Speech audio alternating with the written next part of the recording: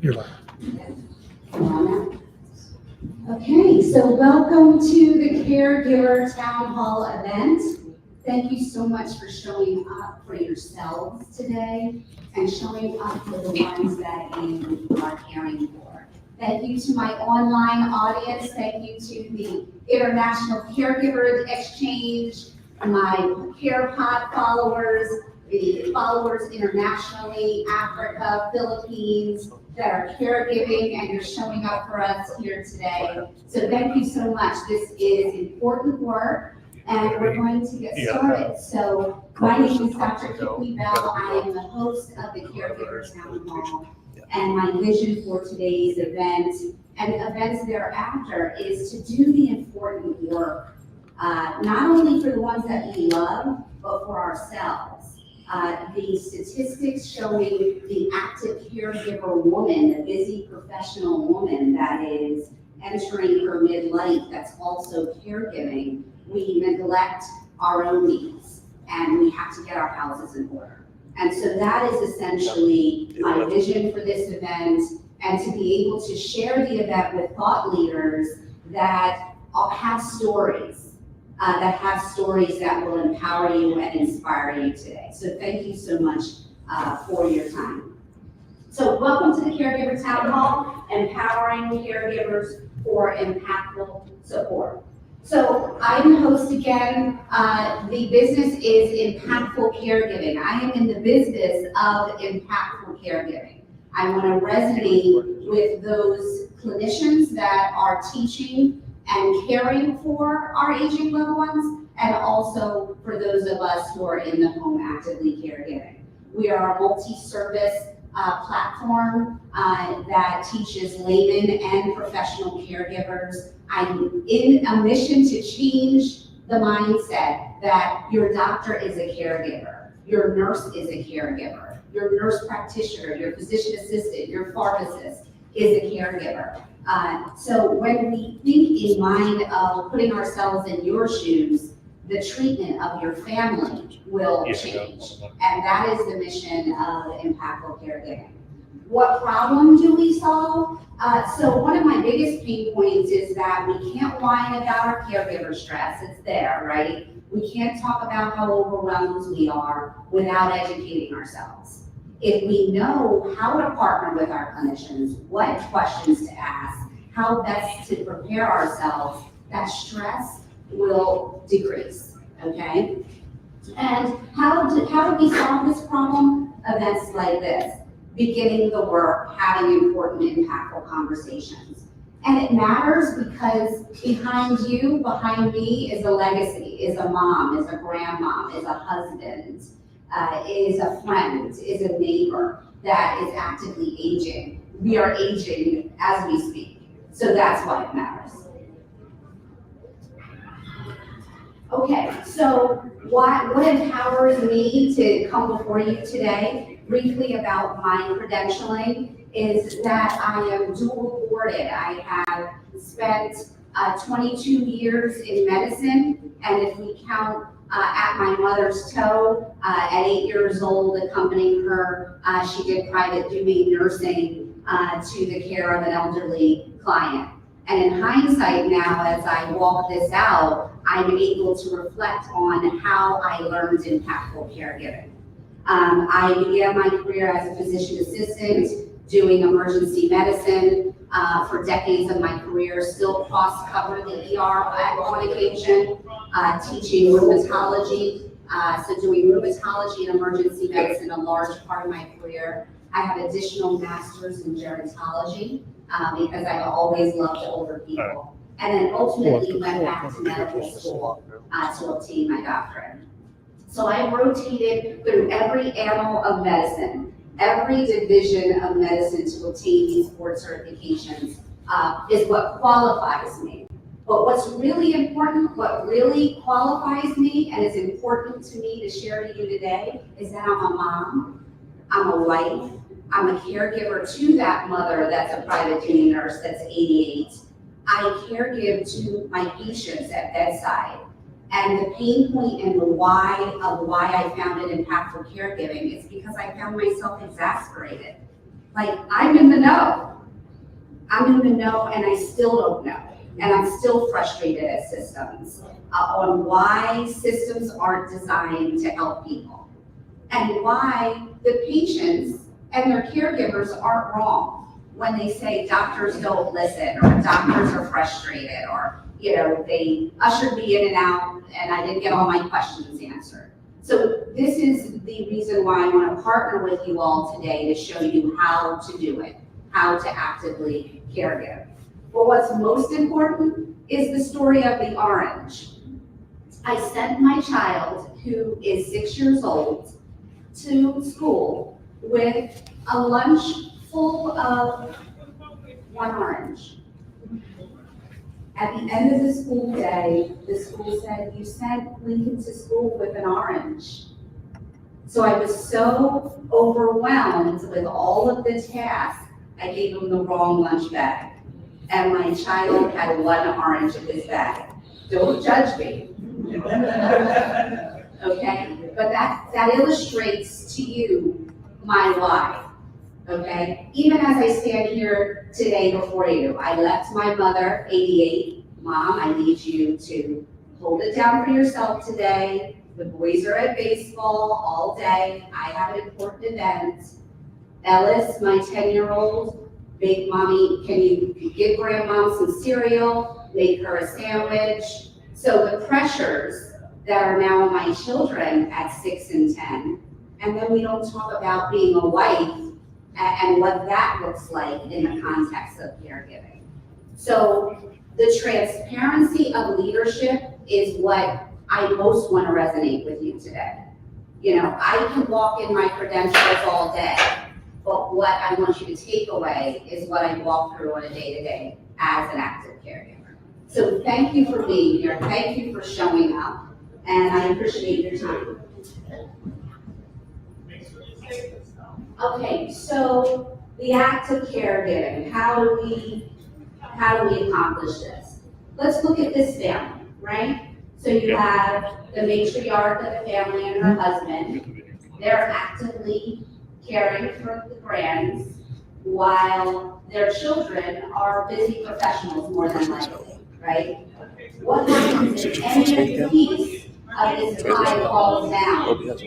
This matriarch now, who is the ultimate support for her daughter, is then limited because she has been hospitalized or she has a condition. So now this woman is strained at work, and her system of employment might not understand what active caregiving looks like. This is what I hope to change on a corporate level, to say, okay, we've already achieved active maternal laws for mothers and paternal leave. What about the caregiver leave, the caregiver refreshment, remote care, remote work, so that you can actively care for your aging loved one? Because now the little ones don't have mom and pops to compensate. Is pops equipped to have the tools to manage the household? And so today is about beginning the conversation, beginning the work to start the conversation of caregiving. So who are the caregivers? This is my favorite, because a lot of people say, well, I'm not a caregiver. Okay. You a mom? Yeah. You a dad? Yeah. Are you a husband? Yeah. You a wife? Yeah. Are you caregiving in a professional way? Even if you are not in a medical climate and you are a customer service representative of some sort, you are caring, you are an artist, you are a singer or a performer, you are actively giving care, an outlet for someone to have self-care and to not think about their caregiver stress. So caregiver is a broad term in the impactful caregiving land. Family caregivers are who we are, yes. Professional caregivers, again, allowing grace, showing my veil behind me that, yes, you know what, sometimes your clinician is carrying a weight that you may not even know.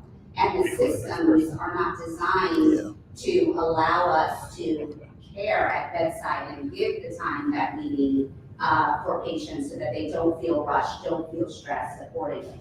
Informal caregivers, your neighbor, your community. You know what?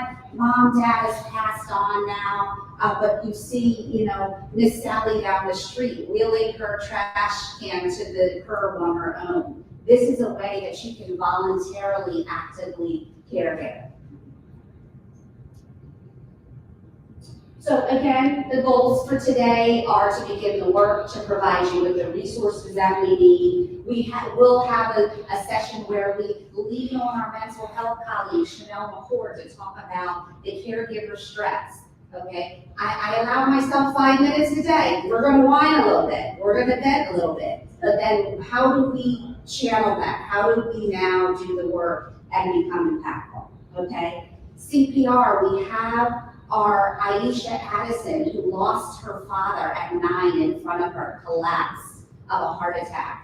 Now she's a family and psych nurse practitioner and certified CPR instructor. Amazing, okay? Stories, lives, history, legacy behind leadership, okay? And we're gonna network, have some fun, bend, and wind it down, breath work at the end of the day.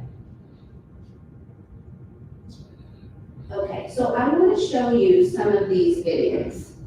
So me and my parents are actually gonna we set time aside to have a talk about aging, their progression and kind of their plans going forward and how they want to be taken care of and what that looks like for me and my brother. Yeah, it's gonna be a big talk. Really good. Hash it out. Hello.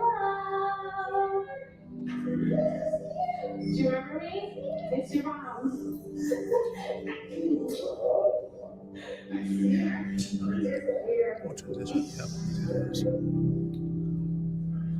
Well, I wanted to have a conversation about Don't be transition. Go right to the next one. Doesn't stop. Doesn't replay itself. I wanted to talk about and I know it's just kind of early, but I think it's good to have a plan or at least start a discussion about what's happened when you guys get older and maybe Dean Daryl need to step in and take care of you.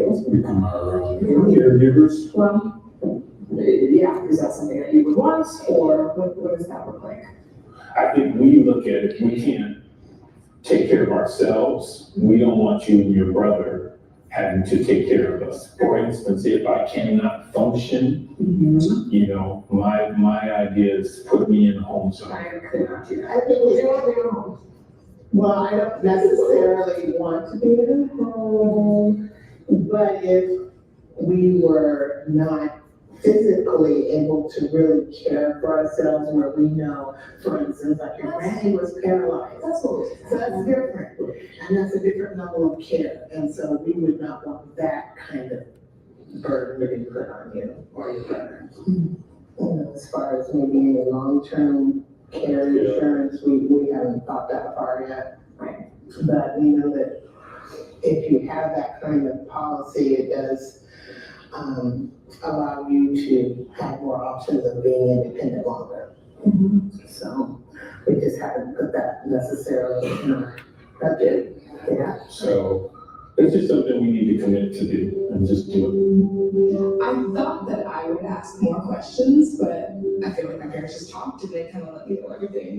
That's kind of what you're getting about what happened with their parents, their decisions and how they took care of them when they were getting ill. And it was very informative. So I feel good about it. Wow, right? So this is important because it has layers in terms of empowering the young people in the family. At 30, I was a little bit before 30, but anyway, the work of my mother's hands, she had allowed me to arrive, to reach the education, and I said, Mommy, retire. I'm gonna do my thing. But, so I put that badge of I retired my mother, but I didn't have the tools that I'm teaching you today to say, you know what? I need to get long-term care insurance if I got it at 20-something, at those rates then, Now at 49, we're looking at, I spoke to an insurance rep the other day, like 2,000 a month, at $1 million. So, it speaks to budgeting, it speaks to how when you have your nuclear family and your aging family, how to reconcile finances and what that looks like. So really having important conversations. I have a thought leader here in Kira Bond, who has bond meetings, she's a busy professional. What does that look like if the paradigm changes and now mom needs her? Mom is actively caregiving her mother. So, and how to have that conversation. The other thing at, my early, late 20s that I didn't want to talk about it. Frankly, I don't want to talk about it now. I don't want to face my mother's mortality, okay? But the subsequent videos show illustrations on how to do that in a lighthearted way. So let's continue. What would you do if I needed long-term care? Wait. What would you do if I needed long-term care? Oh my God, come on. Well, you do have insurance, which is more than some people have. Interesting that you think that I do. You don't? For long-term care, that's a whole separate insurance package. Okay. Where would we live? I mean, would we stay in the same apartment? I have a lot of friends who are dealing with their older parents, and my parents now, because of my age and my generation. And it's very, very complex and it's very harsh. Keeping them in their homes and getting care, none of them are optimum situations. It's tough. But I was able to take care of my mom, so she got it, Yeah. right? Yeah. She That was the best way. yeah. And people more comfortable, you should be comfortable at home. Oh, sure. I don't want you sitting around and waiting for someone to come by and looking at people who are too busy. You still put a lot of soap on my face. A lot of soap. Very, very powerful, right? Let's continue.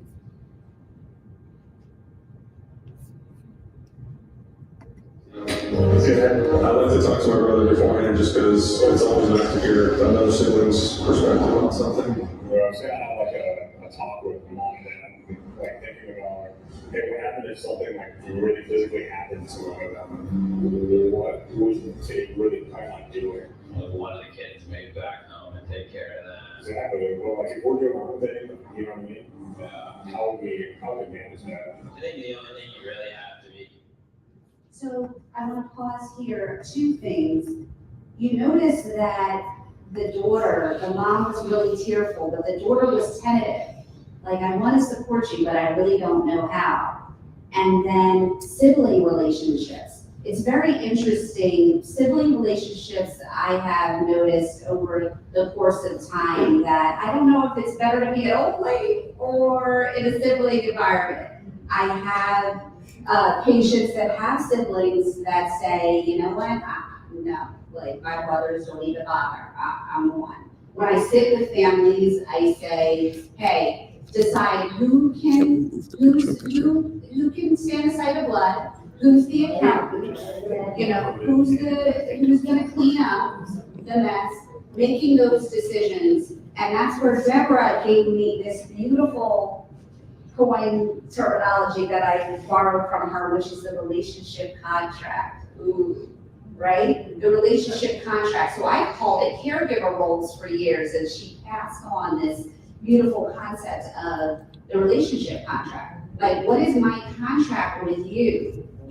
Even before you do, what is my contract with my husband who, suffers in silence in a way to move into his mother-in-law's home as his wife actively caregives and mans the fort with my little ones. So these are important and very difficult conversations around discernment. Is the partner that I choose for the rest of my life capable of what this looks like? You stand before someone and say, for better or for worse.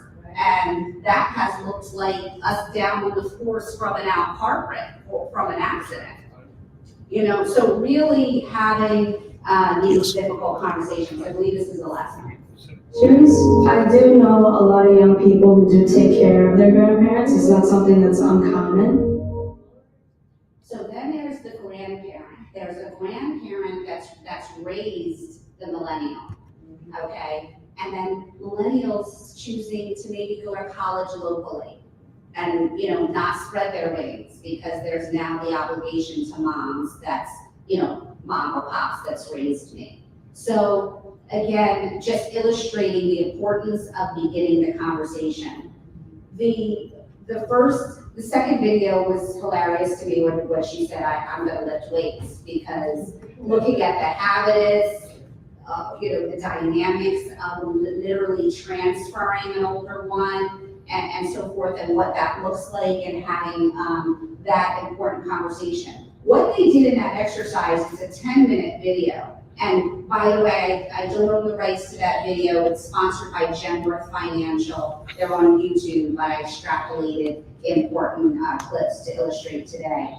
But what they did was they just had a series of colored napkins. So it starts off light. So for those of you who say, I really don't know how to begin this conversation, you start off light. So how do you feel about our relationship today? Maybe that's a little heavy, but or what about me makes you laugh? You start with just very light conversations, and then it hits. What would happen if something happened to me? Are we prepared? So having these conversations as, in marital relationships, partnering, in your business environment, say you're a C-level exec, what do you say to the person above you to say, you know what, I'm now entering a caregiving landscape. In my case, as an only child, I entered into a marriage with 22 people. 22 nephews, nieces, the in-laws, the culture shock, right? So I had to say, hey, you know what? I'd love to come visit you every year during Christmas to come to Atlanta, but I'm a caregiver now. So I won't be leaving my mother, but maybe I can visit for a long weekend over the 4th of July or Memorial, but having a conversation, having a difficult conversation, and honoring yourself to say, you know what, I can't do it. I can't spread myself so thin. And that's a difficult concept as well. Okay, so what are the challenges that the older adult person faces?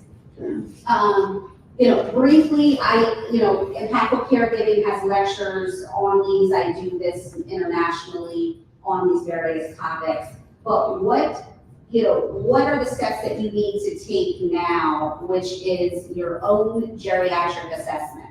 Especially now that we're entering spring, looking at your driveway, sticks and loose stones and, the infamous, uneven curb. So now you're just I was taking my stroller walk and now I fell and now I broke a hip.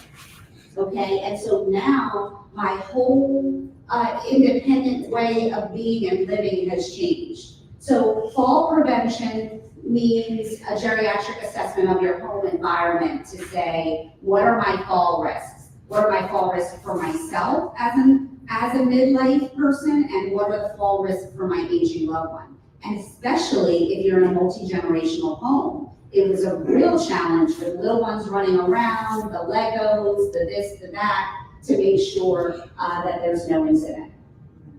Delirium versus dementia versus decision-making capacity, okay? Clutch here.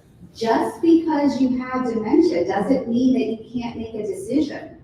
So I've been at bedside when the person has a history of dementia, but they're able to say, no, I don't want the knee replacement. Or yes, I do want to go forward with chemotherapy.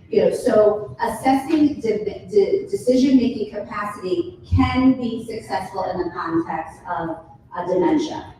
Delirium says now mom or pops has a urinary tract infection, they have COVID, they have MRSA, there's some other secondary infection that is causing them to not be themselves, and recognizing what that is. Important teaching point here is that not every bacteria in urine means that you have a UTI and rushing to get the antibiotic, because that can be a risk for your older adult too. Being mindful of nutrition, activities of daily living and independent activities of daily living. So now my mother does not have the capability for independent activities of daily living. Banking, driving, key decision-making points. If you are in this room and an active caregiver now, you need to make sure that you are listed as the Social Security person to make decision-making steps for your older loved one. If you are in this room and you're approaching retirement, you have 7 total months to enroll in Medicare. 3 months ahead of that birthday, of that 65th birthday, and 3 months thereafter, okay? Enroll in both A, which is the hospital, and B, which is the outpatient office. Do it right from the beginning so that you don't have to chase that later on. Some people will enroll in Medicare B because, oh, I don't think I'm gonna need hospital right now, and then life changes. But you say people who are still working at 65, they still do it? Absolutely. Absolutely. Do make the steps and the changes now when you don't need it. That is the key. You showing up today is making a step towards yourself now so that, you know, when you need it, you've already done the work. You've had the conversations, you've done the difficult work, okay? Incontinence is a major pain point for me, and it's the way God humbles me, okay?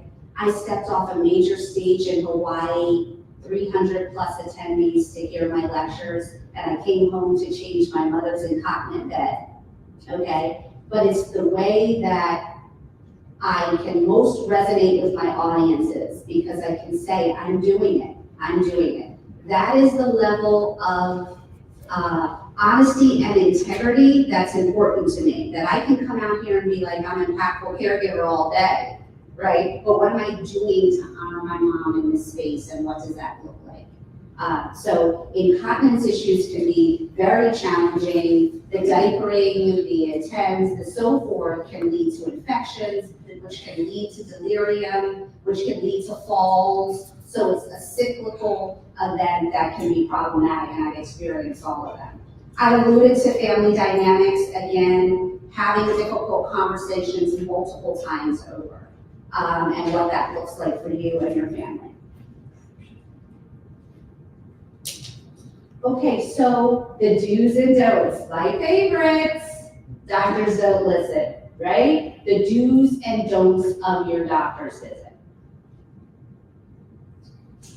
Do practice active listening, okay? Oftentimes, I will de-escalate a situation, you know? I'll say, you know what? Liz, I promise that I'm going to hear you. I will hear your version of the story. But I want mom to tell me her story so I can hear it from her. Mom may be divided. She might tell me a story from 20 years ago, but I'll be able to discern her affect, if she's in pain, if she's really in distress. If you are overwhelming that, I as a clinician can't see the forest for the trees.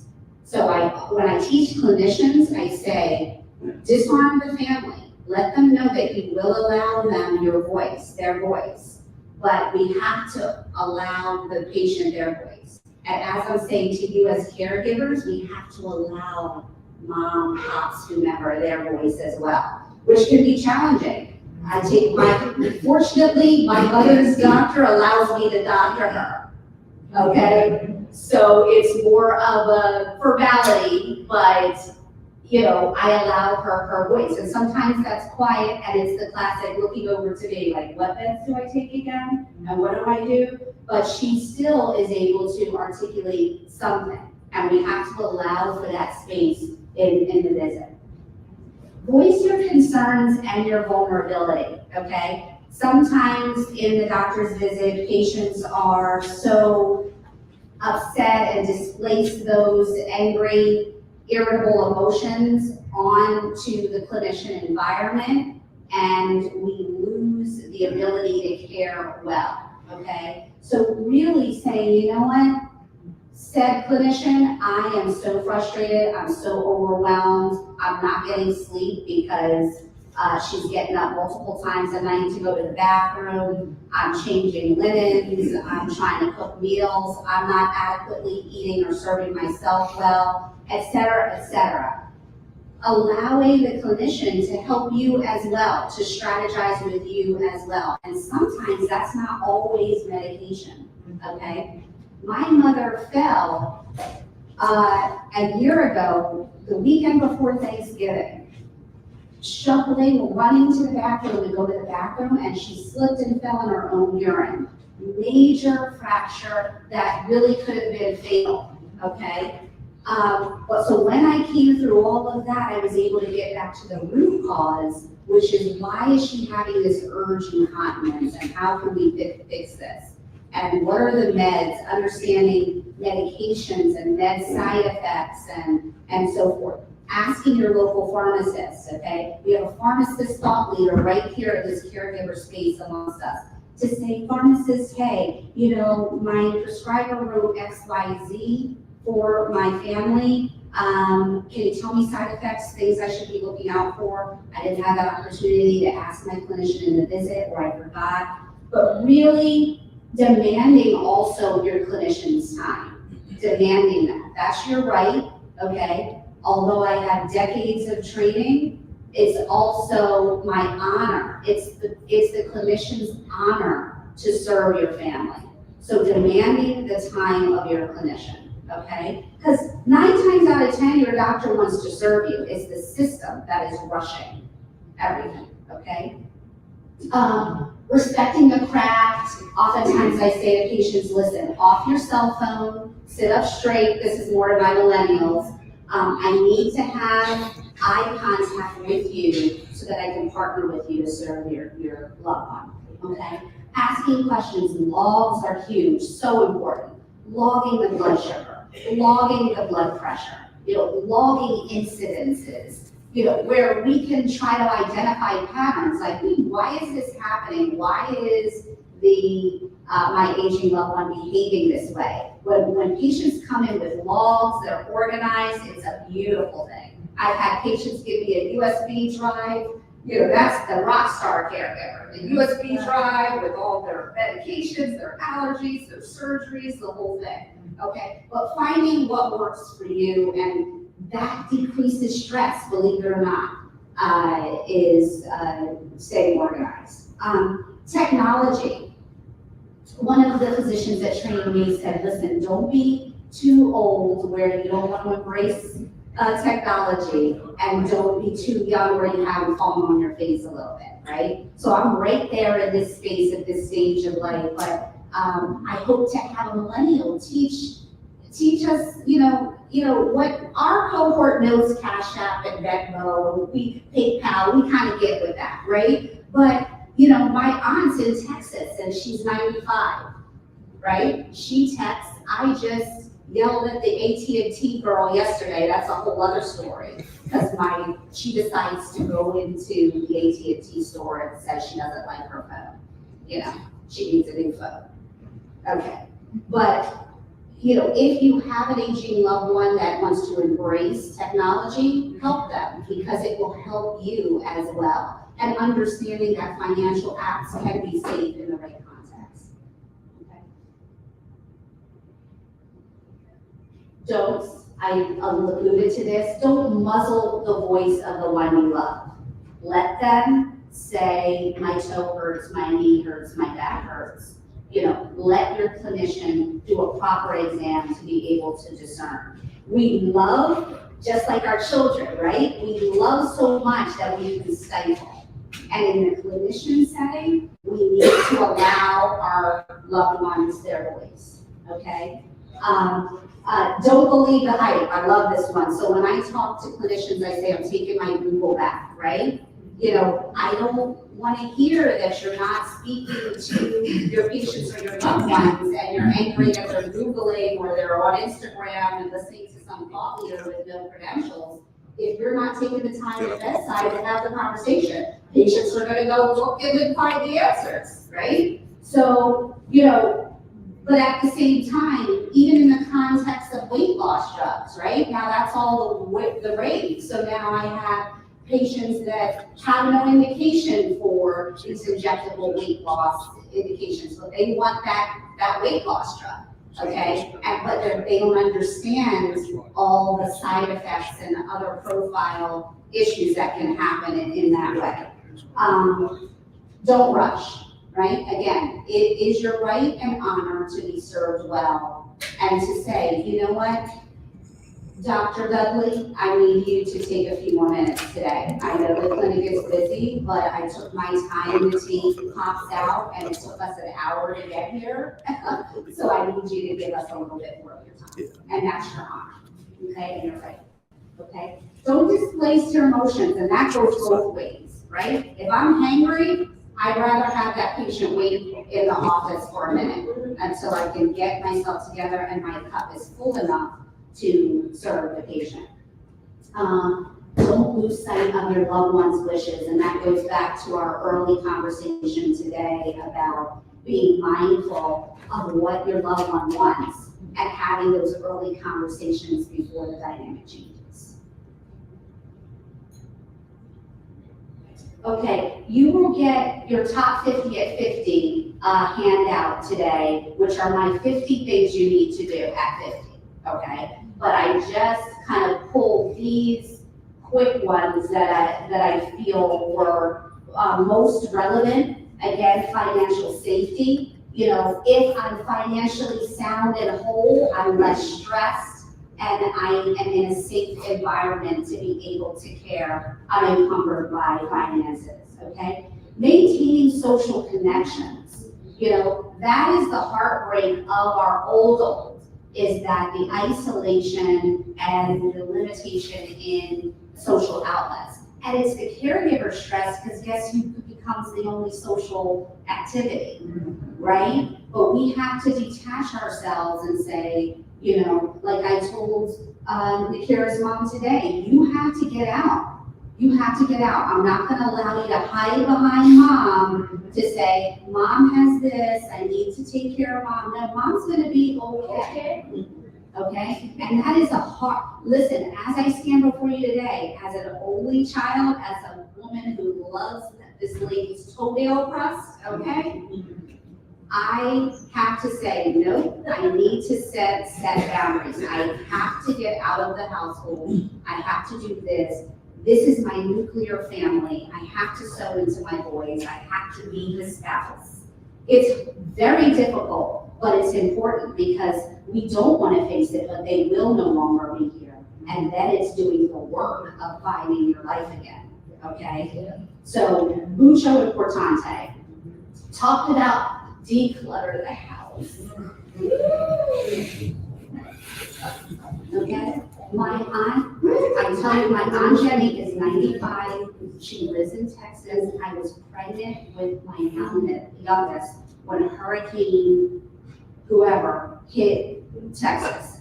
My Aunt Jenny had never been sick a day in her life. She waded in water to her neck to get help and ended up, you know, in a group home. I'm literally gonna give birth, like arguing, yelling at these doctors because they're treating me like I'm the family that just wants to turf her loved one off, you know. But let me tell you, when we had to fight FEMA and go back and declutter that house, there are not enough. Get rid of it. Even if I give you swag today to take home, get rid of the extra, okay? Explore retirement options. A facility like this, what, $6,000 easy a month? Okay, that's the reality. And it's a reality that I can't afford. I'm trying to create my path for my children, what? All the things, right? I don't have to even go into it. So being mindful of what that looks like. Hopefully as we build these programs, we pull in financial thought leaders, we pull in insurance people to really speak to these things, okay? Establishing self-care. Again, you know, I have caregivers that say, I don't have the time. You have 5, go to the bathroom, lock the door, and you're gonna do breath work. We're gonna teach you how to do breath work today, okay? So, again, you will get those you will get those handouts today. Sign up, okay, for Medicare if you're in that space. This is the number for Social Security nationally that can help you navigate those borders, okay? You will see a lot of direct-to-consumer, Medicare Advantage plans, this and that. Traditional Medicare, as far as my own independent opinion, is the best route to go in terms of your out-of-pocket costs, okay? So that's a whole other lecture in itself. Okay, I'm the visionary, la la la, right? But I'm the caregiver, okay, more than anything. These are my brands, okay? We have CarePod, which is my favorite podcast. I sit with thought leaders, pop me on when you're cleaning, listen to the various thought leaders in this space. I've been so encouraged by the resilience of people, it blows my mind, okay? We talk about transparent leadership. These are leaders, these are everyday caregivers, these are self-care experts. We are international. Sometimes I check the feed that we're in France. I'm like, who's listening to us in France? You know, we're in Africa, Philippines. So people have really enjoyed it. Impactful Care is the telehealth brand. That is, I love house calls. We do remote telehealth service. We do on-site health events. The two new products that we'll be launching is CareCab, which is very exciting, which is going to be an errand service for caregivers, okay? So this is to say, you know what? Man, I'm in the office and I forgot that I gotta get mom's script, or, oh shoot, I would love, as a busy professional, to have my mom go to work therapy twice a week. But that's 4 hours easy out of the day. The swimsuit, get out the wetsuit, oh, I gotta go to the bathroom, like, it would be painful. But what if you had a geriatric trained driver who was sensitive to the needs of the elderly, that was trained in mobility devices, trained in emergent care, you know, trained in transferring the patient, who had the patients to wait, okay, who could bring back and forth, beauty appointments, dialysis, cancer treatments, and the like. So we're building that out, and I'm learning that people don't want to give, right, in terms of a corporate situation. So I have launched Caregiver Point, which is the nonprofit arm to Impactful Caregiving, so that now these events can be free and free and free. Can I just sit down? Because now I am getting corporate dollars to give to these senior services, okay? International Facebook exchange, Caregiver Exchange, if you would like, this is my private Facebook group. So a lot of you are in there. Sometimes I'm in there crying about whatever Bob did for the day. Sometimes it's a caregiver tool or tip. And we're live. Hi guys, we're live at the group now too. Okay, so that's the brand. And this all is the work of my mother's hands. This all began as a single mom, divorced mother, 8 years old. They divorced at her toe. And she is trained as a registered nurse midwife, retired, and she stopped obstetrics for maybe about 10 to 15 years of my child rearing, and would bring me home to the care of an elderly client. And now in hindsight, I'm like, wow, that's where I learned impactful caregiving. That's where I learned how to speak to a family. That's how I learned how to de-escalate a demented person. So this is the work of my mother's hands.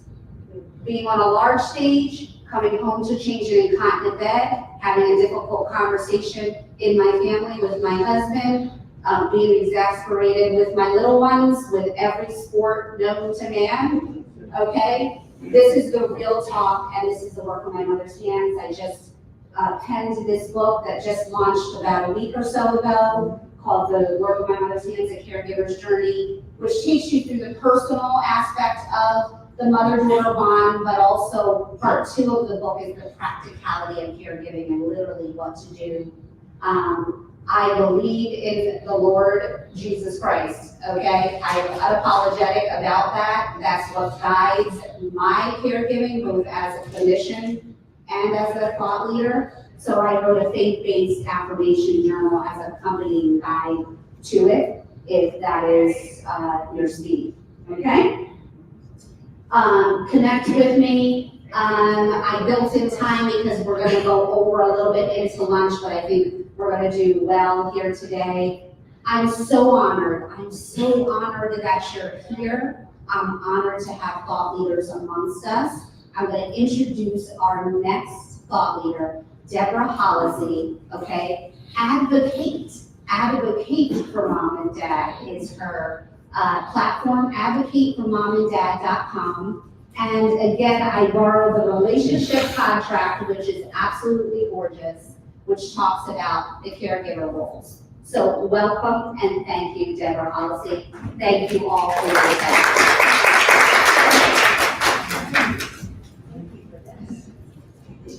Well, thank you, Dr. Kipley. Oh, now you're gonna challenge my technology Or I can skills. play for you if you want. Yes, I do.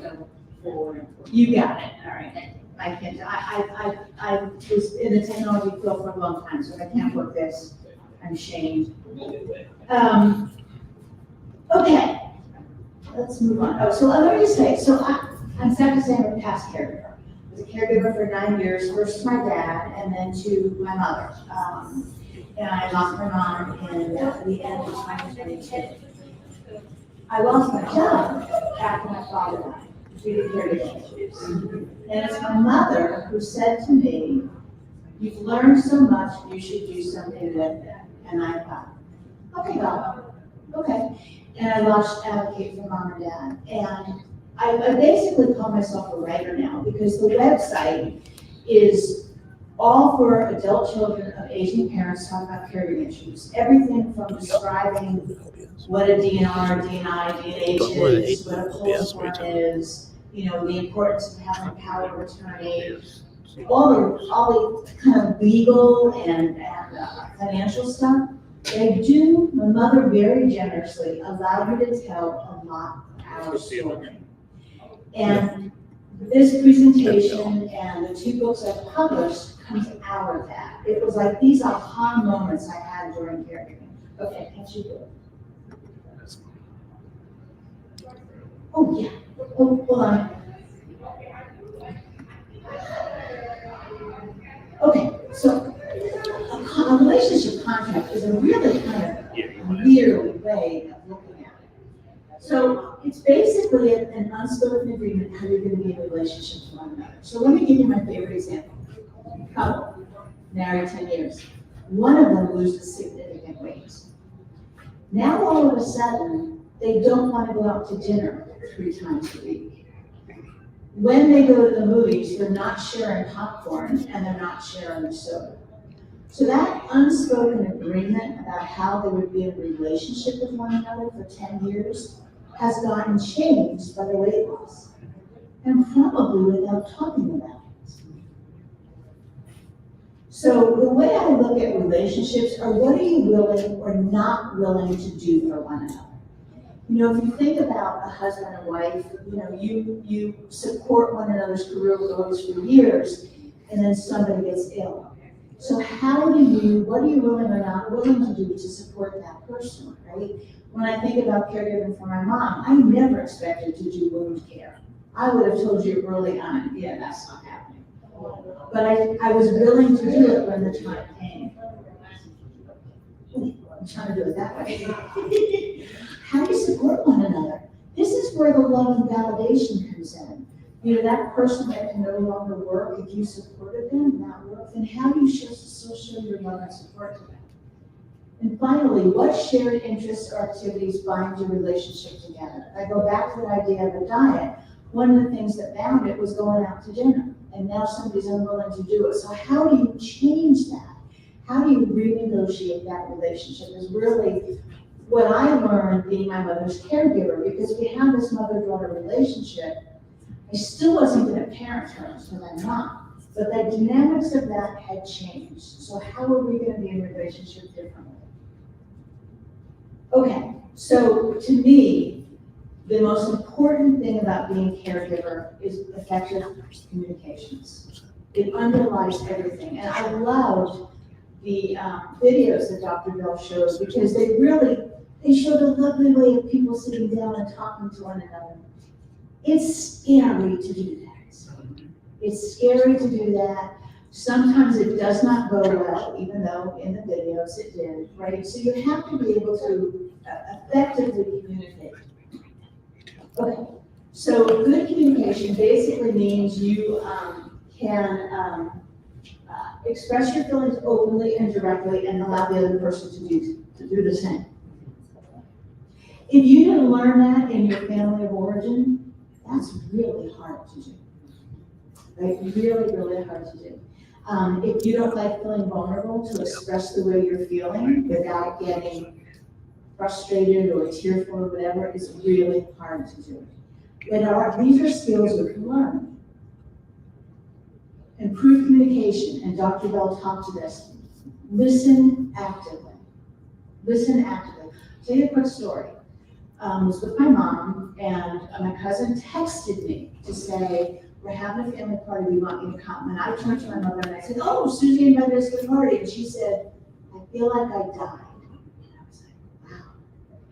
And I didn't say, what are you talking about, Mom? What do you mean? That's ridiculous, you didn't die. And her answer was, before your father died, everybody called me. And now they text or call you or do an instant message over Facebook, and I can't see to do that. The active listening was listening to the emotion behind a statement that I could have said, boy, that's just stupid, you're not dead, right? One conversation, right? Like, one of the things I learned, put your phone down when you're talking to somebody, especially my mother, because even though she couldn't see, she somehow knew I was on the phone. I guess it was this distracting answer. You want to look for how you connect, and you want to be positive in the conversation. And part of how you connect is you both really want one another to be safe and happy and healthy. And so if that's your basis, you can have that conversation. Okay, all right. I want you guys to think for just a moment, who do you have a hard time communicating with? You have to tell me. My husband. Okay, all right. You can tell me or not tell me. Could be the person you're caring for, could be a sibling, could be a parent, could be a coworker, okay?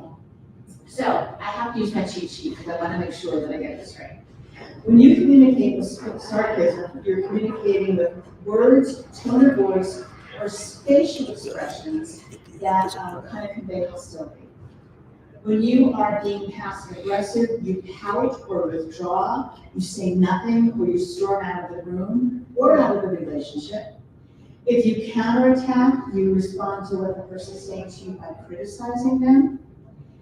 Diversion is when you list past grievances or injustices, and denial is when you just say, I'm not hurt, I'm not angry, it's fine. Isn't that the heart? Isn't that like men quiver when we say it's fine? Okay. I will tell you that sarcasm and denial were my two ways of bad communications. And my sarcasm was often couched in humor. It's not always funny. And my denial was in poor eating habits, poor exercise habits. My mother, on the other hand, was all about passive aggressive and diversion. Two different communication styles, bad communication styles. We really had to learn how to get beyond them. So for a moment, what are your bad communication styles? Yeah, you don't have to tell me, you have to think about it. Now I want to think about what you think about that person that you have a hard time communicating with. What are their bad communication styles? You can't change these until you recognize that you have them. And so that's really the first step. And that, one thing I say to caregivers all the time is caregiving is successful when you are self-aware. You have to be self-aware because there's things that are gonna happen or things you're gonna do or they're gonna do. And if you want to change the dynamic in any way and you don't first realize what your part of the problem is, it's never gonna change.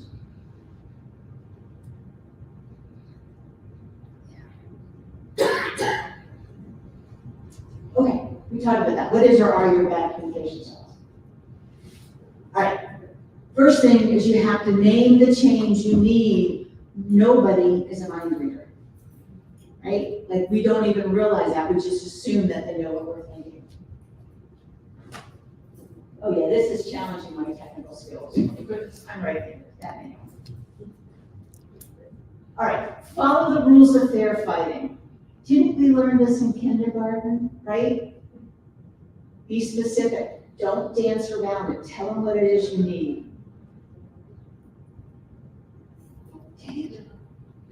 Avoid blame, that gets back to, okay, you know, I didn't do it, or you did it, or whatever.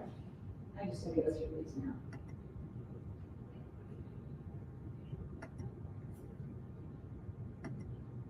Okay, be respectful in tone of voice and in what you say.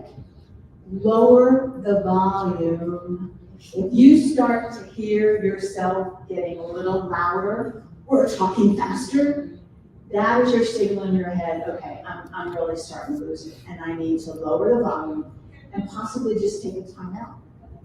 That timeout can be 5 minutes, that timeout can be a half hour, that timeout can be, we're gonna talk for 30 minutes, and then we're gonna walk away. Because if it's not going well and you continue, it's gonna get ugly.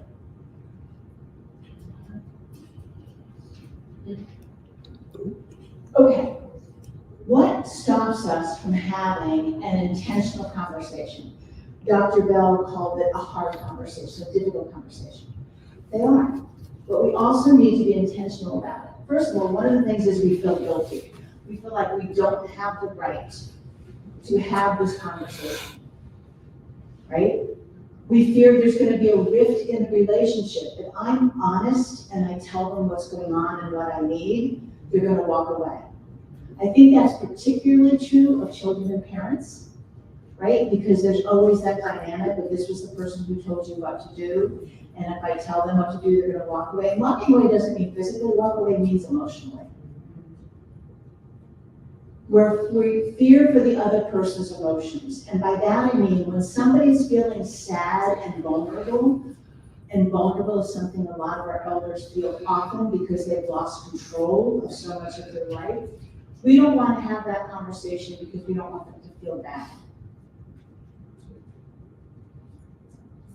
Do not discount how often gender and birth order play into family communications, right? If you are the girl and you have an older brother and mom or dad only listens to the older brother because they're the boy, that's really hard. If you are the youngest and you are the caregiver, but your 3 older sisters still trying to tell you what to do because they were always the older sister, that's really hard. And how many of us are people pleasers and peacemakers? Right? Right? Yeah, that was me. That was me. I was always trying to smooth the waters. I was always trying to make everybody happy. And when you are a people pleaser and a peacemaker, you do it to your own detriment as well.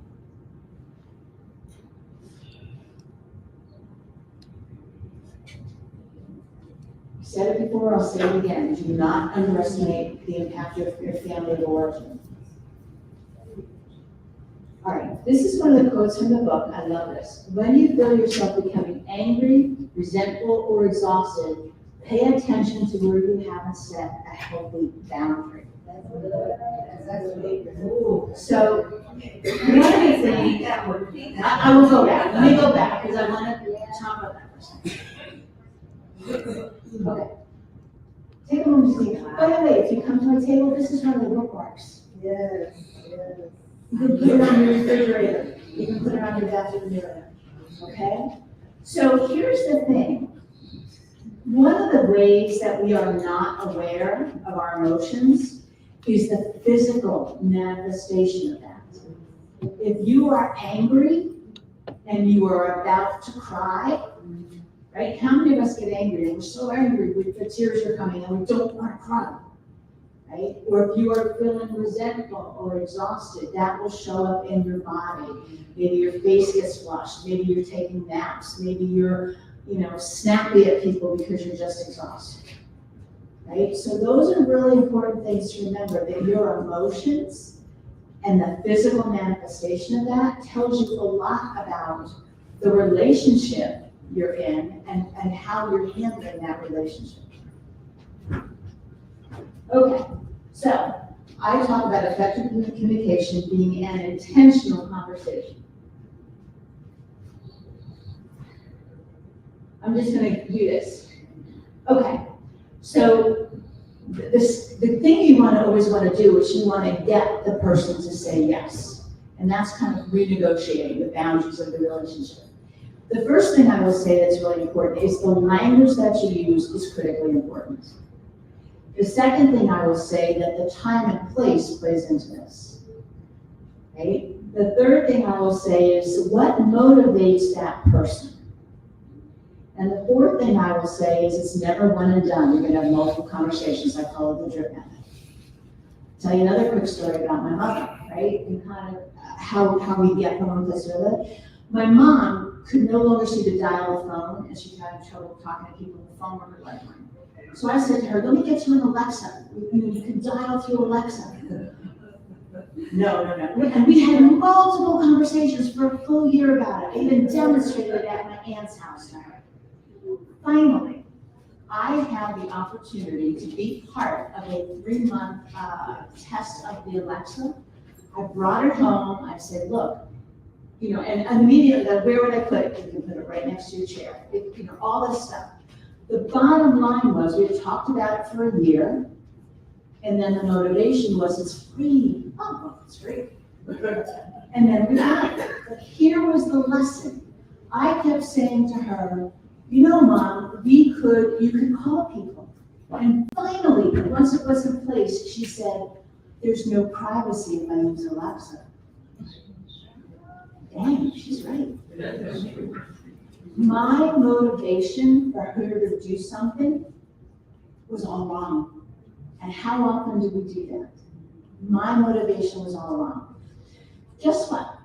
We put the Alexa in, one in the living room, it turned the lights off and on, which she had never been able to do. She had to wait for me or the caregiver to do it. We put one in the bedroom because at night when she couldn't sleep, she would listen to music or she would listen to news with her headphones on. And when she lost the rest of the eyesight, the one in the kitchen became where she gave me the grocery list instead of timer. She had 3 by the end, 3. And it took me a full year to get her to say yes to one. But my motivation was not hers.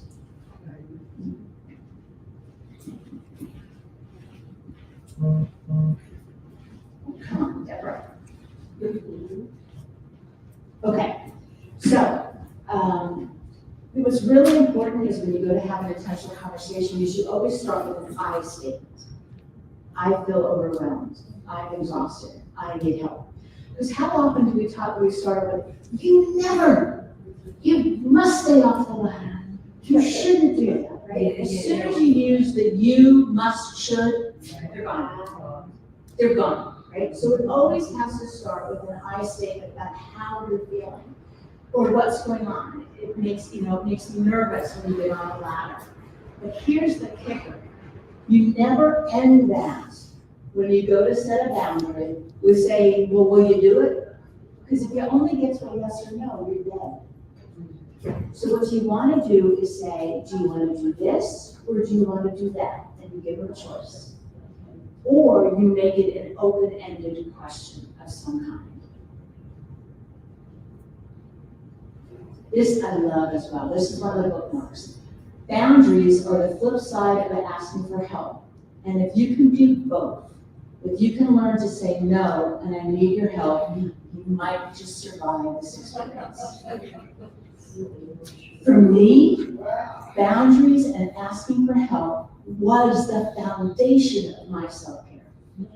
Because if I didn't do that, I couldn't go out. I couldn't, whatever. If I didn't have a boundary and ask for help, I couldn't have my own life. And so for me, that's the foundation of self-care. Okay. So here's a couple of things. All right. The worst thing the person we're caring for will do to us is refuse help, especially when it's from us. And we all know that they do it. Whatever the motivation is, oftentimes they do it. So one of the things you want to do is you want to validate their feelings and help them feel safe.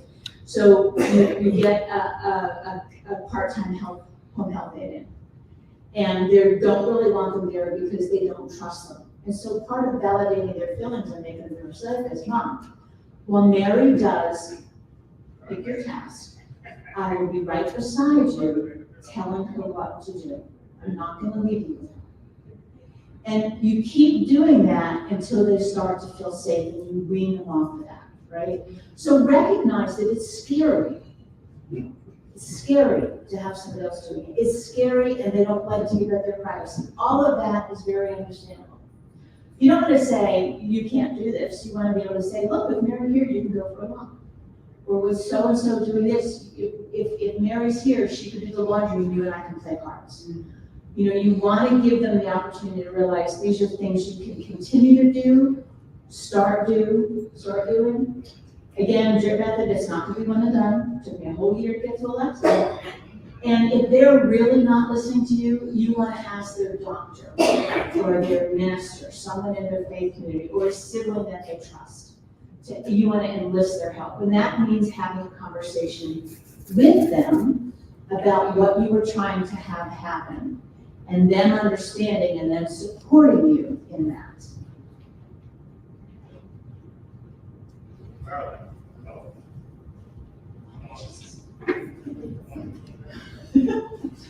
I'm gonna waste 10 minutes on your work. Okay. How come we don't always ask or say yes to help? We don't. Right? First of all, nobody else can take care of the person we're caring for as well as us. Nobody. We're going to tell you there are wonderful, wonderful professional caregivers that really can be helpful and give good care. For some reason, that birth order, gender, family expectations means you are going to be the one that does it. Now, I will tell you, I have an older brother. I always knew I was going to be a family caregiver. I structured my life around that in terms of moving back home in my mid-50s, knowing I was going to help my mom and dad. 2 children, an older brother and me, the youngest daughter, right? So I knew it, and I was okay with that. We feel guilty when we're not doing for our care partner. We should, we must. As a friend of mine says, we have to stop shoulding on ourselves. Right? Stop shoulding. We should do this, we should do that. I should be able to get my dad home from the doctor's long enough to get on the Zoom meeting. I should be able to, finish dinner before I can take my child to baseball practice. If you're not asking for help, those should and must will kill you. And finally, and this is really hard, when privacy is a really strong and cherished value, and that is true for many of our elders, and for us, we don't like to ask for help. Nobody needs to know our business. How many times have your aunt said that? Or your mother said that? Nobody needs to know our business.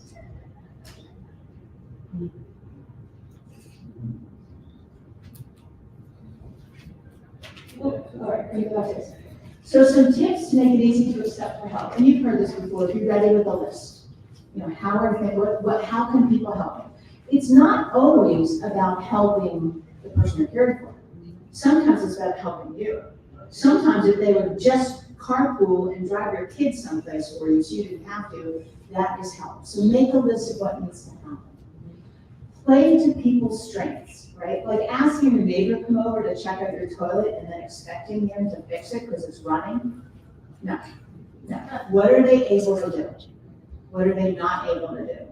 And finally, play to people's comfort level. This was a real aha moment for me. When my dad was in the hospital in October of 2014, you know this, I moved back with my parents, I was at the hospital at 7 o'clock in the morning. My dad came home, got my mother ready today, you know, did some work, went back to dinner time, right? So my cousin calls and she says to me, how can I help you? I'm like, oh my gosh, sir, if you could go visit dad over lunchtime, that would be good time. And she was like, okay. Ask is listening. You don't sound like you're comfortable with that. She said, well, since my dad had cancer, I went up with hospice. Come and spend time with my, she wants to get the junk drawer cleaned out. I haven't had a chance to do it. So if you understand that, I can do that. And if I hadn't been active listening and hadn't realized she was hesitant, I don't think she would have offered it. Okay. This comes from my corporate, Smart Help. Somebody says, how can I help? You say, can you walk the dog? What we really should be saying is, can you walk the dog Tuesdays and Thursdays between 5 and 7 for 10 minutes? So when you're making that list, you need to make it as specific as you can. Okay, and here's what I mean by that. Oops. Go back, okay? Specific is walk the dog, right? Between 5 and 7 for 20 minutes. Is it measurable? Well, if the dog's not coming home with the little legs crossed because he hasn't been out and you need to take him for a walk, then you're good. Is it achievable? This is where the negotiation comes in. I can't do 5 to 7, but I can do it between 4 and 6. Not a problem, that's okay, right? Is it realistic?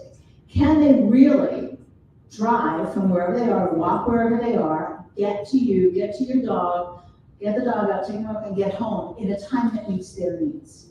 Maybe it can't be 20 minutes, maybe it can only be 15. And finally, is it time bound? You're actually putting some time to this so they can renegotiate that. This comes from corporate. When I had to write corporate objectives, this is what it was, right? Oh, yeah.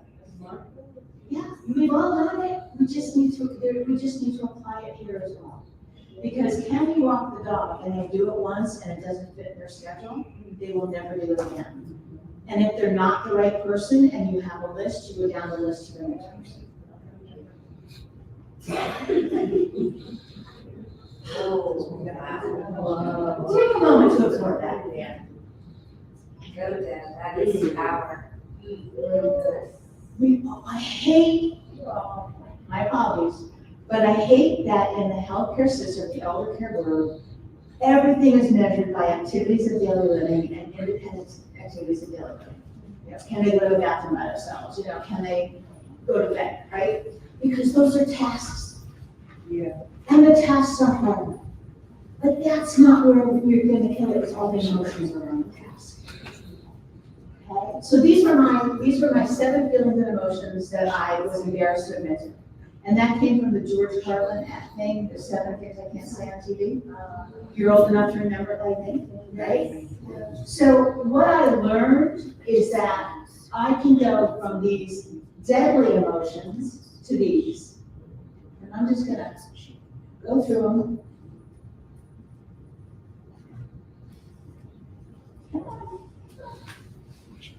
And I just want to talk about a couple of them, right? Like you know, for me, in the beginning, it was absolute panic.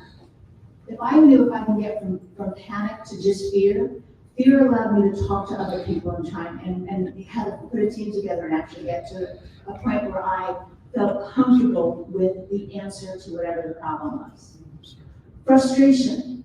One of the things that was really interesting to me is I realized my frustration with my mother was based on the fact that I saw something as an inconvenience. I saw it as an inconvenience, right? So, you know, when my mother at the last minute was putting on a perfume and lipstick and making us late, that would frustrate me. And when I looked at it a different lens and thought, she is so happy to get out, even if it's to the doctor's office. And putting lipstick and perfume on makes her feel whole. Yeah. I can live with that. Yeah. Right? So if it's an inconvenience to you, kind of think about them. But one of my big frustrations, my mother would put the dishes away, which meant that she would put the silverware away because she could figure that out. And the rest of the dishes were sitting on the kitchen table for me to deal with first thing in the morning. So frustrated. And then I thought, but she's contributing to the family. And that makes her feel whole. And in changing that lens, I was able to let go of the frustration and love the fact that she was doing it. Okay? We're gonna talk about grief. It is hard to get from grief to joy, but you can.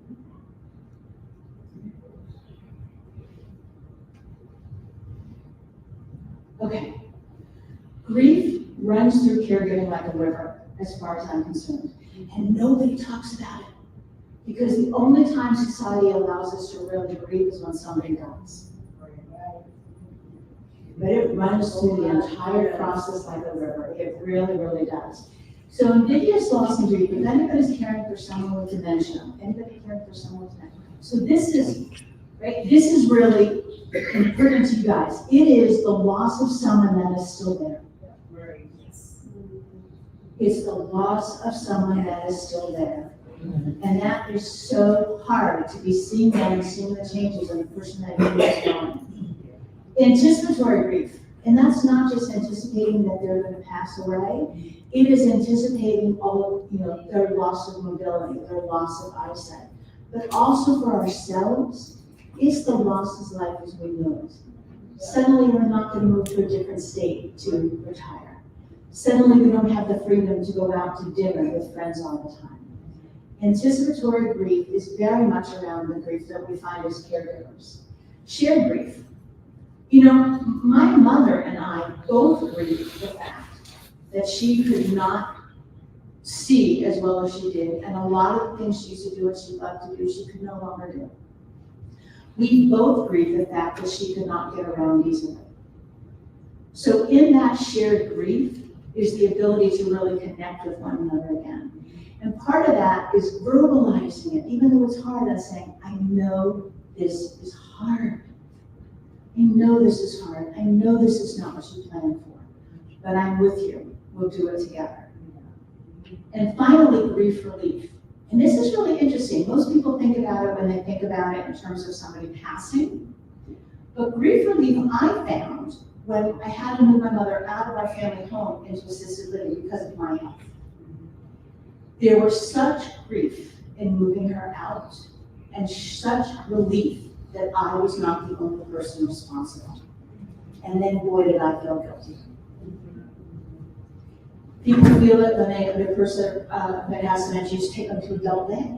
Like, this is wonderful. There's such relief in not having 4 hours to yourself. But you feel bad and you grieve you're not the person doing it, and then you feel guilty.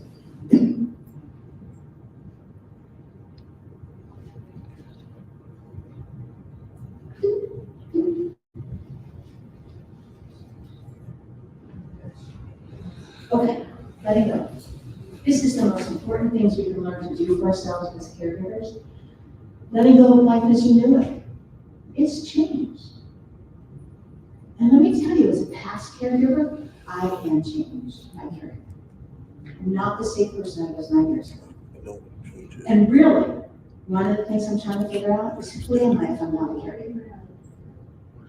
And that is kind of this existential crisis every caregiver goes through. Who am I if I'm not a caregiver?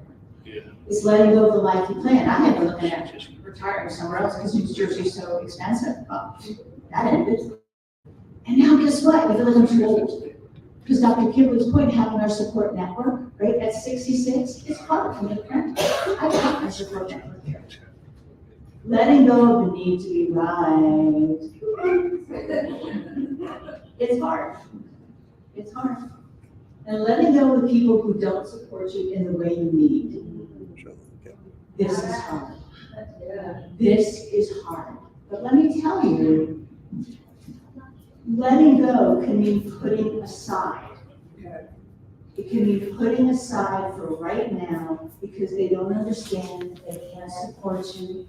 I had somebody in one of my workshops saying, it saved my life. How do I do that? I have your book, and I read it. And I realized I had to put my sister aside because she was so toxic and so horrible and made it so difficult for my mother and I. She said, I hope I can pick up with her again, but I cannot have her in my life right now. That is actually a point of strength, to recognize that, Let's see. Okay, I'm gonna go back for just a second. I'm gonna tell you a quick story and then we're gonna end this. When my dad was in the hospital, one of the things that make boundaries and asking for help hard to do is that we all have unspoken expectations of one another, right? So my dad was in the hospital and I was there with my mom. Her expectation was that I would continue to care for her the way my dad had. As it was mine, because I didn't know any better. So every night before she'd go to bed, we had to take her blood sugar, feed her if it was down. What else I have to do? Bring the toothbrush and toothpaste into the bathroom, put her eye drops in, go in the bedroom, turn the bed down, put the clothes out, shut the blinds, make sure there's cold water there. My dad was in the hospital. I had long days. By the time that time to go to bed was coming around, I could feel the blood pressure going up. I could feel it. And finally I said, and this is where that I statement and that we were talking about earlier, Mom, I am overwhelmed and exhausted at all the things we need to do before we can both go to bed. It would help me if we could put the toothbrush and the toothpaste in the kitchen and you can get it while I'm in the bedroom. Where would you like to put it? I statement. It would help me. Not a yes or no, where would you like to put it? Did we negotiate it? You bet we did. But we found a drawer she could put it in that she could wheel her chair over and get it. That one thing that made my head explode every single night, when she heard me and validated and changed that, it was a blessing. It was like my whole life turned around. So recognizing all these things, we have unspoken expectations. Caregiving changes our relationships. We need to renegotiate. It requires setting boundaries, asking for help, recognizing that we have grief and being allowed to feel that grief and talk about it with other caregivers in the bubble. Those are all the things that I found as a caregiver for 9 years to be really, really important to me. And I want to end with this. Someday, let's see. Sometimes I feel I haven't done much, said the boy. You got up and carried on, said the horse, which is brave and magnificent. And I am here to tell you, you are brave and magnificent.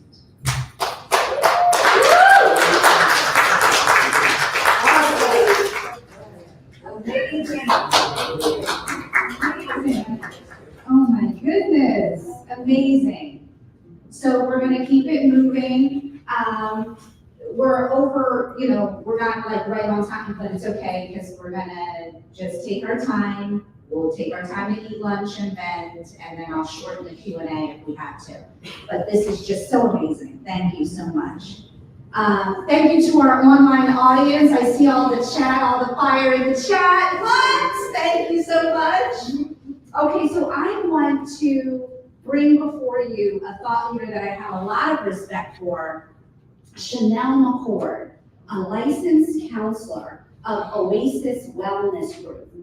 And what I love about Chanel, I think I have told her this, but I love people who are, they know they're the best. There's something to that. There's something to that hunger.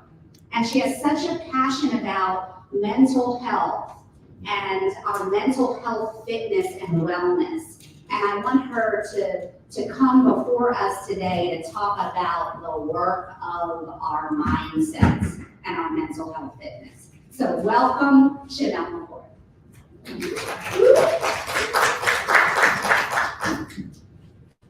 Good morning, everyone. I'm super excited to be here. First, I want to say that was amazing. Like, you're about to help me solve every issue with my husband.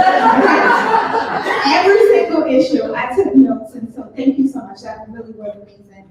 And thank you to Dr. Kipley Bell for allowing me to be here this morning with you all. As she said, I love everything mental health. If I have the opportunity to talk about mental health in any aspect, I'm going to talk about it because it's what I do. I don't know. There we go. So just a little bit about me. I am a licensed counselor in the state of New Jersey, as well as an approved clinical supervisor, so I help other people get their licenses.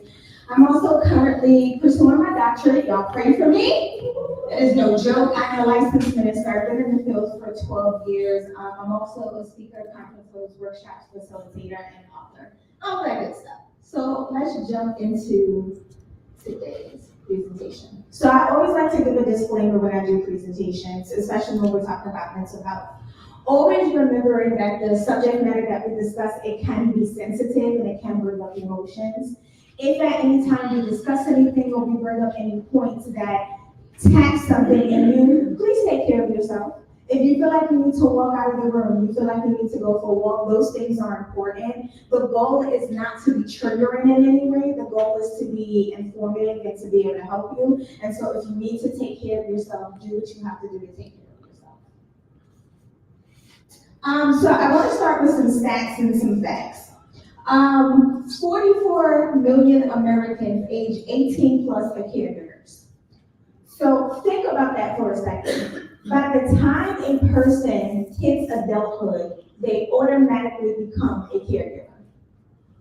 They are just coming out of the age of being caregived, right? That's not a word, but we're gonna make it a word today. They're just coming out of the age of becoming caregived, and now they're becoming caregivers at the age of 18. 44 million Americans, that's a substantial number, right? 40 to 70% of caregivers have clinically significant symptoms of depression. This is so important. As much as we love caregiving, it does not negate the fact of what caregiving does on the pressure of our mental health. And so of all caregivers, that is a major stat. 40 to 70% have clinically significant symptoms of depression that goes unaddressed, that goes unacknowledged, and we'll talk about that in a second.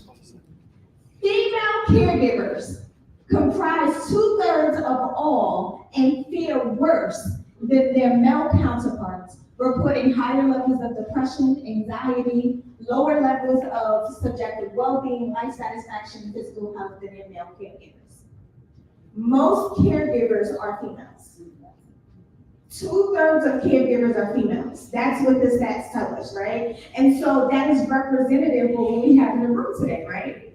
It shows that we are the ones that are caregiving, and we can get into roles. We can get into gender roles. We can get into who females are in the lives of people, right? But we are the ones that are naturally the nurturers, and so that are naturally put in place to be caregivers, which means up to 40 to 70% of caregivers who have clinically significant symptoms of depression, guess who those people are? Caregivers are shown to have increased alcohol and substance use concerns, and several studies have shown that caregivers use prescription and psychotropic drugs more than non-caregivers. These are very, very important stats to understand, because caregivers, what this stat tells me right here, is that caregivers are trying to cope, and they don't know how. And so what is happening is that they're falling subject to alcohol use to try to satiate what they are experiencing, as well as other drug use. And then when we talk about psychotropic medications, those are mental health medications.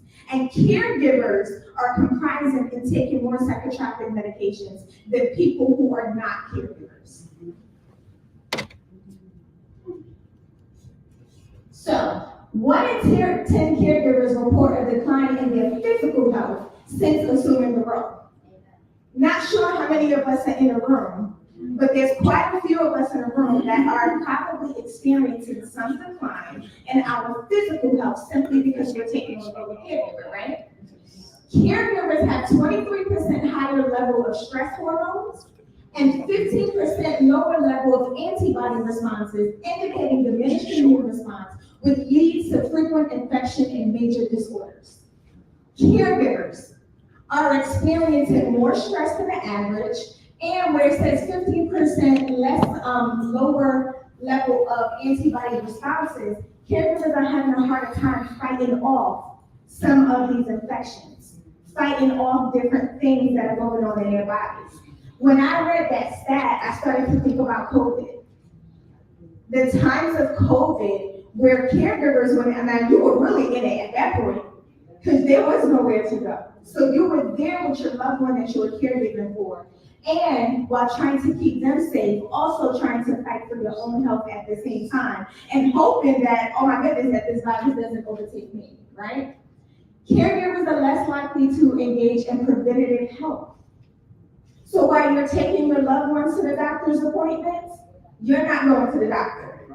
You're not taking care of yourself. You're not engaging in the things that you need to do because you're so stuck in that pod of making sure that your loved one is good. Nearly 3/4, or 72% of caregivers reported that they had not gone to the doctor as often as they should. And more than 55% have missed doctor's appointments. That's substantial, right? It goes back to what I was just saying. And 63% higher mortality rate than non-caregivers. I wanted to lay out these facts and stats for you before we really jumped into it, so that it set the stage in understanding why mental health of the caregiver is extremely important. Because caregivers are dealing with some things at much higher rate than those who are not caregiving. So, let's talk about the difference. So there's a difference between mental health and mental illness, and I want to talk about it really quickly. And so, I can't really read that because I'm short, and that's high up, but y'all can read it from where you are. But when we talk about mental health and when we talk about mental illness, when we talk about bringing our mental health together, that is more so in a preventative fashion, so that it doesn't lead us to this column of mental illness, right? Once you are in mental illness, it is no longer preventative care, it is reactive care. And we want to make sure that we're able to respond and we're able to do what we have to do in such a way where we're not reacting to care, where we are being preventative. And so we always want to work on the side of our mental health before we get to a place of mental illness. Most of us get to a place of mental illness and then we're trying to do some stuff. Let's be honest, you're already depressed, you're already burnt out, you already feel like I'm done, I'm about to give up, you're already dealing with the symptoms, you're sad all the time, or whatever the situation may be, and then we're trying to dig ourselves out of the hole. What would it look like if, as a caregiver or a person in general, if you were preventative? What would it look like if before you reached the place of burnout, you were practicing good coping mechanisms? What would it look like if before you felt like I'm about to throw in the towel, burn the whole house? Come on, anybody ever felt like burning the whole house down? Come on, I know it's real. Like, if some days it's an option. Some days, what would happen, right? What would it look like if we operated before we got to that point? When I work with my clients, oftentimes what's happening is that they've already gotten to a place where they're already at rock bottom. And so now you want quick relief. The problem is, once you get to the place where you get rock bottom, there's no such thing as quick relief. Because now we have to learn and we have to practice all of the things in order to get you to a good place. But how do you know in practicing the coping skills and practicing the coping mechanisms, unfortunately, it takes time to build those things up. So if we go back to our stats where it talks about caregivers are more likely to dabble with alcohol and substance use, it's because now I'm looking for the quick relief because I've already gotten to a place where I'm in mental illness rather than operating in mental health. Does that make sense? Yeah.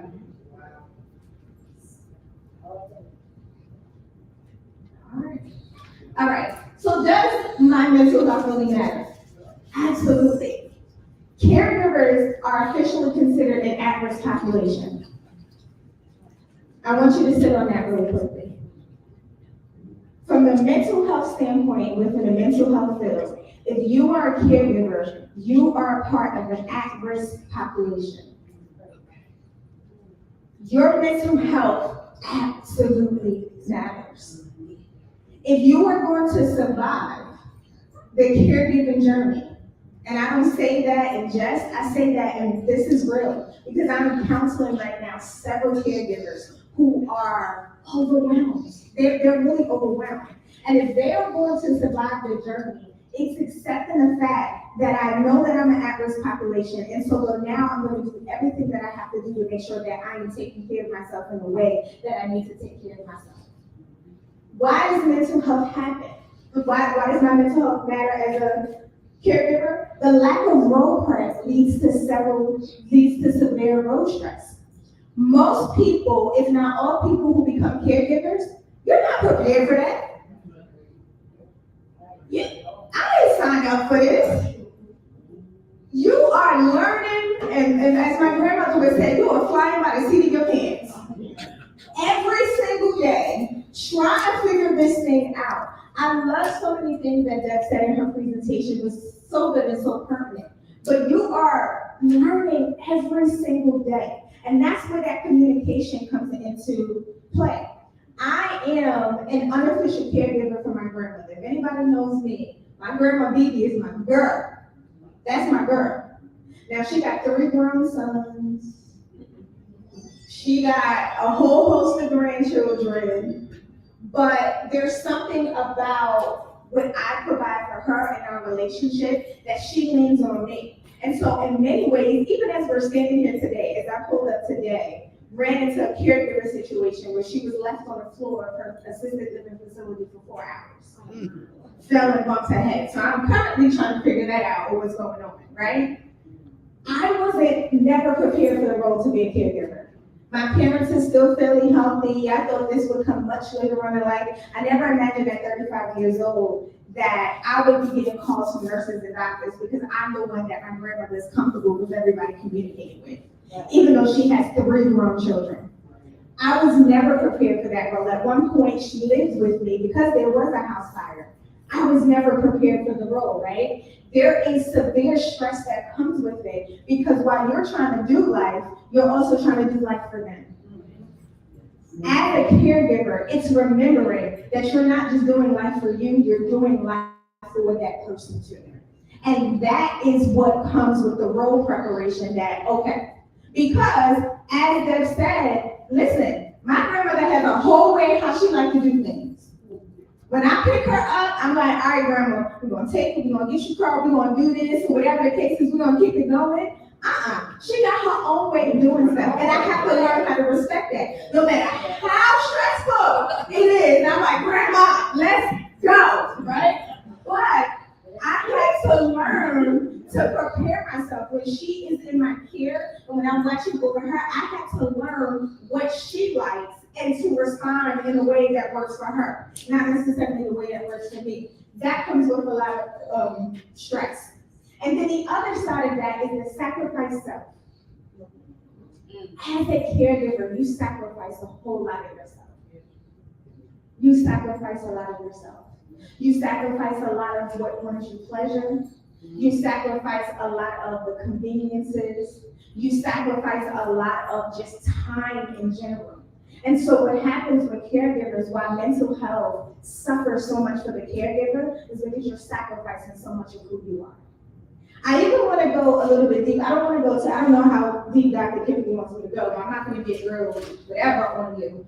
But it's also an identity loss. It's an identity loss. Almost, I talk about a lot when we're talking about trauma, it's a trauma identity, when we don't know how to navigate it well. It's an identity loss because now you are literally intertwining your life with this person that you are caregiving for. You can't move where they can't move. You can't go on vacation the way you just want to get up and go on vacation. If you want to hop up and go to the store, you can't do it in the same way.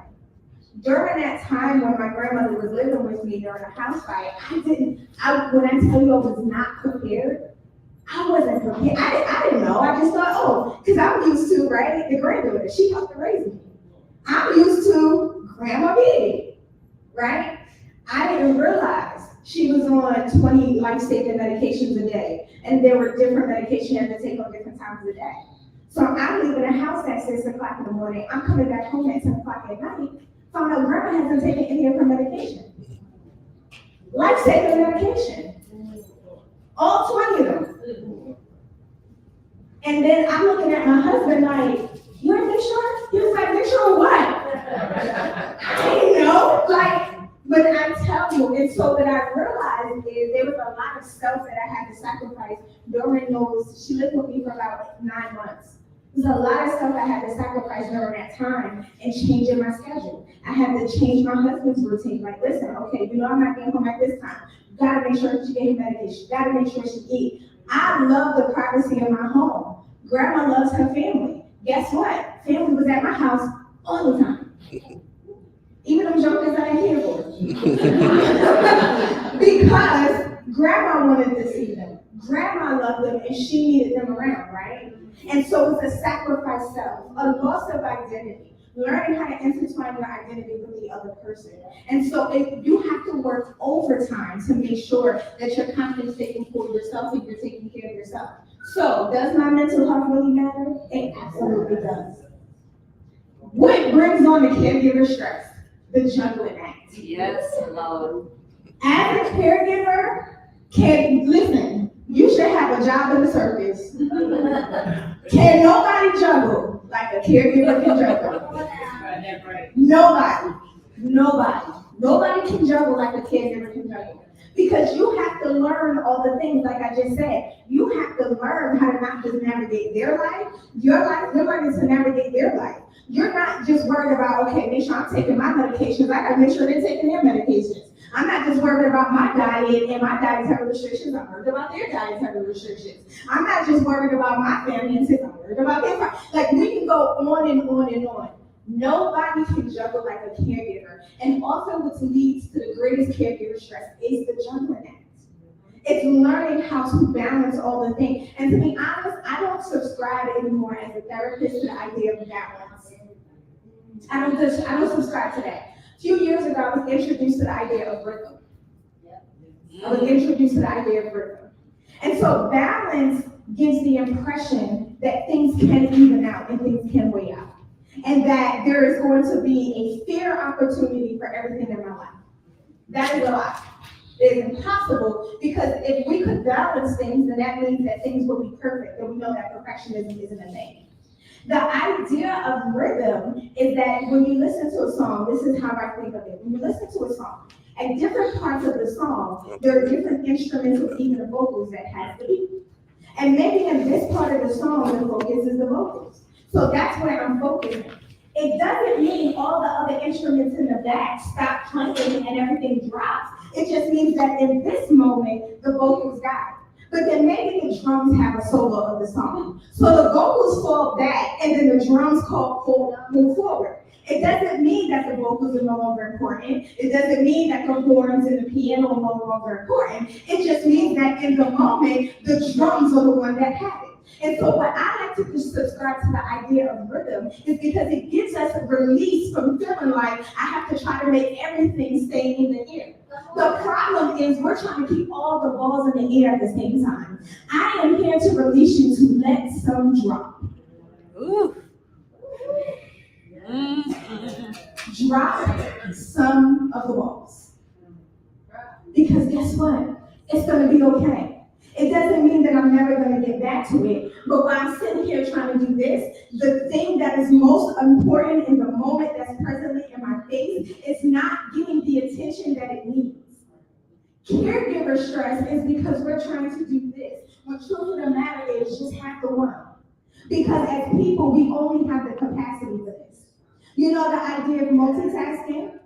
Multitasking is actually a mental health lie. And it's scientifically proven. If you do study. Multitasking doesn't exist. Multitasking is something that we created to give us ourselves an excuse to keep doing more than one thing at a time. And then we think once we master it, I'm a strong multitasker. We put that on our job ads. We put that on our resume. Multitasking is a mental health lie. Our brain processes a information, but it has one locus of focus. Our brain has one locus of focus. And so stress comes because we're trying to multitask and get all of the things done, and our brain is shutting down because it only has one locus of focus, but we're trying to force our brain to do something that it is not created to do. Yes, the science tells us that we process so much information, we intake so much information at one time, but I only have one locus of focus, okay? And so, instead of trying to juggle everything, figure out what really needs to be done, and let the balls drop. Say loud. Let's talk about caregiver burnout for a second. Common signs of caregiver burnout: feeling easily flustered or frustrated. Me. You ever get to the point with your, and here's the thing, when my grandmother was living with me, she couldn't have did nothing. And I got home, the moment I stepped foot in the house, I'm like, because I already knew. And so I'm short. What does that cause? That caused her, she knows me, I'm her granddaughter, so she had needs, and that caused her to pull back on telling me what her needs were, because she didn't want to add any more frustration or feel like she was a burden on me. Because I was already frustrated because I was burnt out. Extremely tired all the time. Not feeling like you have enough sleep. When normally, you could roll out of bed by 7 and still be out the house by 7:45. When you're a caregiver, you probably gotta get up at like 5:30. Because you gotta make sure that they are set up for everything that they need for the day. You gotta make sure that you're good to go, right? So a lot of times you're tired. I'm interested in things that used to bring you joy. Again, that loss of identity. There were things that I used to enjoy that used to bring me joy. Now, I don't have time for it anymore. I don't have time to go mini golfing. I don't have time to go for walks with my husband. Because while I'm doing that, what am I doing? Right? Forgetful or a foggy mind. As a caregiver, some people pride themselves, I need to be sharp. I'm sharp. When you become a caregiver, sometimes you become very forgetful and very foggy. Because there's a lot coming at you all at one time, and you're trying to remember all the things. Organization is the caregiver's life. Organization. I have a written planner, I have Google calendars, I have 2 phones, all my calendars are on every phone. I write it down or whatever the case is, because there's just something about being organized that will change your life. Being quick to anger, we talked about that. Being anxious or depressed, again, those clinically significant symptoms, and then feeling hopeless or helpless. That's a huge one for caregivers. It's a huge one for caregivers because, as Deb mentioned, it's like there's this inevitable decline, or there's this inevitable loss that's coming, or whatever it may be, and I'm hopeless or helpless. I'm doing the best that I can. I'm doing what I have within the capacity within me to do. And so these are some common signs that as a caregiver, you find that you're experiencing these signs, it may be time for you to begin to tend to your health, right? And so, the prayer is serenity. God grant me the serenity to accept the things I cannot change, the courage to change the things I can, and the wisdom to know the difference. I have all of my clients learn, recite, and hold on to this prayer, whether you are a Christian or not. Seriously. Because in your mental health journey, you're going to have to learn to accept the things you cannot change. There are some things that you just cannot change. When we talked about dropping some of those balls, there's some things that you can't change. And you're trying to change them and you're burning out. You're trying to change them and you're stressed and you're overwhelmed. There's some things that you just don't have it within you to change, and that's okay. The courage to change the things I can. Focus on what you can change. Focus on what you do have the capacity to do. Focus on what you are able to do and work on that. And then the wisdom to know the difference. Because sometimes it's hard just realizing, okay, is this something I can change? Is this something I can't change? We have to be able to sit down and figure this out. But as a caregiver, I want you to hold on to this serenity. You can't change everything, and that's okay. You can't control everything, and that's okay. One of the things that I'll never forget that as a caregiver for my grandmother is one day I came home and she had to be rushed to the hospital.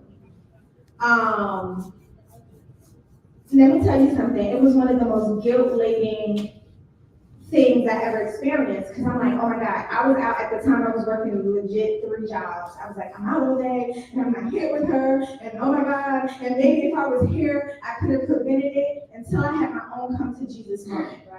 There are some things that I just cannot prevent.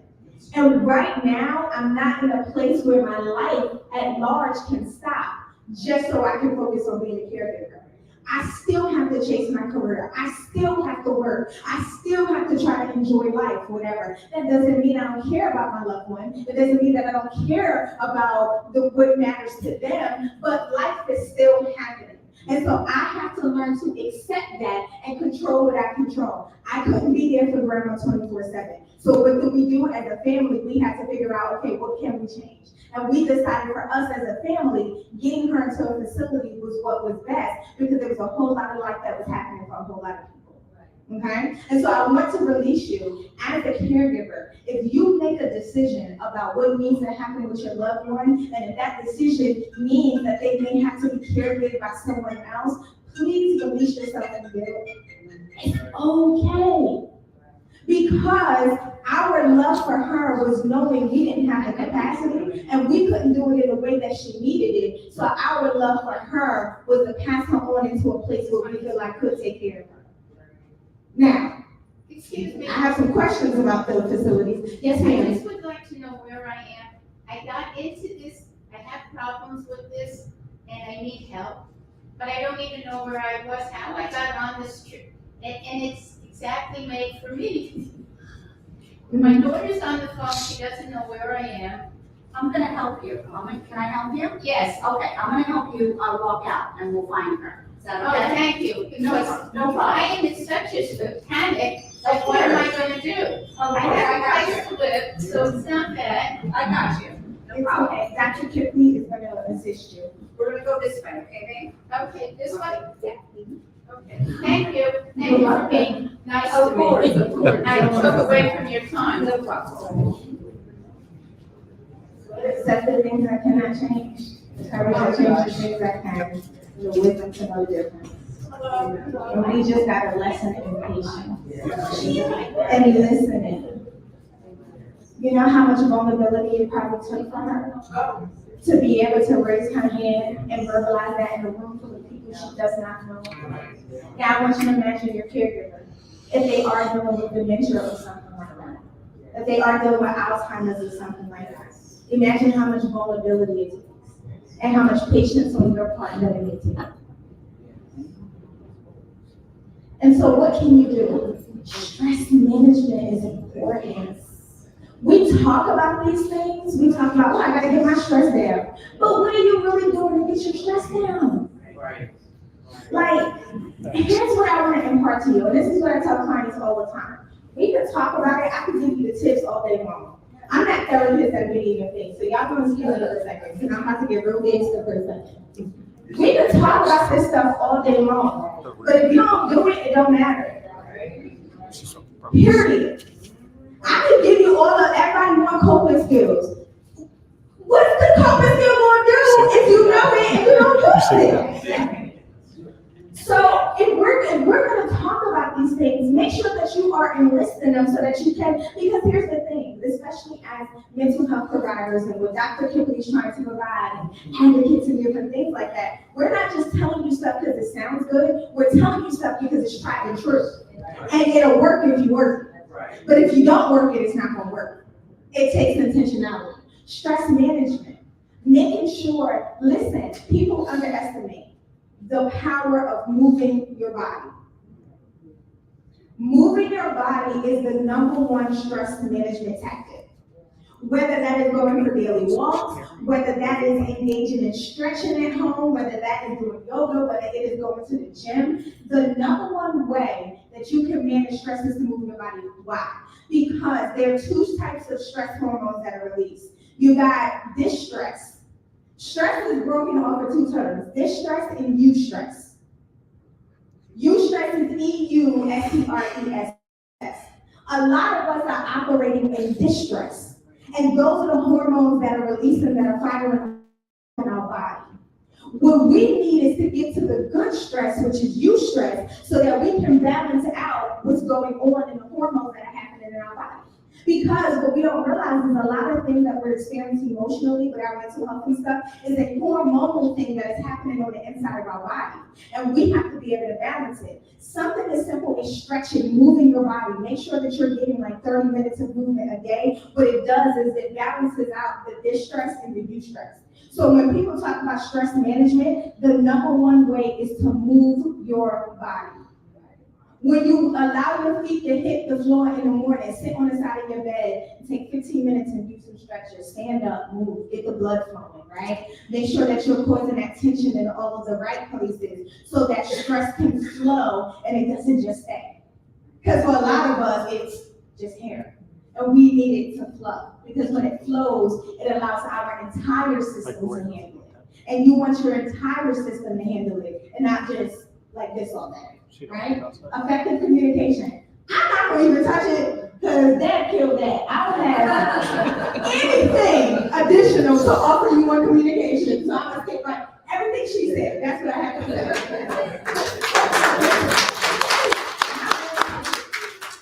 Realistic expectations. Listen, be realistic about what you can and cannot do. What I've learned is never overpromise. One thing I found with my grandmother is that I can never overpromise because your loved one who needs caregiving, they don't forget certain things. Especially when it's things that they're looking forward to. And so what I found out with my grandmother is I would say stuff to her like, oh yeah, grandma, on Friday I'm gonna come get you, we're gonna go out. Well, life happened and I forgot. 3 weeks then went by. Grandma tight. Grandma emotional. Grandma now feels like, oh, you don't love me, or whatever the case is. And it was none of that. I literally just simply forgot, right? And so I learned to set realistic expectations, and as Deb said, have a different level of conversation. Because even just saying, I'm gonna take you out, Grandma is expecting a whole day out on the town. We're going to the shore, we're going to the 5-star dinner, maybe we're going to get a hotel and stay overnight. Like, I learned this is what is in Grandma's mind. So I learned to say, Grandma, I got 2 hours on Friday. From 12 to 2, I have a meeting at 3. So I'm going to pick you up by 12. We're going to go here to go eat, or where you want to go eat. Let's go eat. Maybe we'll have some time to sit in the park, but then I need to drop you back off by 2:15 at the latest so that I can get there. That way she has it set in her mind. But I had to learn to set realistic expectations about what I can and cannot do as well. And as a caregiver, you have to be realistic. You want to give your loved one the world. You are not able to give your loved one the world, and that's okay. Boundaries, again, she said it so well. Boundaries are so important. But again, what we have to remember is that boundaries are not just about you, they're about the other person too. And so learning to set good boundaries is life-saving. It is life-saving because it frees you from those unrealistic expectations. It frees you from those awkward moments in those conversations. Learning when I cannot, I absolutely can't, and being okay with that. Is it hard? It's absolutely hard sometimes. But boundaries will save your life if you allow it. Seeking support. I want to talk about this a little bit, the idea of outsourcing. Yeah. I'm working with a lot of my clients right now who are caregivers on outsourcing. We are living in a day and time where there are so many conveniences if you tap into it. So some of the stuff that we're holding on to as caregivers is unnecessary because there are resources out there. There are pick up and drop off resources for laundry that you can leave it right outside your door. They'll come in the morning, they will pick it up, they will wash it, they will fold it, they will bring it back to your house. There are all kinds of grocery, listen, I have not went grocery shopping in 4 years. I'm not lying to y'all. I have not grocery shopped in 4 years. I'm in school, I'm a minister, I'm an executive leader at my church, I'm running a business. I don't have time. Going to the grocery store is a source of panic and contention for me. I'm like, it's too much. But baby, when they started, when you could order and drive through and y'all throw it in my car, or when you just drop it at my house, I literally have not grocery shopped in 4 years. And it has saved me so much time. And now me and my husband have a flow. He already know, beginning of the month, send me your list, I got my list, we go online, I put it in order, I know the days and times, he can ride by and pick it up. We good. And if your job to put the groceries away, I order you put them away. I have not touched the grocery shopping in 4 years, like literally. Outsource. Dr. Kimberly talked about some amazing resources that she's about to come out with like care cabinets and things like that. There are options out there for you to outsource. So again, while you're trying to juggle all the balls, you don't have to. You don't have to go to pharmacies and pick stuff up. They can deliver. A lot of insurances now, and Dr. Kimberly will probably tell you what it is, but a lot of insurances now, because I even have a medication I'm taking on insurance where I don't even have to set it and forget it. I don't even have to refill the prescription anymore. It goes through my insurance, they work with my doctor, and my prescription just shows up at my house. It just shows up at my house. Game changer when you're talking about your loved ones. I used to work in a group home, and some insurances, well, when I worked in a group home, what they would do is, there was a daily roll of medication, and they would put them in these packets. And so you had the morning packet, you had the afternoon packet, you had the evening packet, or whatever your medications were. It was already divided, it was already dated. All we had to do was pull that packet out the roll, boom, there's your medication for the day. I didn't even have to think about it. Use your resources and outsource. Figure out what can I do to make my life easier, right? You want to take care of your loved one, but you also want to try to make your life easier. Self-care, we talked about it. Self-care is not selfish. Self-care is not just the massages and getting your hair done. I know we like that. Self-care is making sure you keep those doctor's appointments. Self-care is making sure you're moving your body. Self-care is making sure that you're doing what you have to do to take care of yourself as well. These things are not just important, these are lifelines. These are lifelines. If you are not taking care of yourself and you're constantly operating from that sacrifice self place that many of us are doing, you're not doing it right. I wanna offer you this really quickly. I think about it as a cup. And if we have that cup, some people say that the cup is half full, half empty, whatever. We have that cup, and let's say that it is half full. What you're trying to do is you're trying to fill from that capacity of that half fullness. You're giving out, you're giving out, you're giving out, you're giving out, you're draining. Well, let's say we even fill the cup to the top. Most of us would say we're doing good because my cup is full, right? Wrong. Incorrect. If your cup is full, that only means that your capacity for yourself is full. My cup has to be overflowing. It is not until the cup is overflowing where I have extra to give out. Many of us are just getting to a place where we're able to fill our cup. And then what happens is that we give out, we give out, we give out, we give out, and now we're depleted again and we're like, what's wrong? Your cup should always be full. Once you are full and you fill yourself, now I'm overflowing with patience. I'm overflowing with goodness. And so now everyone around me catches the overflow of what's dripping off. That is what self-care does for you. That is what, it's not enough that your cup is full. It needs to be full to the overflow. That's what self-care does for us. And developing your coping toolkit. That's all of the things that we just talked about. Resources, I want to give you some resources. Obviously, impactful care. What Dr. Kimberly is doing is game changing in the caregiving community. She's game changing. She's working to create a wraparound service that is full circle that provides everything. State caregiver pay. Do you know that if you're a caregiver, that there are programs where you can get paid? Work it.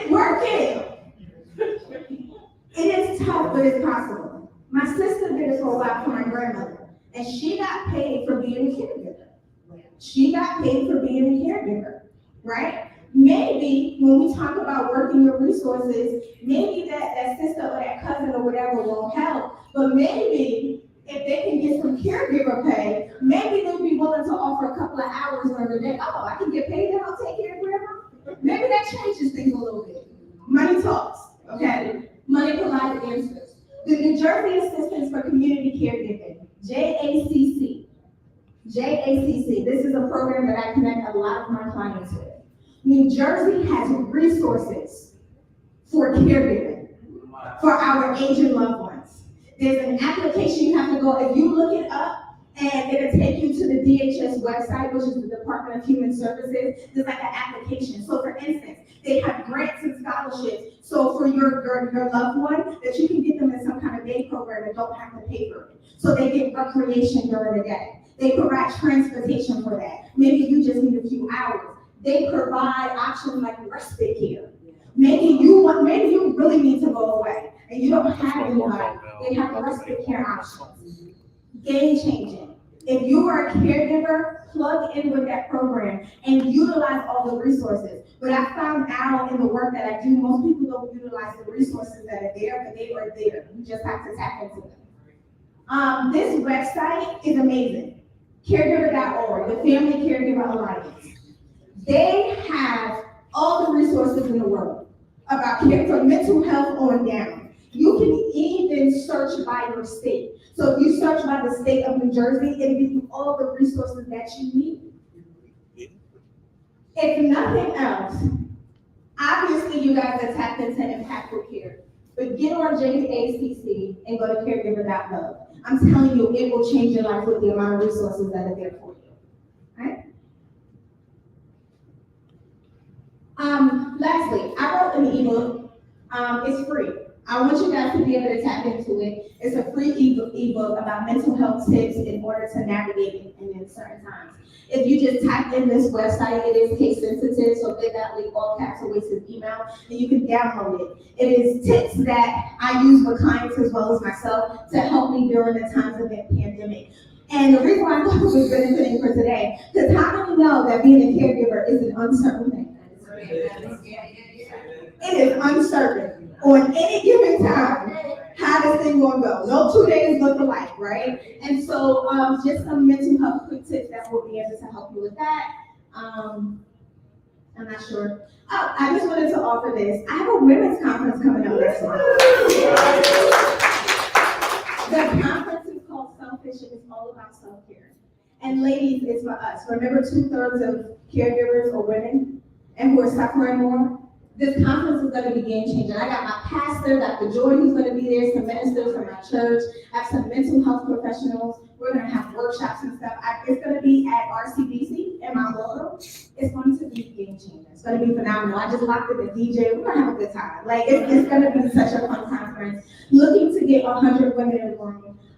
If you want to come register, you can use code SELFISH10 to get 10% off. VIP option ends on the 18th, so if you're trying to get in there, make sure you register. Here's what I can tell you. I guarantee that this conference is going to be good. And I know that when you're hosting something that, it seems kind of hokey to say that, it is going to be game changer. The people that I have come in the room and the topics that we're going to be talking about. So when we talk about the self-care, we're going to be able to go deeper into it at the conference. There's going to be self-care workshops. We have self-care stations set up. It's just going to be a phenomenal time. So if you want to come, talk to me about it and join me. And I think just some references to the websites and where I got my stats from. And I think that's all. Do you want me to do questions or we'll hold that for later? If you have to go, let's. I have a minute. I haven't gotten a call yet. Okay, because I want to try to keep it moving and then. Okay. We'll keep it right later. Okay, absolutely.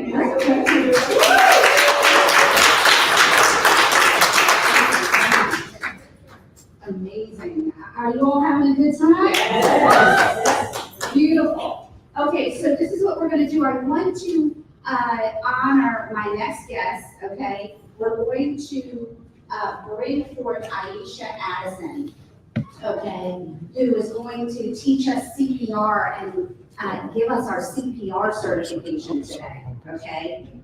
recognizing a geriatric emergency is tremendous, okay? To be able to understand what steps to take and how to recognize when things are not going in the right direction for the care of your aging loved one, okay? So we're gonna have Aisha's presentation next.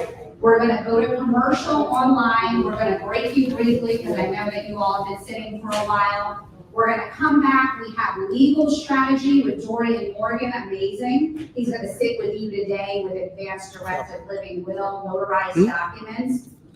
Invaluable, okay? So CPR next, then break briefly. Okay, so let's see, the time is noon, perfect. So we'll do 12 to 12:30. And then we'll break for lunch. Why don't we just break our lunch and then we'll come back into the room at 1, have Dorian give his presentation, we'll do our Q&A panelists, and then break out for breakout sessions firmly at 2 o'clock, okay? And then we're gonna wind the day down, okay? We're gonna breathe out that stress.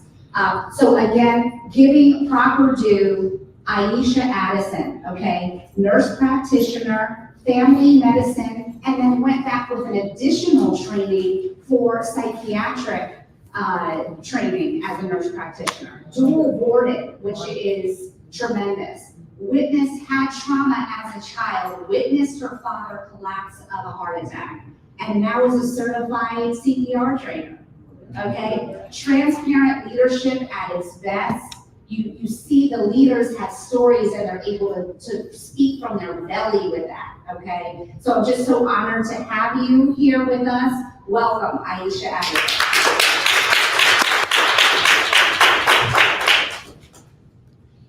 Thank you guys so much for having me here. Thank you so much, Dr. Cooper. It's an honor to be able to stand here and tell you guys my story.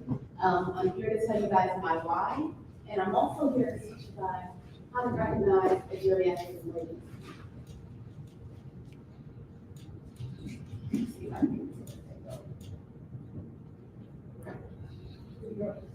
Okay, so we're going to go ahead and start with my why. As Tiffany said, as a young girl, 10 years old, I awoke in the middle of the night to the sounds of, I really didn't know what the sound was. It was loud, it was scary. I remember waking my brother in the middle of the night, and he accompanied me down the hallway. And what we found at the end of the hallway was my father stumbling out of the bedroom. He stumbled down the steps, and then he collapsed on the kitchen floor. I sat on the stairwell, not knowing what to do. I had no idea what had happened. It seemed like hours that he was there. Didn't know what to do. At that moment, I did not know that my father had passed away. Probably the next morning is when they told us. I believe it was the next morning. And so once I found out he passed away, I thought to myself, what could I have done to help him? What could I have done to save his life? You know, I just sat there helplessly not knowing what to do. So at that moment, I really wanted to learn CPR. I wanted to know how to save a life. I was 10 years old, but I wanted to know a lot more about what to do when a geriatric emergency or a cardiac emergency happens. Fast forward to 1998. That happened in 1991. Fast forward to 1998. I was in high school. I was getting my occupational health certification. So I'm in there, I'm learning how to turn patients, I'm learning how to, change back pins and all these great things. Got a call that my little brother had been struck by a car. Crazy, right? So now, my little brother's running across the street from a carnival, and he's with my other younger brother. They both are running, but one stops short of the car, and the other one doesn't. So he was hit by the car. He landed on the ground, and once again, another tragic emergency. My little brother did not know what to do. I was not there, but I was told he ran all the way home to get help. So, as we all know, the longer you are without oxygenation to your brain, the more chance you have of not having, of being brain dead. So in 1998, my little brother passed. We had to take him off life support because they said he had no more oxygenation to the brain, he was brain dead. All I could picture was my little brother being just like me, just standing there watching over another person that we love so much, not knowing what to do, not knowing who to call, probably in a panic, and just not knowing the proper steps. My brother passed away, he was 12 years old. So, like I said, I'm in high school now, I'm in occupational health services, and I decided, you know what, I'm gonna teach people how to save lives. This is ridiculous. Like, we need to know how to save lives, we need to know what to do, people need to know who to call, what's the first step, what's the second step, what to start doing. Because people just don't know. Do you know how many people stand around when something happens? I saw a person get hit by a bus, and all I heard was screams. There was not one person that knew what to do. And it was probably 15 people at the bus stop. This was years ago. Nobody, not one person. Everybody waited for the ambulance to get there. Every single person stood there waiting. So we just don't know what to do. People get scared. People are scared of mouth to mouth. People are so scared to put their mouth on somebody, especially since COVID. They're so scared to put their mouth on somebody else's mouth to save a life. But a lot of people don't know, you don't even have to. There are chest compressions that you can save a life without even the mouth-to-mouth aspect of it, right? So in 1999, so right after my senior year in high school, I became a CNA. That was in 1999. In 2004, I got my bachelor's degree, and I was founding a nurse. And then in 2010, I became a family nurse practitioner. And then in 2020, I was taking care of my grandmother, which is why I'm so passionate about this case. So I became a caregiver. Unexpected, like we talked about earlier, my grandmother was found in the park. She had wandered off in the middle of the night. They found her the next morning. So she had no choice but to come with me. She wanted to go home. I was, no, you're not going home. You're coming a little bit. So I ended up taking care of my grandmother during COVID. It was just her and I and my daughter. And she was stuck in the house with us. And my grandma loved to be outside. If anybody knows you will see my grandma walking everywhere, Walmart, the store. So my grandmother loved to be outside, and suddenly she had to be inside. All day, every day. Her daycare center closed, she was in the house with me. So I put her in a senior assisted living facility. You know what she did? She left out 3 times. 3 times? They said, well, where'd she go? She said she was going to the mall. So then they put her in a locked unit. Oh no. Locked unit. So she was not at locked unit status, right? So she's in the locked unit, and she's trying to figure out why she's there, why she can't get outside. And I remember coming to visit her, and she jumped on the elevator, and in her socks, she was desperate. She said, please take me with you. And I said, at that moment, I knew she's coming home. I said, I'll be back to get you tomorrow. And I did. I went and I got her. And I can talk about my grandmother all day, but I'm here to talk about recognizing a geriatric emergency. So I say that to say, I have had a story to tell. 2 years ago, I got a phone call, another phone call. This is another phone call. My sister says, I collapsed in the grocery store. And I said, oh, really? Like, okay, did you faint? Like, what happened? She goes, I don't know. So I gave her a list of every single thing I knew about our family cardiac history, right? So now we have my father. I have my own parts of, like I've had some things happen as well. My biological grandma suffered an aneurysm. So these are just constant cardiac things and things that she didn't know. So I gave her a whole list and I said, make sure they do a cardiac workup, several cardiac workup to make sure that you're okay. Because I have this, your dad has this, your biological grandma has this. And she says, okay. They released her, followed the cardiologist, and she collapsed again. So this time, she's 5 hours away, or I would have driven down there. I said, make sure that they call me, like, tell them to call me when you get in there, tell them to call me. She didn't, she said, they did a full cardiac workup, they said I have AFib. Atrial fibrillation is a dangerous heart condition, they can even throw a clot. They're released without a blood thinner. I got a call maybe a few weeks after that, after she told me she was fine, I'm feeling better. I said, you need to get a blood thinner. She said, I'm going to the cardiologist. They told me to follow up and ask them if I need it. I'm gonna go. And my appointment is in 2 weeks. She didn't make it 2 weeks. My little sister passed away. Her third collapse was fatal.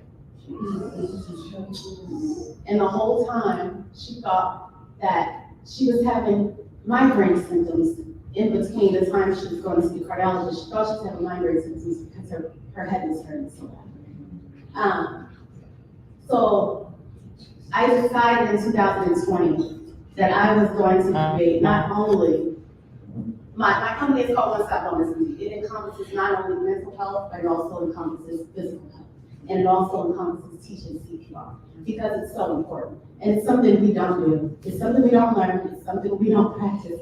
And it's something, how many people in this room know CPR? Oh, that's a good number. Okay. How many of you guys have ever had to do CPR? Okay.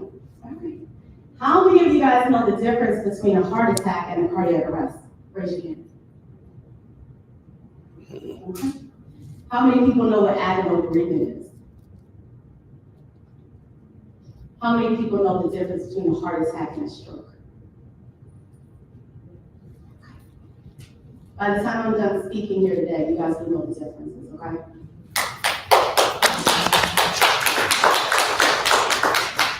So for every chest compression, every chest compression that we teach is dedicated to my brother, my sister, and my father, just so you guys know. Okay. Just a little bit about my qualifications, but I already spoke about that. Is it working? Okay, so like I said, we're going to talk about cardiac arrest, heart attack, and stroke. Am I supposed to be putting this over?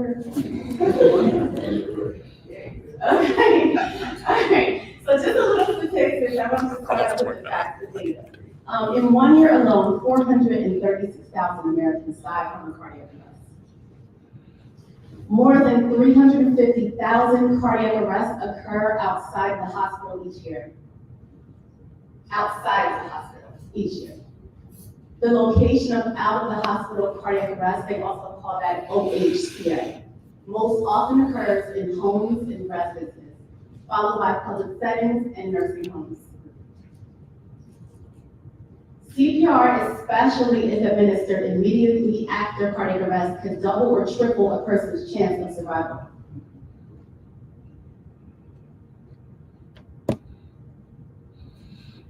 Out of the hospital cardiac arrest, survival is strongly time dependent. Cardiac arrest survival rate declines 5 to 10% for every minute. Fewer than 10% of individuals who suffer out of hospital cardiac arrest survive with good neurological function. Globally, the incidence of out of hospital cardiac arrest ranges from 20 to 140 per 100,000 people, and survival ranges from 2% to 11%.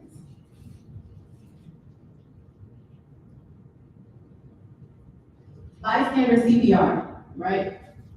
The name tells itself, so bystanders that perform CPR. Their survival from out-of-hospital cardiac arrest decreases as the ambulance response time increases. So the longer the ambulance takes, the shorter their survival rate. Okay? The increase in mortality and worsening neurological outcomes are reduced in those patients who receive bystander CPR. We have to act, because if we don't, that time is decreasing. That oxygen is not getting to the brain, okay? They might survive, but then the doctor might tell you, oh, they're brain dead, because nobody got that oxygenated blood to their brain and to the rest of the organs.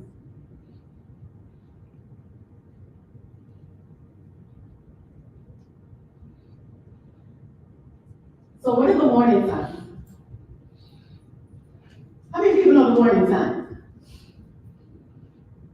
Okay, a lot of people see that picture where you're just clenching your chest, you're falling over. No, but pain can be between your shoulder blades, your arm, your chest, your jaw, your left arm, your upper abdomen, right? I heard a person tell me one time, I'm having pain in my back, on my side. He was having a cardiac event. The pain could be burning the chest or like a clenched fist in the chest. So it can feel heavy or it can even be burning pain, okay? Dizziness, fatigue, lightheadedness, clammy skin, cold, sweat, or sweating. Indigestion, nausea, or vomiting. Neck discomfort or tightness. Arm discomfort or tightness. Also common, anxiety, chest pressure, feeling of impending doom, palpitations, shortness of breath, or shoulder discomfort. So sudden cardiac arrest is not a heart attack, okay? A heart attack is when the blood flow to the heart is blocked, right? So it's blocked, you're still awake, okay? You might be clammy, you might have nausea, you might be sweating, you might feel impending doom because there is a blockage there. But sudden cardiac arrest is when the heart malfunctions and suddenly stops beating. The difference is, that's when you flatline, okay? That's when you know that little boop, boop, boop, boop, boop that they show in commercials and then flatline, that is a cardiac arrest, okay? And that is a circulation problem, okay? I'm sorry, heart attack is a circulation problem, but a cardiac arrest is an electrical problem. So it's two different things, okay? So the blockage blocks the circulation. Cardiac arrest stops the electrical functioning of the heart, okay? So I have some embedded videos here, but I don't think, okay. This is very important. Agonal breathing. One primary thing observed during amidst out of the hospital cardiac arrest call was incomplete or delayed recognition, right? So we're not really giving a good description of what's going on. Agonal breathing is when the patient is gasping for air, okay? They're gasping for air. It's a sign that they're about to have a cardiac arrest. But agonal breathing can resemble breathing, right? So if 911 is on the phone and says, are they breathing? And the person says yes, then they do not instruct them to do CPR or even think about starting CPR because, oh, well, they're breathing, right? But agonal breathing is totally different. And I had a video, but it's not in here, so. When you guys get a chance, look up agonal breathing so that you'll always know the difference, okay? There is a difference. All right. Now we're just gonna talk about stroke really quick, okay? Every second counts. Every 40 seconds, someone in the United States has a stroke. Every 3 minutes and 14 seconds, someone dies of a stroke. About 185,000 strokes are in people who have had a previous stroke. So 1 in 4 strokes is someone who previously had a stroke. My favorite high school teacher had a stroke. 2 years later, he had another stroke that happened in his field. So always remember that 1 in 4 people have previously had a stroke. Every year, it was just a little bit more statistics. Okay, every year more than 795,000 people in the United States have a stroke. And about 610,000 of these are first or new strokes.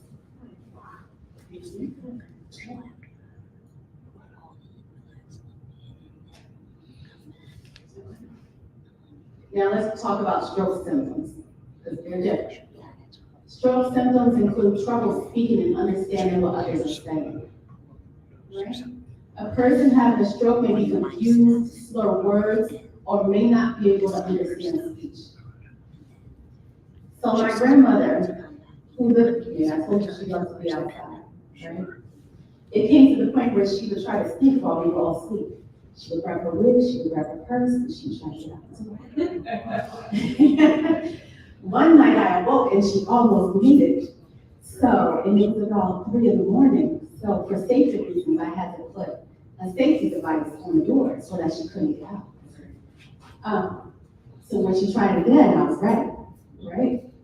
She thought she was getting out, but she wasn't. So she did, she tried again. She tried to get out the door. And she was stopped and she was so angry. I never heard so much fussing and cussing. She cursed me out. The next day, I realized that she had suffered a stroke. She had suffered a stroke. Her words were slurred, and her face was drooping to one side. She was also very weak on one side. And I already know, because I'm a nurse, I knew she had suffered a stroke, so I took her straight to the hospital. Numbness and weakness or paralysis in the face, arm, or leg. People don't know this, but problems seeing in one or both eyes. I have a video at the end, I hope it plays, but you can see my grandmother's eye was also drooped on one side. Sudden or severe headache may be a symptom of a stroke. Vomiting, dizziness, changes in consciousness may occur with headache, trouble walking. But telltale signs of stroke are usually one side of the body is weaker. Okay, and you will notice that difference.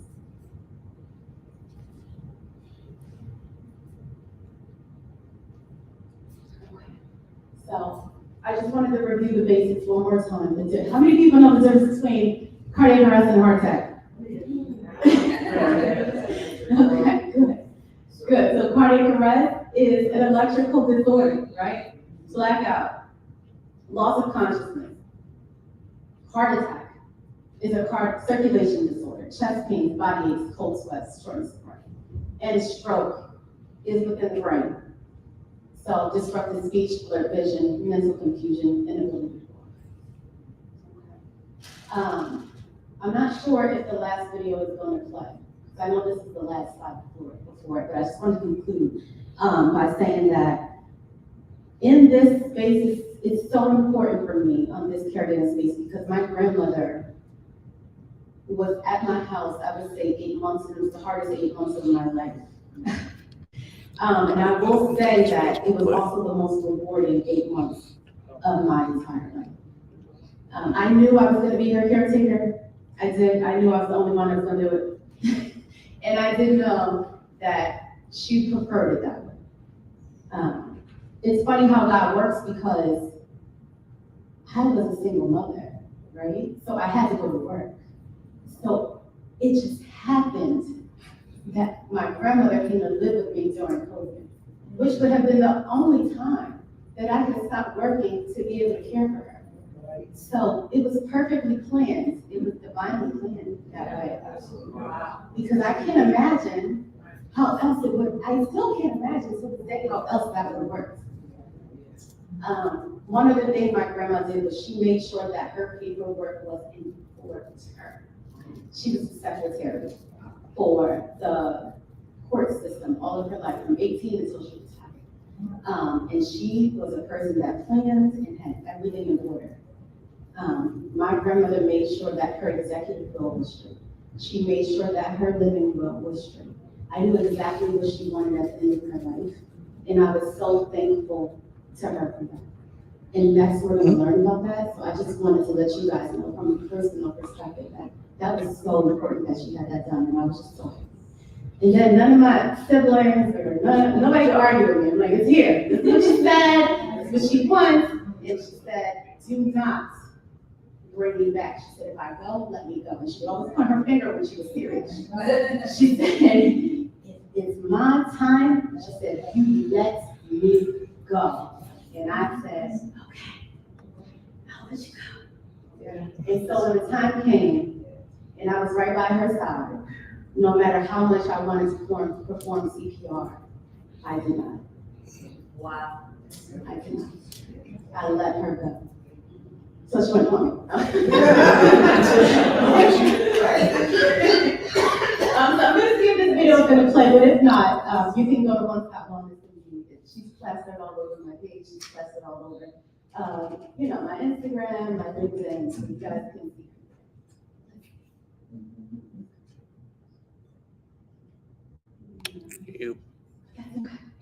I have the same video, like I said, you guys will see a bit of my grandmother if you go to One Stop Wellness MD on Instagram or Facebook, you can see her there. Thank you guys so much. This is great.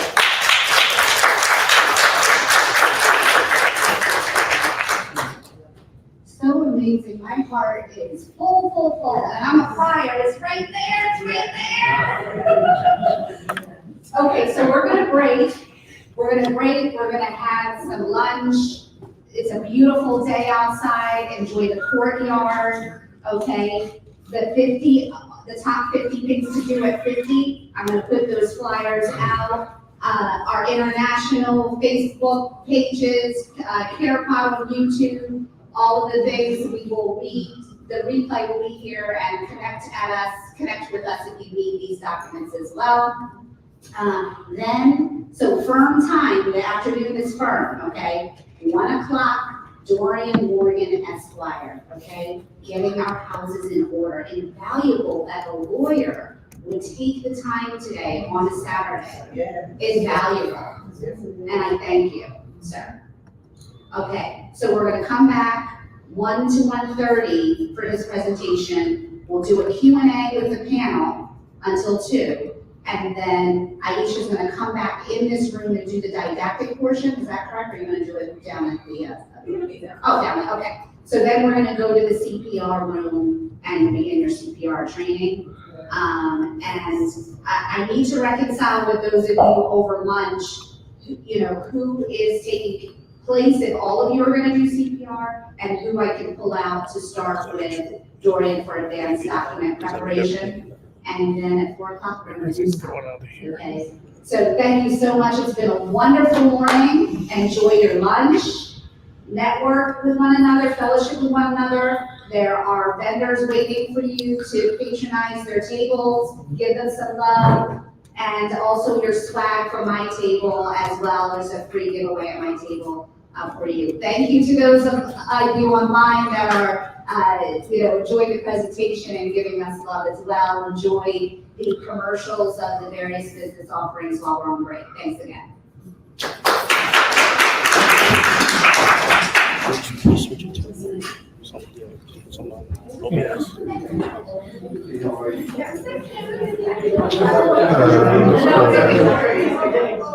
Well, no, hide this one first. Okay, now switch it to, get something ready though for it, like, Let's are do, you just cycling videos? Yeah, there you go, yeah, perfect. and then we're just going to do videos.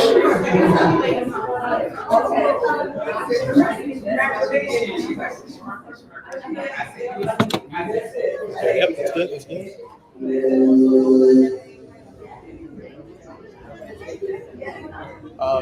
Is your audio still? Yeah. Make sure the mic's unmuted. You're good. You getting it?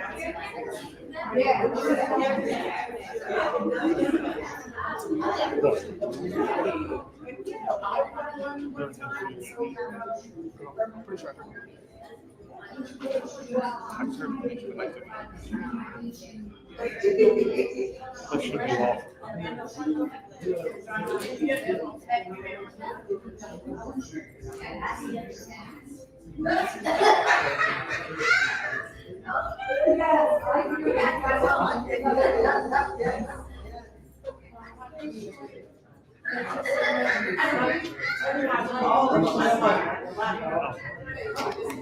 Where's it picking audio? From there? Well, the next video.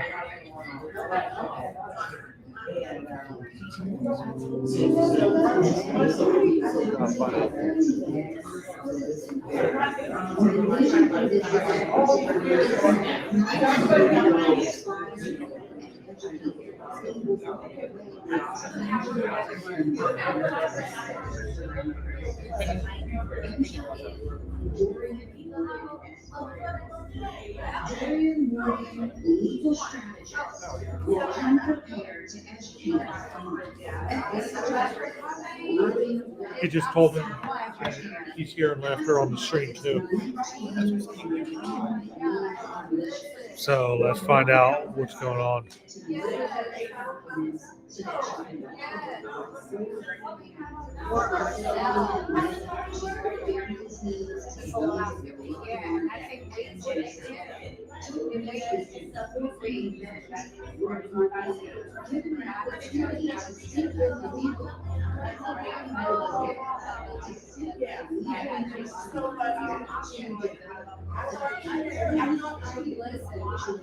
Y'all are stuck in the anyway.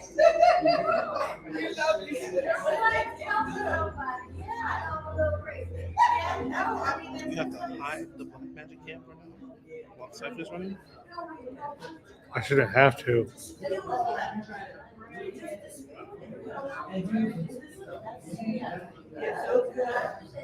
Yeah, absolutely. All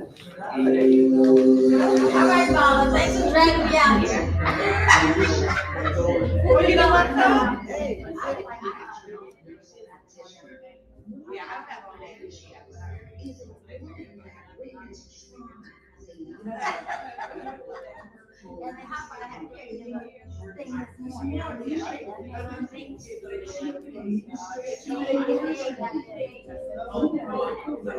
That girl.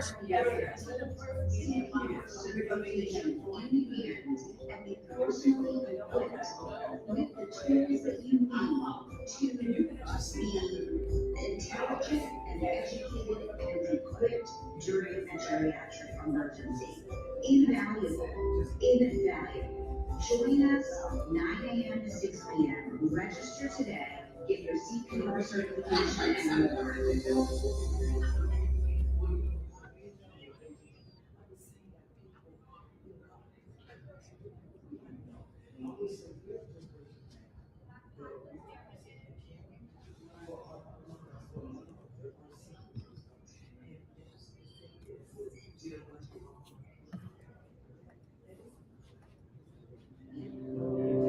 Join us and breathe.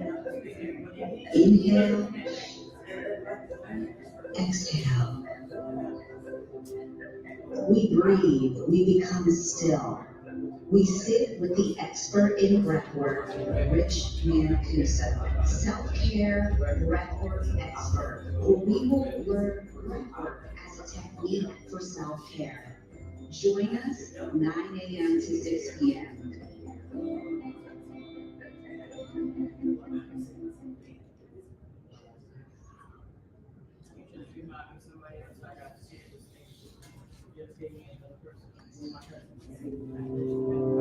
I'd like to introduce to you Deborah Hollisey.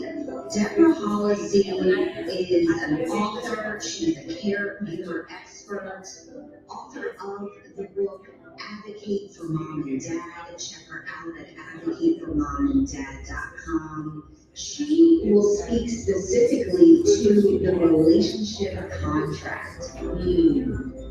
Don't we all, as families, as colleagues, as friends, as neighbors in our respective communities, have to come together to understand the roles? How do we define caregiver roles?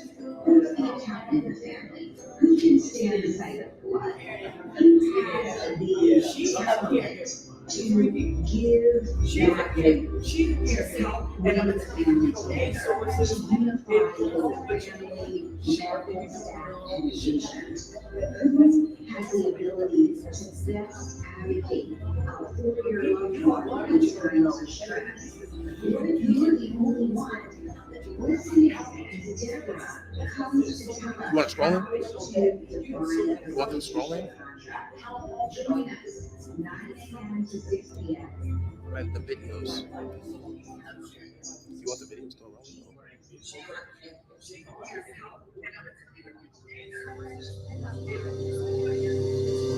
In the fast-paced world we live in, being a caregiver is more demanding than ever. But whether there was was a solution that could ease your burden. Introducing CareCab. CareCab is not just another ride-sharing service. Our drivers are vetted, trained, and certified in the care of the older adult person. They understand the intricacies of geriatric emergencies, recognize medical devices, and are equipped with the patience and demeanor needed for older adult persons.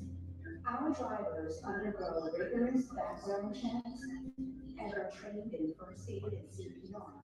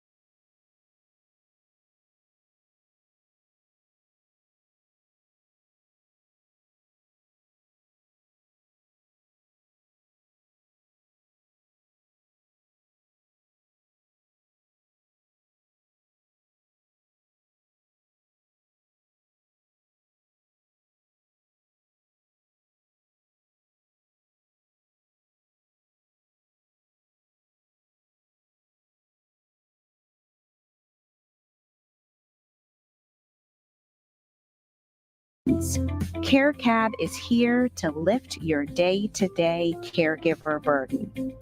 Let CareCab be your ally in caregiving. Contact us today and experience the difference. CareCab.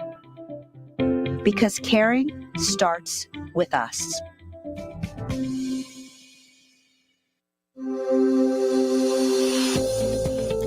Are you ready to join the caregiver community for an empowering event like no other? Welcome to the Caregiver Town Hall, an immersive experience designed to equip you with the tools, knowledge, and support you need to thrive in your caregiving journey. We are ready to serve you. Step into our theater where insightful workshops and expert panels await. From CPR training to breathwork sessions, our diverse lineup of activities will empower you with practical skills and holistic approaches to caregiving. Take a moment to unwind in our cafe space where you can connect with fellow caregivers, participate with vending activities, share stories, and recharge with a cup of coffee or tea. In our conference room session, you will be led by an industry thought leader in the legal space, guiding you on your advance directive and living will. Come prepared with your questions and dive deep into discussions on topics that matter most to you and your loved ones. Our general space is brimming with energy and camaraderie. From heartfelt conversations to meaningful connections, you'll find inspiration around every corner. As you prepare for this transformative experience, remember to dress comfortably for a day filled with learning and exploration. Be sure to come equipped with your questions for our expert speakers. They're here to guide and support you every step of the way. And don't forget to indulge in our continental breakfast and buffet lunch, complete with delicious vegan options to satisfy every palate. There are only 20 spots left. Secure your spot today and discover how to become an impactful caregiver. Don't miss out on this incredible opportunity to connect, learn, and grow.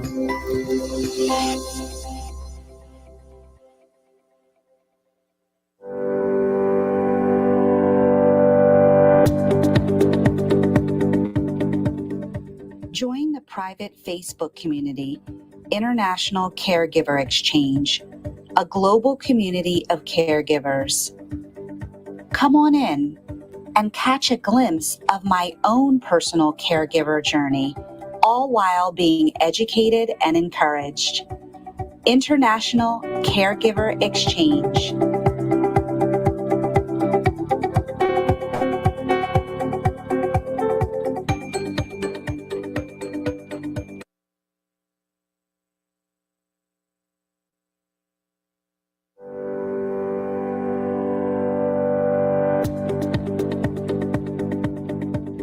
Interested in learning more about the Impactful Caregiving Affiliate Program?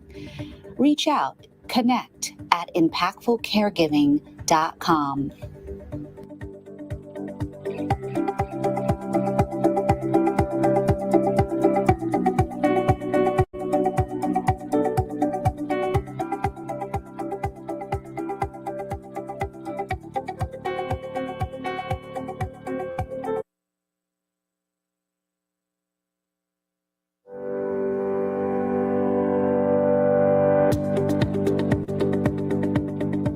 Let's go shopping. Check out impactfulcaregiving.store.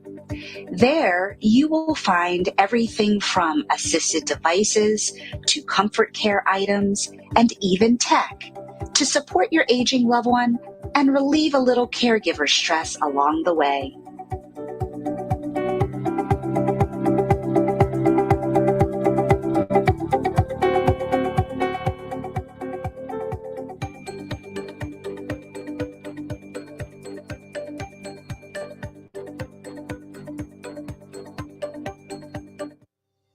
Welcome to Impactful Caregiving, where we believe that compassionate care begins with education and empowerment. Impactful care is more than just a CME-accredited online course instruction. It's a philosophy, a commitment to equipping clinicians at the bedside with the knowledge and skills to provide the best care for the older adult person. We believe that when clinicians are educated, they become empowered to not only care for the patients they serve, but also to partner with and empower their colleagues and patient families. Impactful caregiving recognizes that behind every patient is a grandparent, a spouse, a loved one, a person who means the world to their own family. Through our one-on-one consultations, Impactful Caregiving empowers the layman caregiver and their family to begin important conversations and plan for their aging chapter. Our commitment doesn't end there. We also serve corporate clients who seek customized medical training for their staff, as well as consultations for aging accommodation and staff education in various sectors of business, travel, and hospitality. Whether you're a clinician caregiver dedicated to improving patient outcomes or a corporate client striving to provide exceptional care experiences, we invite you to partner with us. Together, let's make an impact in the lives of older adults and their families. We can redefine what age looks like as impactful caregivers.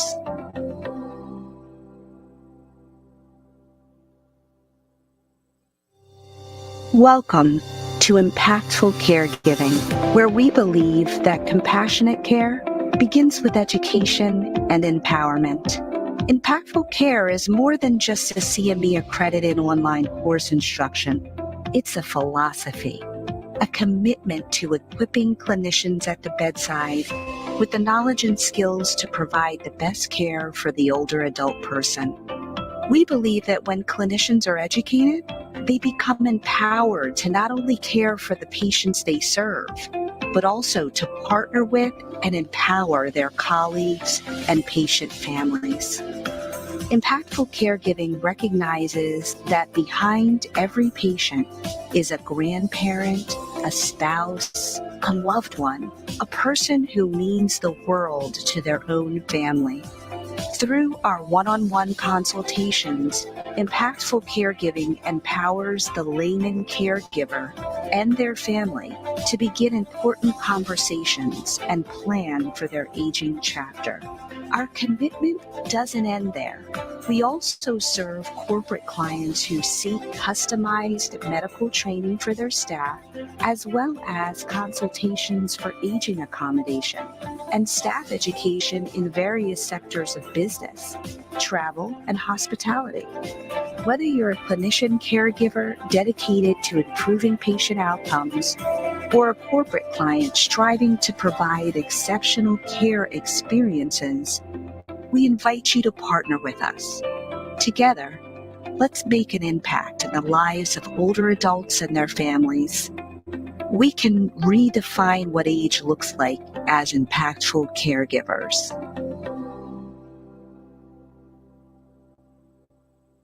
Hi everyone. So I just wanted to check in, interrupt my regularly scheduled programming to let you know that I wrote a book called The Work of My Mother's Hands, A Caregiver's Journey, From My Heart to Yours. As clinician caregivers, we're not only caregiving for your families, but we're caregiving for our own families. In my case, I'm caregiving for my mother, who's 88 years old, and she has vascular dementia. She herself has been a registered nurse and ultimately went on to become a registered nurse midwife during her career.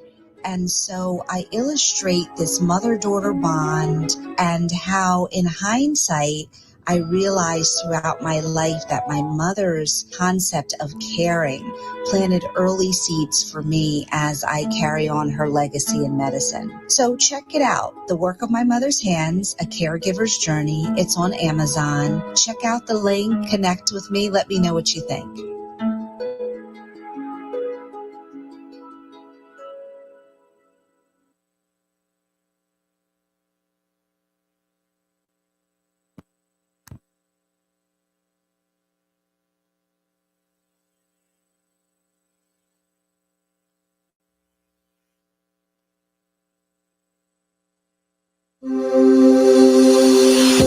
We're in a day and age where we are now embracing our mental health.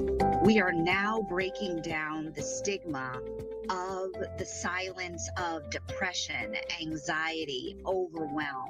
Wow, enter in Chanel McCord, the counselor and CEO of Oasis Wellness Group. Chanel will discuss mental health strategies for the caregiver. How does the caregiver handle the many emotions that come with caregiving? Caregiver stress, overwhelm, navigation of to-do lists, so much more. Join us as we listen in and learn caregiver tools and tricks to understand mental health caregiver strategy.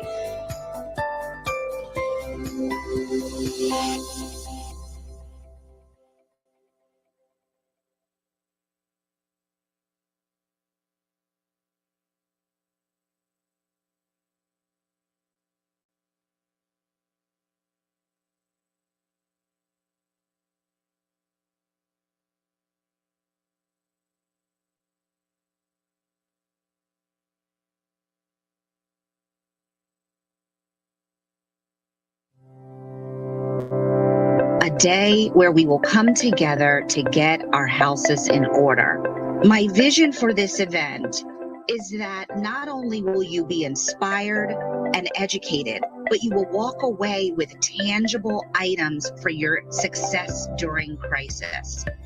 Enter in Dorian Morgan Esquire. Dorian Morgan, legal strategist, will come prepared to educate us on advanced directives, living will, power of attorney, customized unique to you and your own needs and wishes, with a notary on site to notarize your documents so that you can walk away with a folder in hand specifically unique to your family's needs, to the needs of your loved one and yourself. Don't miss this important event where you will be given the opportunity to sit with legal. How valuable is this? to sit with a legal mastermind to develop documents unique to you. Join us 9 a.m. to 6 p.m. and register today.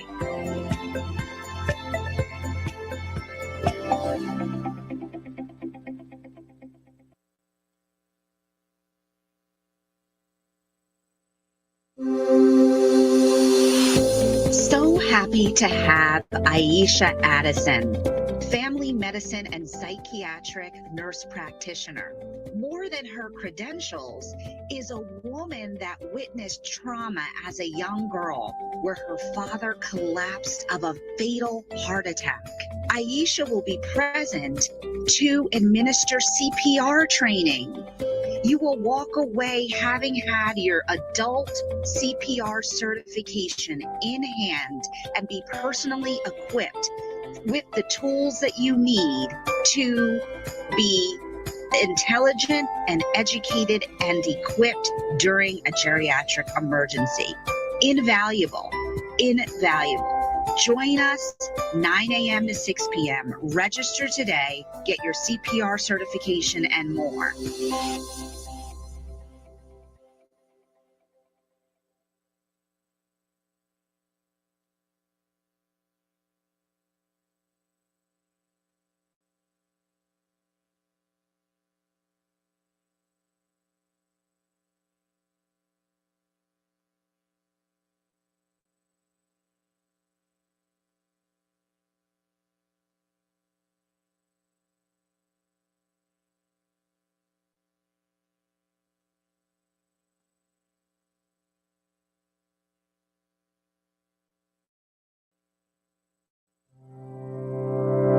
Join us and breathe. Inhale, exhale. We breathe, we become still. We sit with the expert in breathwork, Rich Mancuso, self-care breathwork expert, where we will learn breathwork as a technique for self-care. Join us 9 a.m. to 6 p.m.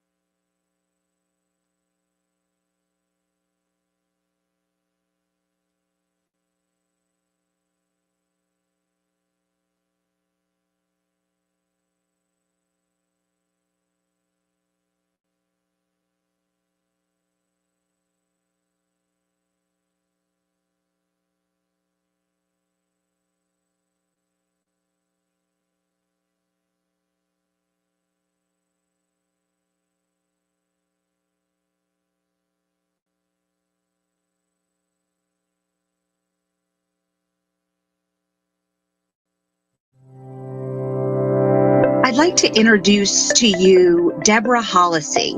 Deborah Hollisey is an author. She's a caregiver expert, author of the book Advocate for Mom and Dad. Check her out at advocateformomanddad.com. She will speak specifically to the relationship contract. Don't we all, as families, as colleagues, as friends, as neighbors in our respective communities, have to come together to understand the roles? How do we define caregiver roles? Who's the accountant in the family? Who can stand the sight of blood? Who has the temperament to bring the family together, to unify both family, medical staff, and patient? Who has the ability to best advocate for your loved one in times of stress? What if you're the only one? Listen in as Deborah comes to tell us how to define the relationship contract. Join us 9 a.m. to 6 p.m.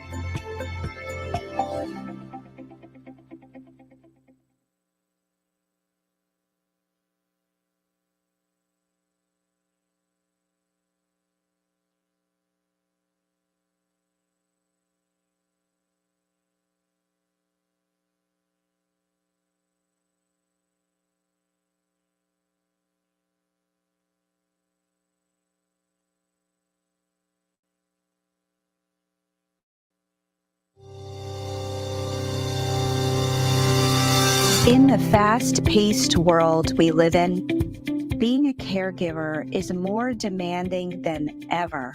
But what if there was a solution that could ease your burden? Introducing CareCab. CareCab is not just another ride-sharing service. Our drivers are vetted, trained, and certified in the care of the older adult person. They understand the intricacies of geriatric emergencies, recognize medical devices, and are equipped with the patience and demeanor needed for older adult persons. Our drivers undergo rigorous background checks and are trained in first aid and CPR, ensuring your loved ones are in safe hands. From everyday errands to critical medical appointments, CareCab is here to lift your day-to-day caregiver burden. Let CareCab be your ally in caregiving. Contact us today and experience the difference. CareCab, because caring starts with us.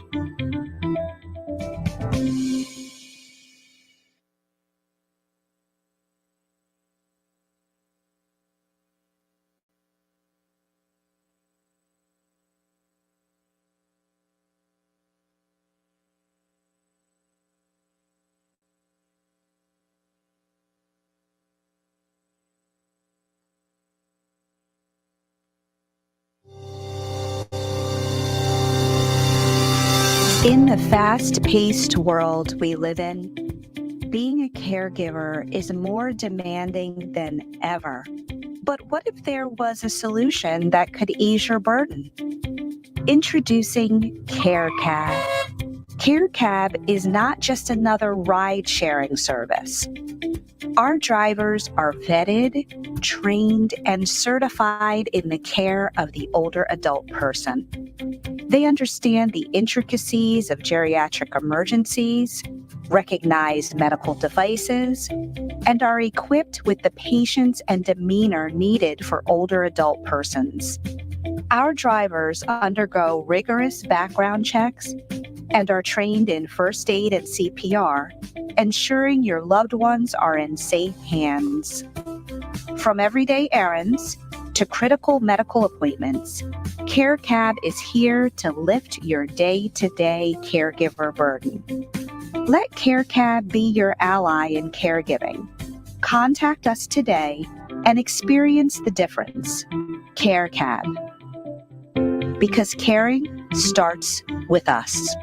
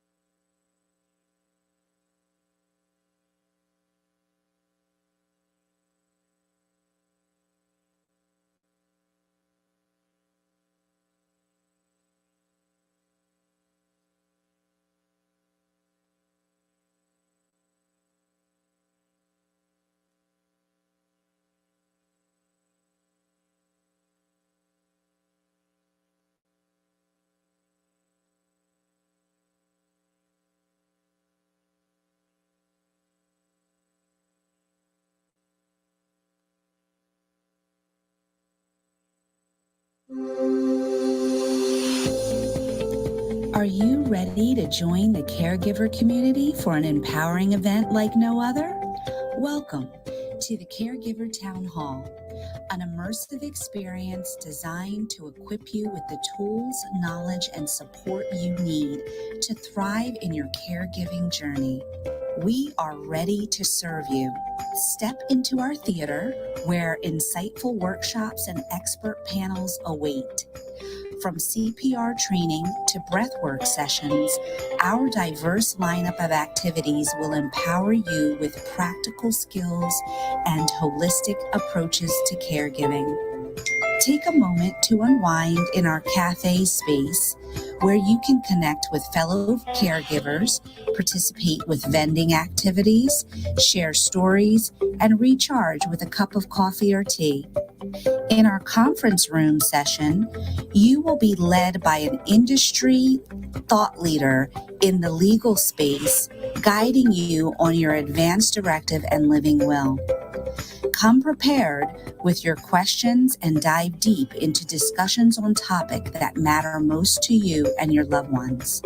Our general space is brimming with energy and camaraderie. From heartfelt conversations to meaningful connections, you'll find inspiration around every corner.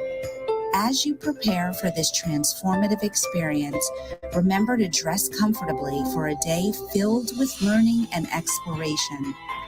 Be sure to come equipped with your questions for our expert speakers. They're here to guide and support you every step of the way. And don't forget to indulge in our continental breakfast and buffet lunch, complete with delicious vegan options to satisfy every palate. There are only 20 spots left. Secure your spot today and discover how to become an impactful caregiver. Don't miss out on this incredible opportunity to connect, learn, and grow.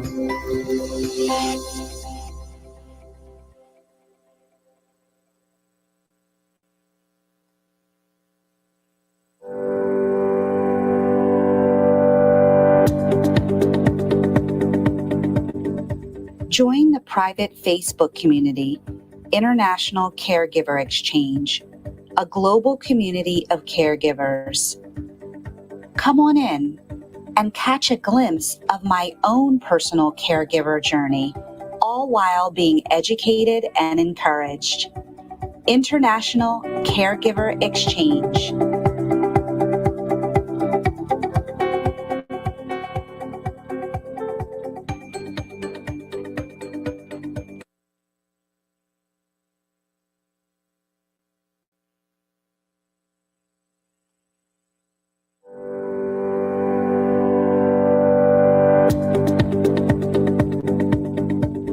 Interested in learning more about the Impactful Caregiving Affiliate Program? Reach out, connect at impactfulcaregiving.com.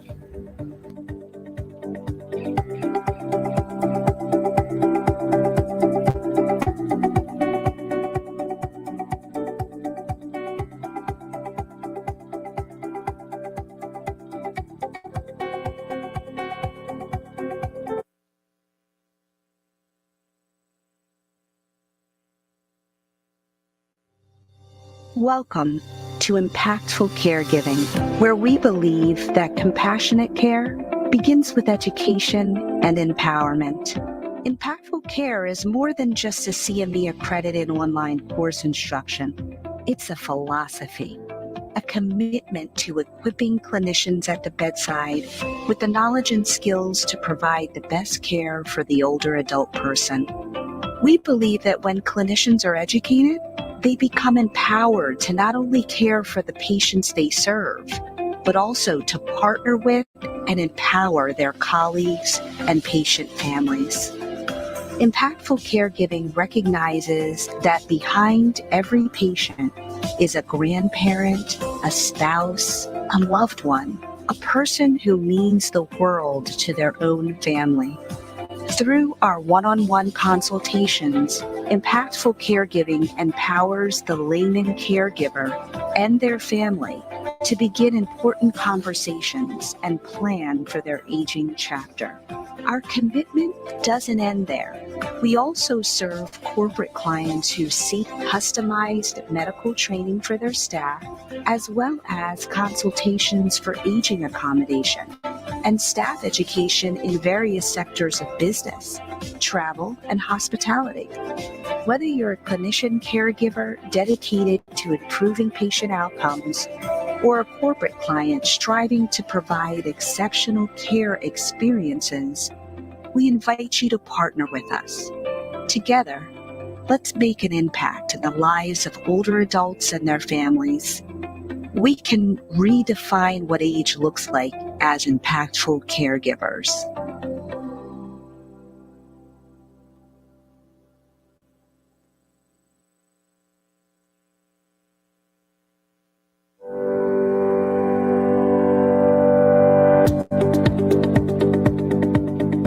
Let's go shopping. Check out impactfulcaregiving.store. There, you will find everything from assisted devices to comfort care items and even tech to support your aging loved one and relieve a little caregiver stress along the way.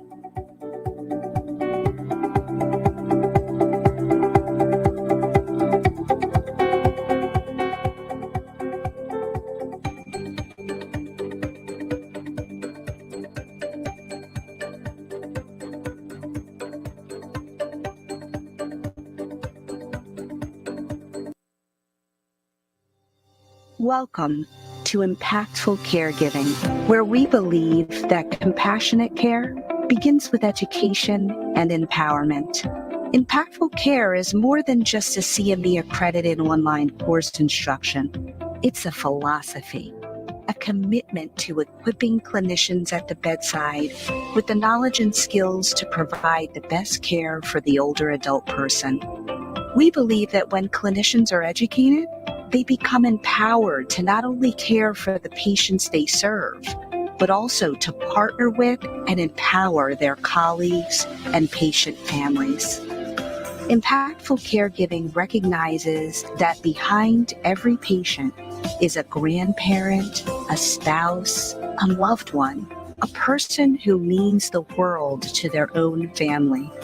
Through our one-on-one consultations, Impactful Caregiving empowers the layman caregiver and their family to begin important conversations and plan for their aging chapter.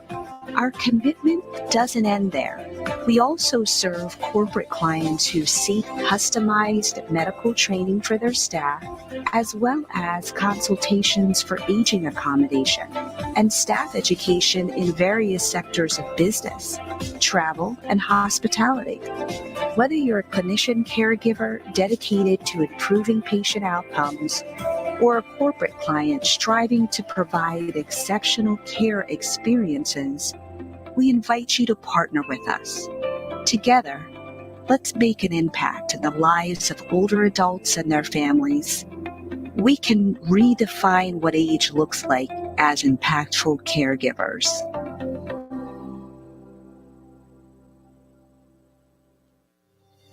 Welcome to Impactful Caregiving, where we believe that compassionate care begins with education and empowerment.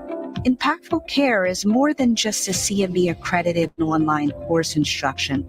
It's a philosophy, a commitment to equipping clinicians at the bedside with the knowledge and skills to provide the best care for the older adult person.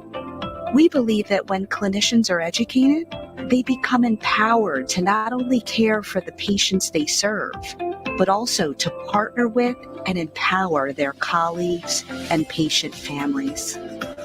Impactful caregiving recognizes that behind every patient is a grandparent, a spouse, a loved one, a person who means the world to their own family. Through our one-on-one consultations, Impactful Caregiving empowers the layman caregiver and their family to begin important conversations and plan for their aging chapter. Our commitment doesn't end there. We also serve corporate clients who seek customized medical training for their staff, as well as consultations for aging accommodation and staff education in various sectors of business, travel, and hospitality. Whether you're a clinician caregiver dedicated to improving patient outcomes or a corporate client striving to provide exceptional care experiences, we invite you to partner with us. Together, let's make an impact in the lives of older adults and their families. We can redefine what age looks like as impactful caregivers. Hi, everyone. So I just wanted to check in, interrupt my regularly scheduled programming to let you know that I wrote a book called The Work of My Mother's Hands, A Caregiver's Journey, From My Heart to Yours. As clinician caregivers, we're not only caregiving for your families, but we're caregiving for our own families. In my case, I'm caregiving for my mother, who's 88 years old, and she has vascular dementia. She herself has been a registered nurse and ultimately went on to become a registered nurse midwife during her career. And so I illustrate this mother-daughter bond and how, in hindsight, I realized throughout my life that my mother's concept of caring planted early seeds for me as I carry on her legacy in medicine. So check it out. The Work of My Mother's Hands, A Caregiver's Journey. It's on Amazon. Check out the link. Connect with me. Let me know what you think.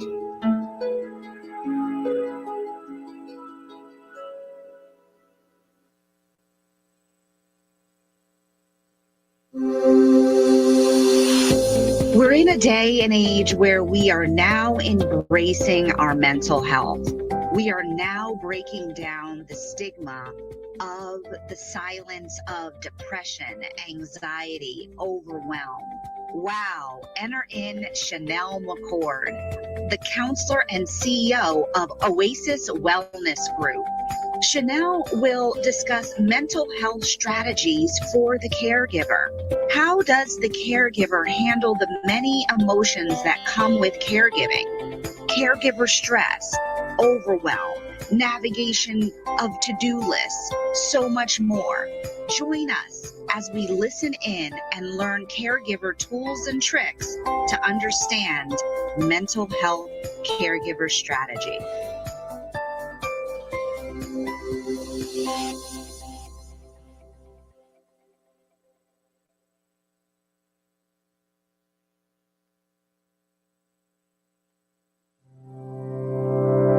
A day where we will come together to get our houses in order. My vision for this event is that not only will you be inspired and educated, but you will walk away with tangible items for your success during crisis. Enter in Dorian Morgan Esquire. Dorian Morgan, legal strategist, will come prepared to educate us on advanced directives, living will, power of attorney, customized unique to you and your own needs and wishes, with a notary on site to notarize your documents so that you can walk away with a folder in hand specifically unique to your family's needs, to the needs of your loved one, and yourself. Don't miss this important event where you will be given the opportunity to sit with legal. How valuable is this? To sit with a legal mastermind to develop documents unique to you. Join us 9 a.m. to 6 p.m. and register today.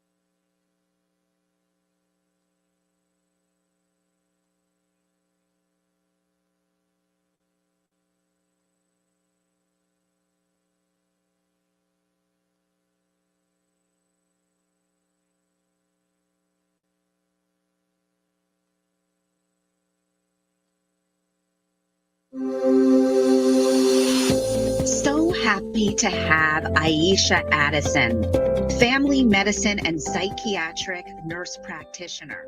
More than her credentials is a woman that witnessed trauma as a young girl where her father collapsed of a fatal heart attack. Aisha will be present to administer CPR training. You will walk away having had your adult CPR certification in hand and be personally equipped with the tools that you need to be intelligent and educated and equipped during a geriatric emergency. Invaluable. Join us 9 a.m. to 6 p.m. Register today, get your CPR certification and more.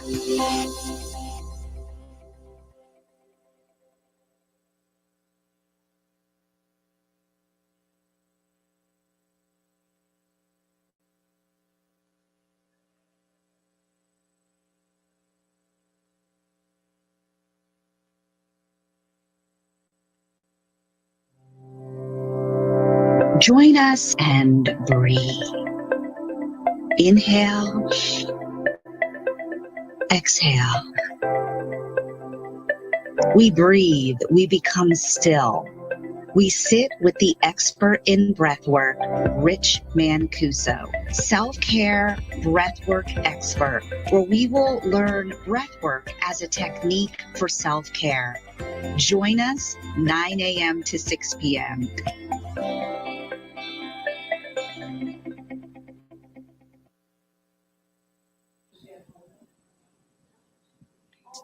Tell me more. We're live? Okay, we're live. We're back. We fueled our souls. We fellowshipped. We've networked. I'm told there's people from Arizona online, so shout out to Arizona. How you doing? Thank you so much. We are happy to be here. It's just been a heartwarming, fulfilling, educational day, and we're not done. We're just getting started. We're going to have many more of these types of events, so thankful. So, very important, we have a thought leader here. We have a legal thought leader that is transparent about his own caregiving experience and also can speak to the importance of documentation during this transitional time. Dorian Morgan, Esquire, is here with us today. Yes. To help us prepare our advance directives, living wills, to understand what the terminology is. And this transition speaks to ethics in medicine. You know, when you decide, no, do not resuscitate or do not intubate, like, what does that mean? What does that mean for your aging loved one, for your family, and so forth? So without further ado, Dorian Morgan, Esquire. Thank you so much. Thank you so much. I was going to say good morning. I think it's good afternoon at this point. Good afternoon. I first of all like to say thank you to Dr. Kipley Bell. Can we just put our hands together for Dr. Bell, who put this event together? I'd also like to thank Spring Hills right here in Cherry Hill. This facility is gorgeous.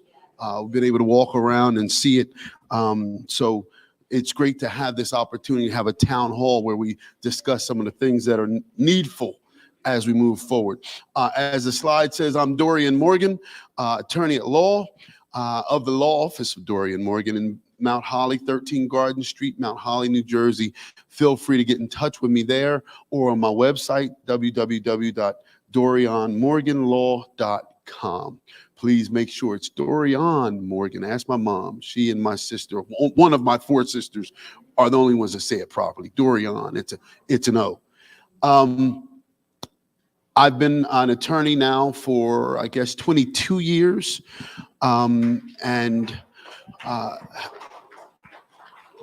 Generally do a lot of criminal work and municipal court work, but I also do estate planning. And over the last 5 years, it took off right before the pandemic, and then during the pandemic went through the roof. What we found during the pandemic was that so many people were not prepared, just not prepared.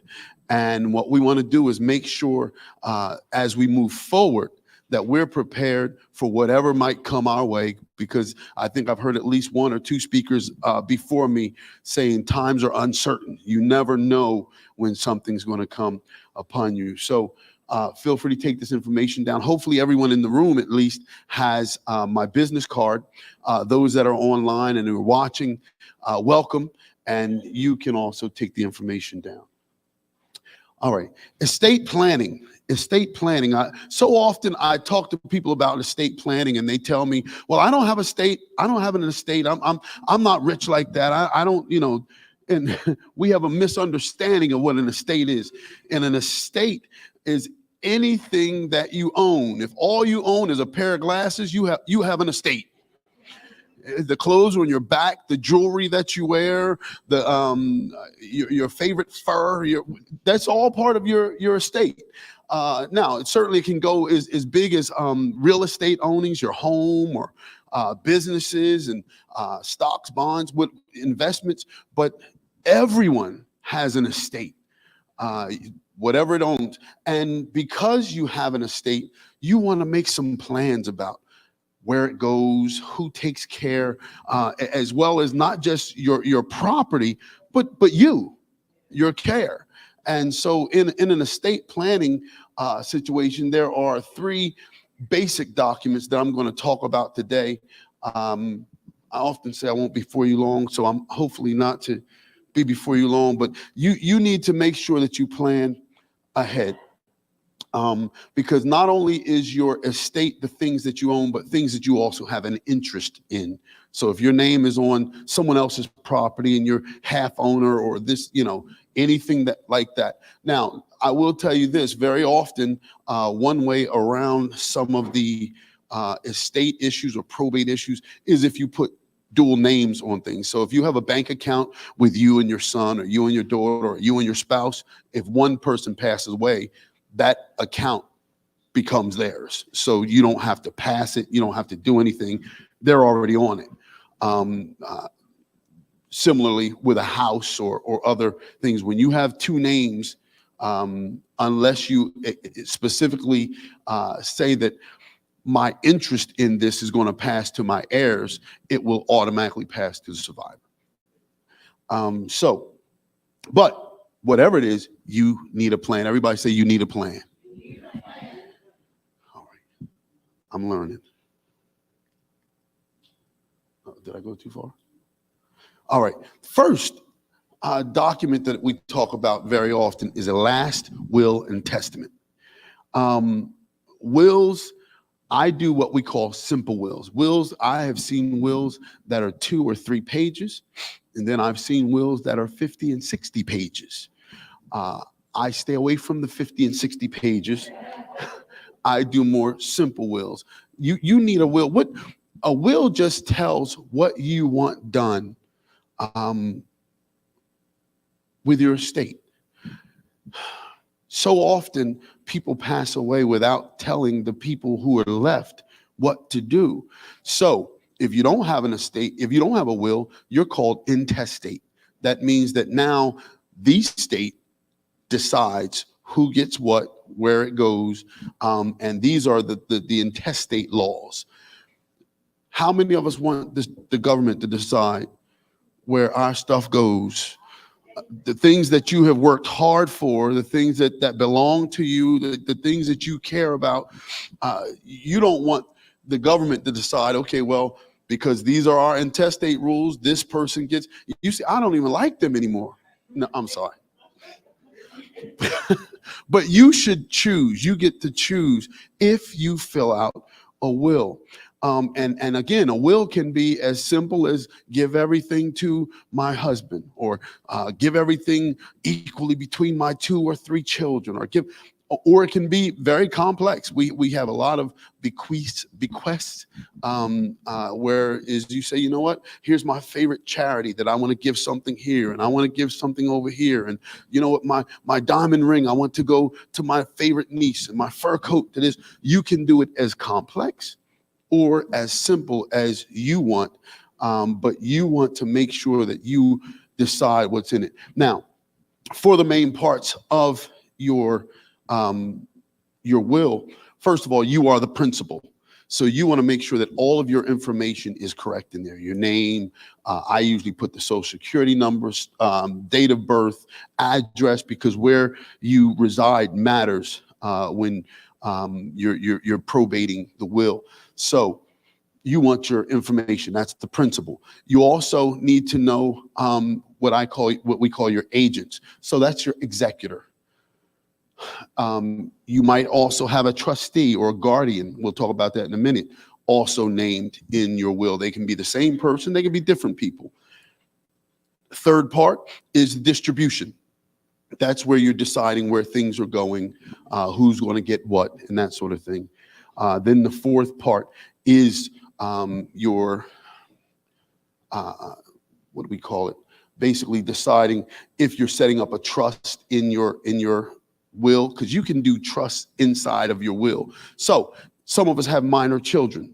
If you have minor children or you have grandchildren that you want to leave something to, very often you'll leave it in your will as a trust. Listen, anyone, and you'll name right in there the terms of the trust. So you'll say things like until they're 18, or I've seen people say 23 or 25, whatever you, in fact, one person said until they're 40. So they must, but you can put until they're certain age, or someone else had put down until they get married. And once they're married, then give them the balance of whatever's left. You know, you can put it, and you would name obviously a trustee who would handle the distribution of that trust. Also in that same section, guardianship is important. Again, if you have minor children, you want to make sure that in your will it says my child or children go to this person or these people to care for them should something happen to me. Because if not, again, very often the government will get involved and help decide where your children go. Or if you have incapacitated adults that you have responsibility for. So those are the four areas, the four main areas of your will. But you can certainly get an attorney, and there are some other areas that we can add if, you know, more specific to you, but those are the basics. Power of attorney. Boy, did this come up a lot during the pandemic.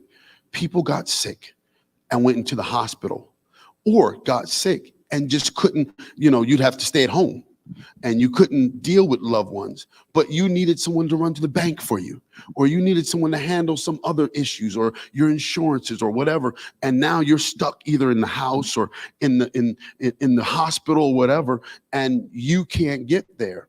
Well, a power of attorney will give someone the right basically to be you. You give them the legal right to do what you can do for yourself on a normal basis. And what happens is with a general durable power of attorney, as long as it's in place, you don't have to worry about, you can call them up. You don't even have to be sick to use it. If you just tired today and say, you know what, I need you to pick up the rent from the properties that I own. They can go over there and do that on your behalf, because they now have a power of attorney to represent you. So you want to have a power of attorney because you never know when you might need one.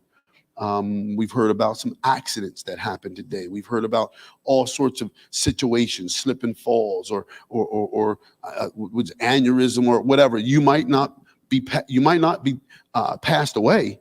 You might still be living, but just not able to handle your own affairs. So you want to have that in place.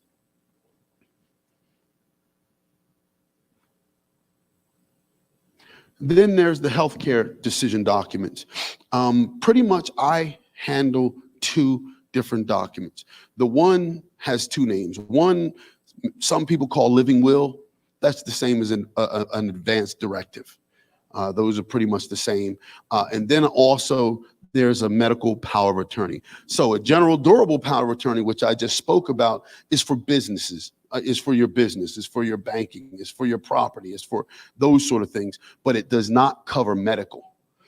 So you would have a separate medical power of attorney if you want. So what's the difference? Here's the difference. Do you want to make the decisions yourself, or do you want to elect a specific person to make those decisions for you? So some people say, you know what? I don't want to put that pressure on anyone else. I'm going to get ahead and do a living will advance directive, which says do not resuscitate, or I want pain medicine, or I don't want blood transfusions, or feeding tubes, or you get to decide for yourself ahead of time if you fall into these situations, how it's going to be handled. Whereas some people say, you know what, I don't even want to think about that. But listen, my daughter Susie knows exactly what I would do in pretty much every situation. So I'm just going to make her my medical power of attorney. And she would get named, and it would be in the form. I have both of those here today for those who are here today, so that we can make sure that you leave with either a medical power of attorney or an advance directive today. But that gives you an opportunity. Unfortunately, because so often, especially when you have 2 or 3 or 4 or 5 or 10 people that love you, something happens to you and decisions need to be made. And all of a sudden, everybody has an opinion, obviously. And this side is saying, well, mom wouldn't want this, to stay like this. So we're going to, discontinue. And the other side says, you better not unplug my mom. And I have seen good families fall apart in these situations. God forbid, and certainly married people. Well, I'm making decisions for my wife, and her parents might step in.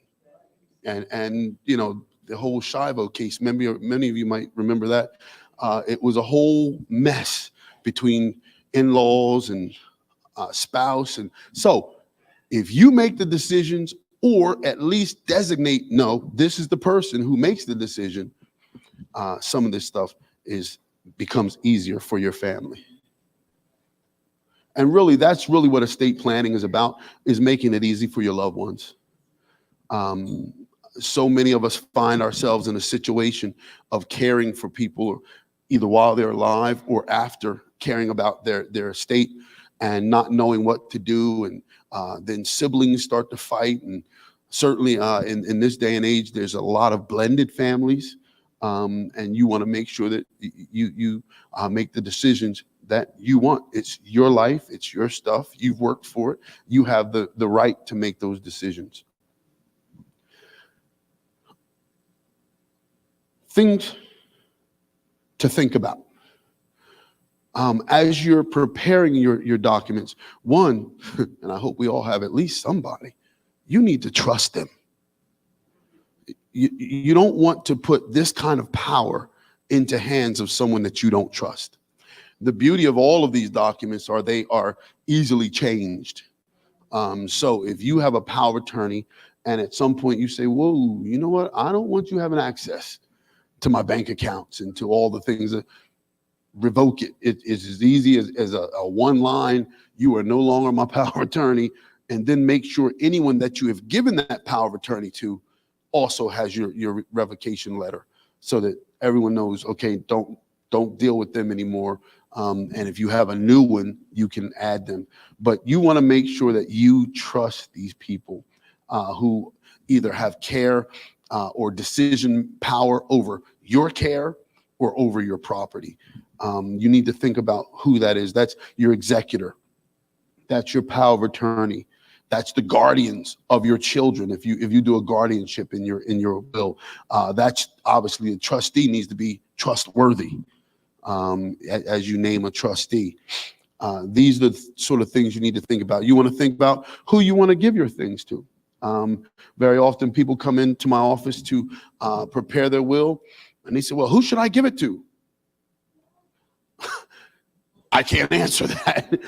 You need to think about that ahead of time and say, you know what? Little nephew Jojo has always talked about my fancy sports car, so I'm going to give him the Corvette. Or, whatever it is, you need to just think about it ahead of time. And so that when you come in, because your attorney, all we do is take down the information and put it into your will. We don't make up for you who you should give what to. And again, we've had it as simple as divide it up equally and let them decide. That's fine.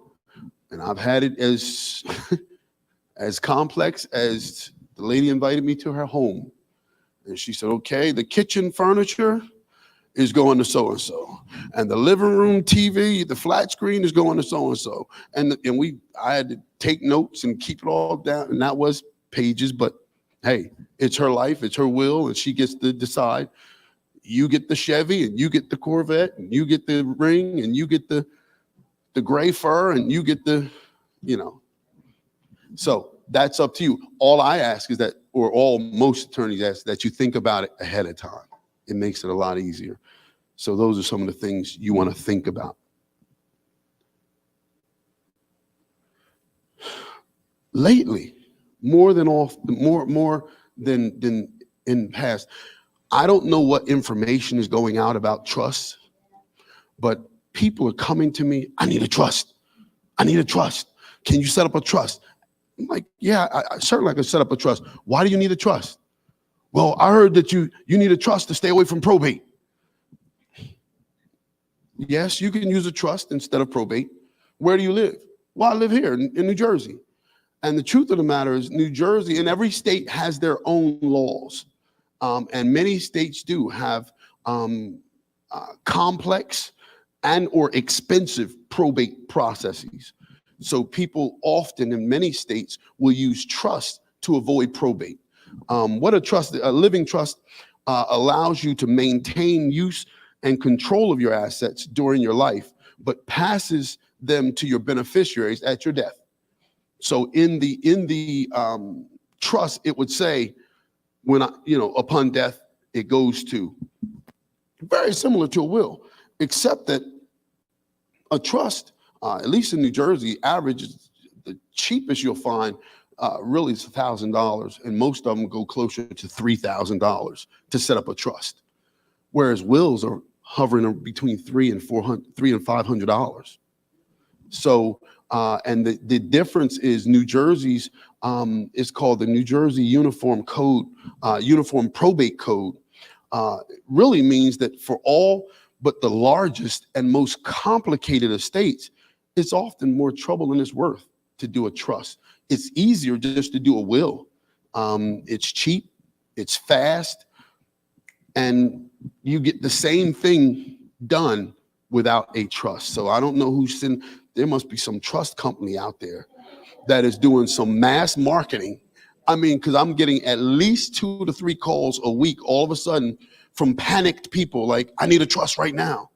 And I sit down, I talk to them and go over their situation. I'm like, I'll do a trust for you if you want, because we want to go on vacation. But the truth of the matter is what you want done is so much easier to do here and cheaper for you. So if you need a trust, we can do them. But for those of you who feel some sort of panic towards that, if you live in the state of New Jersey, now if you live outside of the state, you need to find out what your state's rules and laws are, and maybe trusts are much more beneficial for you. But in New Jersey, the truth of the matter is our probate process is really simple, quick, and cheap comparatively.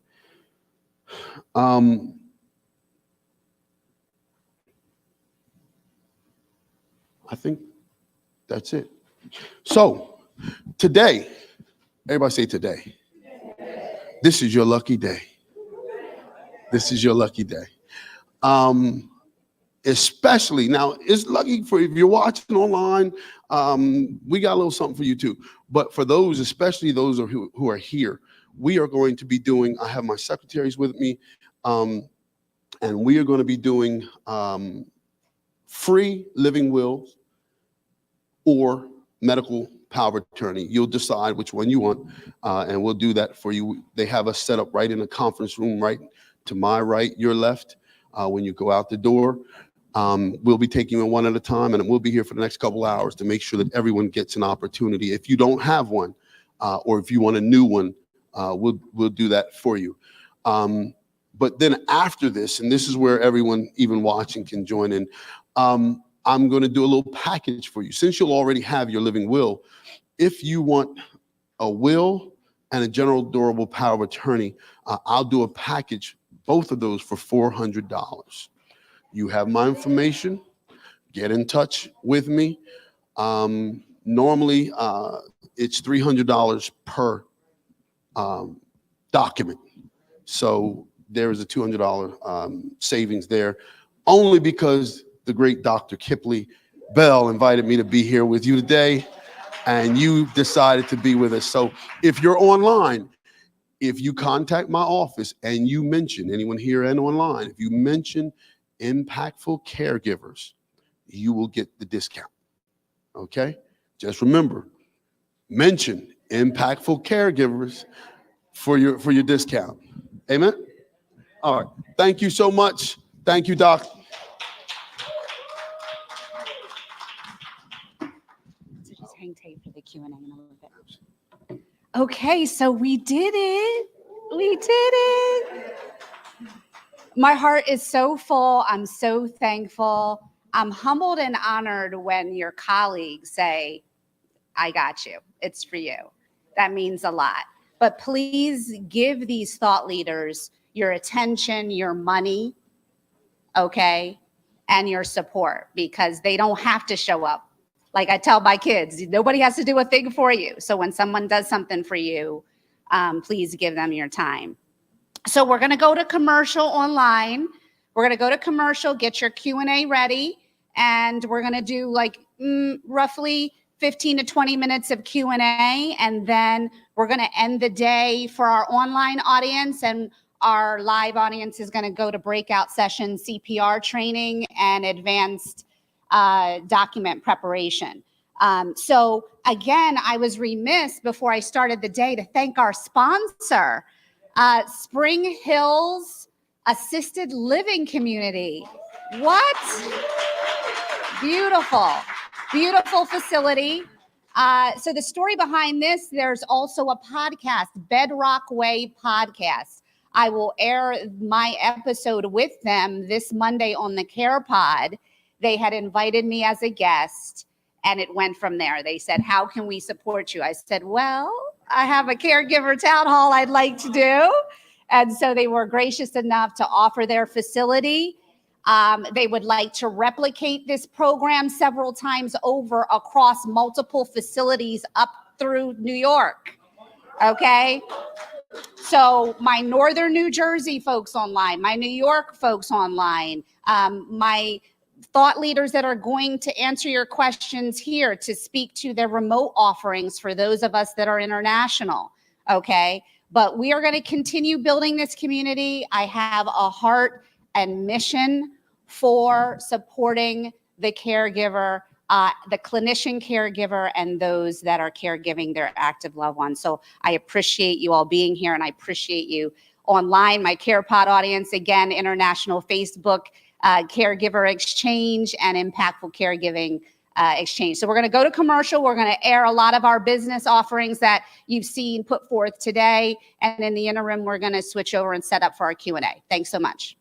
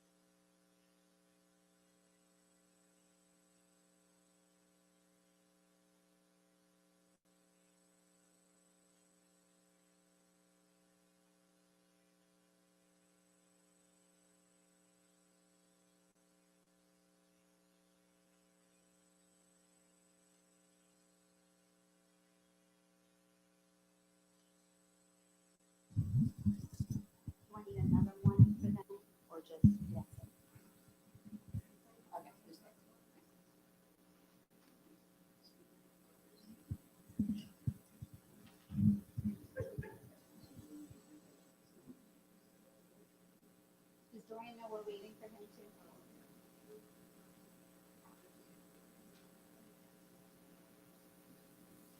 We're just waiting for Dorian and then we'll get started.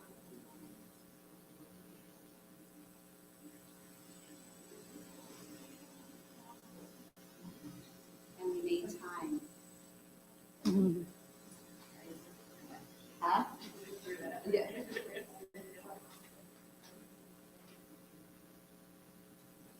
Is he coming, Jeff?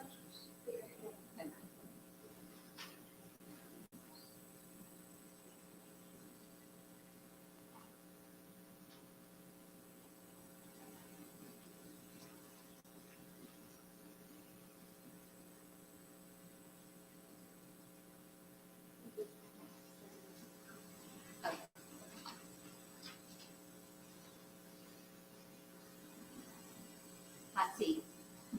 All right, Josh, we'll go live again. Just tell me when. All right, we're back in the house with our thought leaders. Again, thank you so much for joining me today with the Impactful Caregiving Caregiver Town Hall. I'm going to ask you each again to reintroduce yourself, speak to your offerings, bearing in mind that we have an international audience.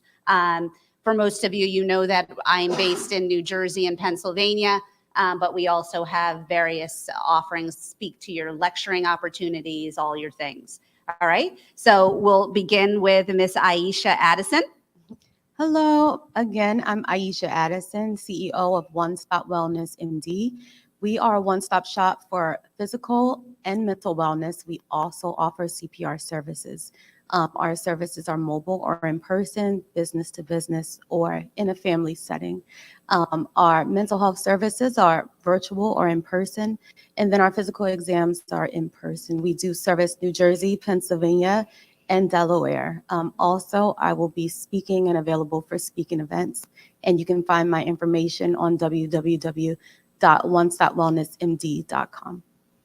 And Aisha, briefly, do you do remote classes online for CPR training? And if so, how does someone get their card thereafter? So the didactic can be remote. There's also a blended course that you can do, but you do have to do the physical component in person. Hi again, Deb Hallisey from Advocate for Mom and Dad. So the first thing I want to direct you to is my website, www.advocateformomanddad.com. There's lots of really good information out there for you. I do offer a free half-hour consulting, and at the top of the website, you can click on that. And I also do a lot of speaking and training on what I talked about. I have 4 different sessions based off of the intro that I did here: effective communications, emotion, the roller coaster of emotions, setting boundaries with everybody, and asking for and saying yes to help. And they can be done as a program of 4, or they can be done just one at a time. The 2 books are Caregiver Relationship Contract and a Relationship Contract for Dementia Caregivers. They're out on Amazon. I do have them here if you're interested in buying them, but you can get to them through Amazon. Just look up my name, Deborah, D-E-B-R-A, Hallisey, H-A-L-L-I-S-E-Y, or you can put in the title of the book and you'll find me.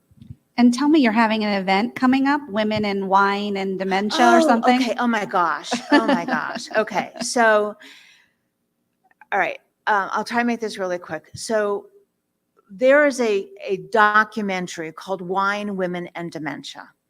And we are doing the last currently scheduled watch party April 10th at Silverwoods, which is in Toms River, which is kind of far from here. So maybe you and I will talk about when we could do another one down here. I will just tell you that a woman who, Kitty Norton, after she lost her mom, drove across country in a van to meet with the 5 families that were her touchstones via her blog. They tell their story, they sit down and they have wine, and it gets real.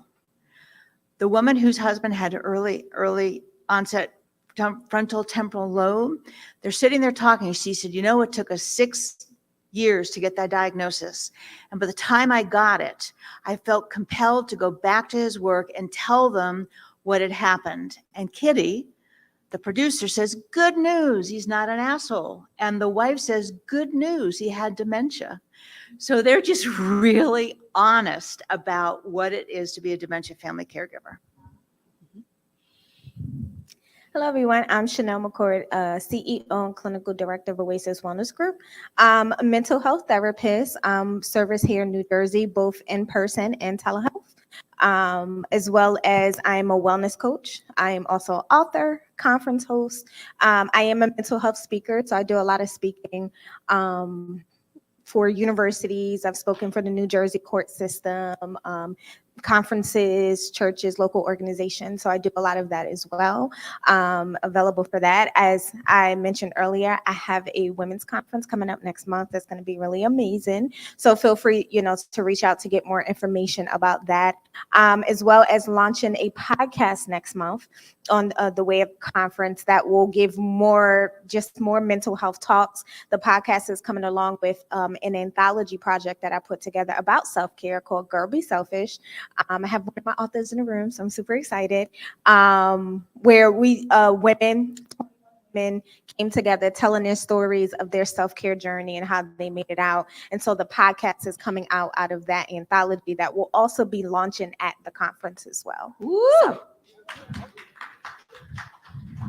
Again, I'm Dorian Morgan, solo practitioner of the law office of Dorian Morgan, 13 Garden Street, Mount Holly, New Jersey.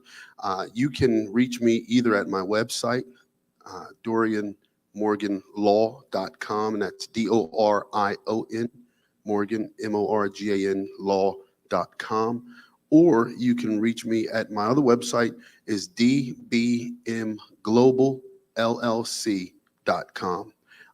At my law website, you'll get more of the legal information.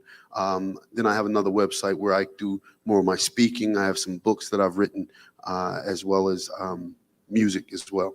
So you can reach me through any of those ways. Those who are here or those who are watching, I've put together an estate planning package, basic estate planning package, that if you contact my office and mention impactful caregivers, we will give you that package for will, power of attorney, and either a living will or a medical power of attorney. Beautiful.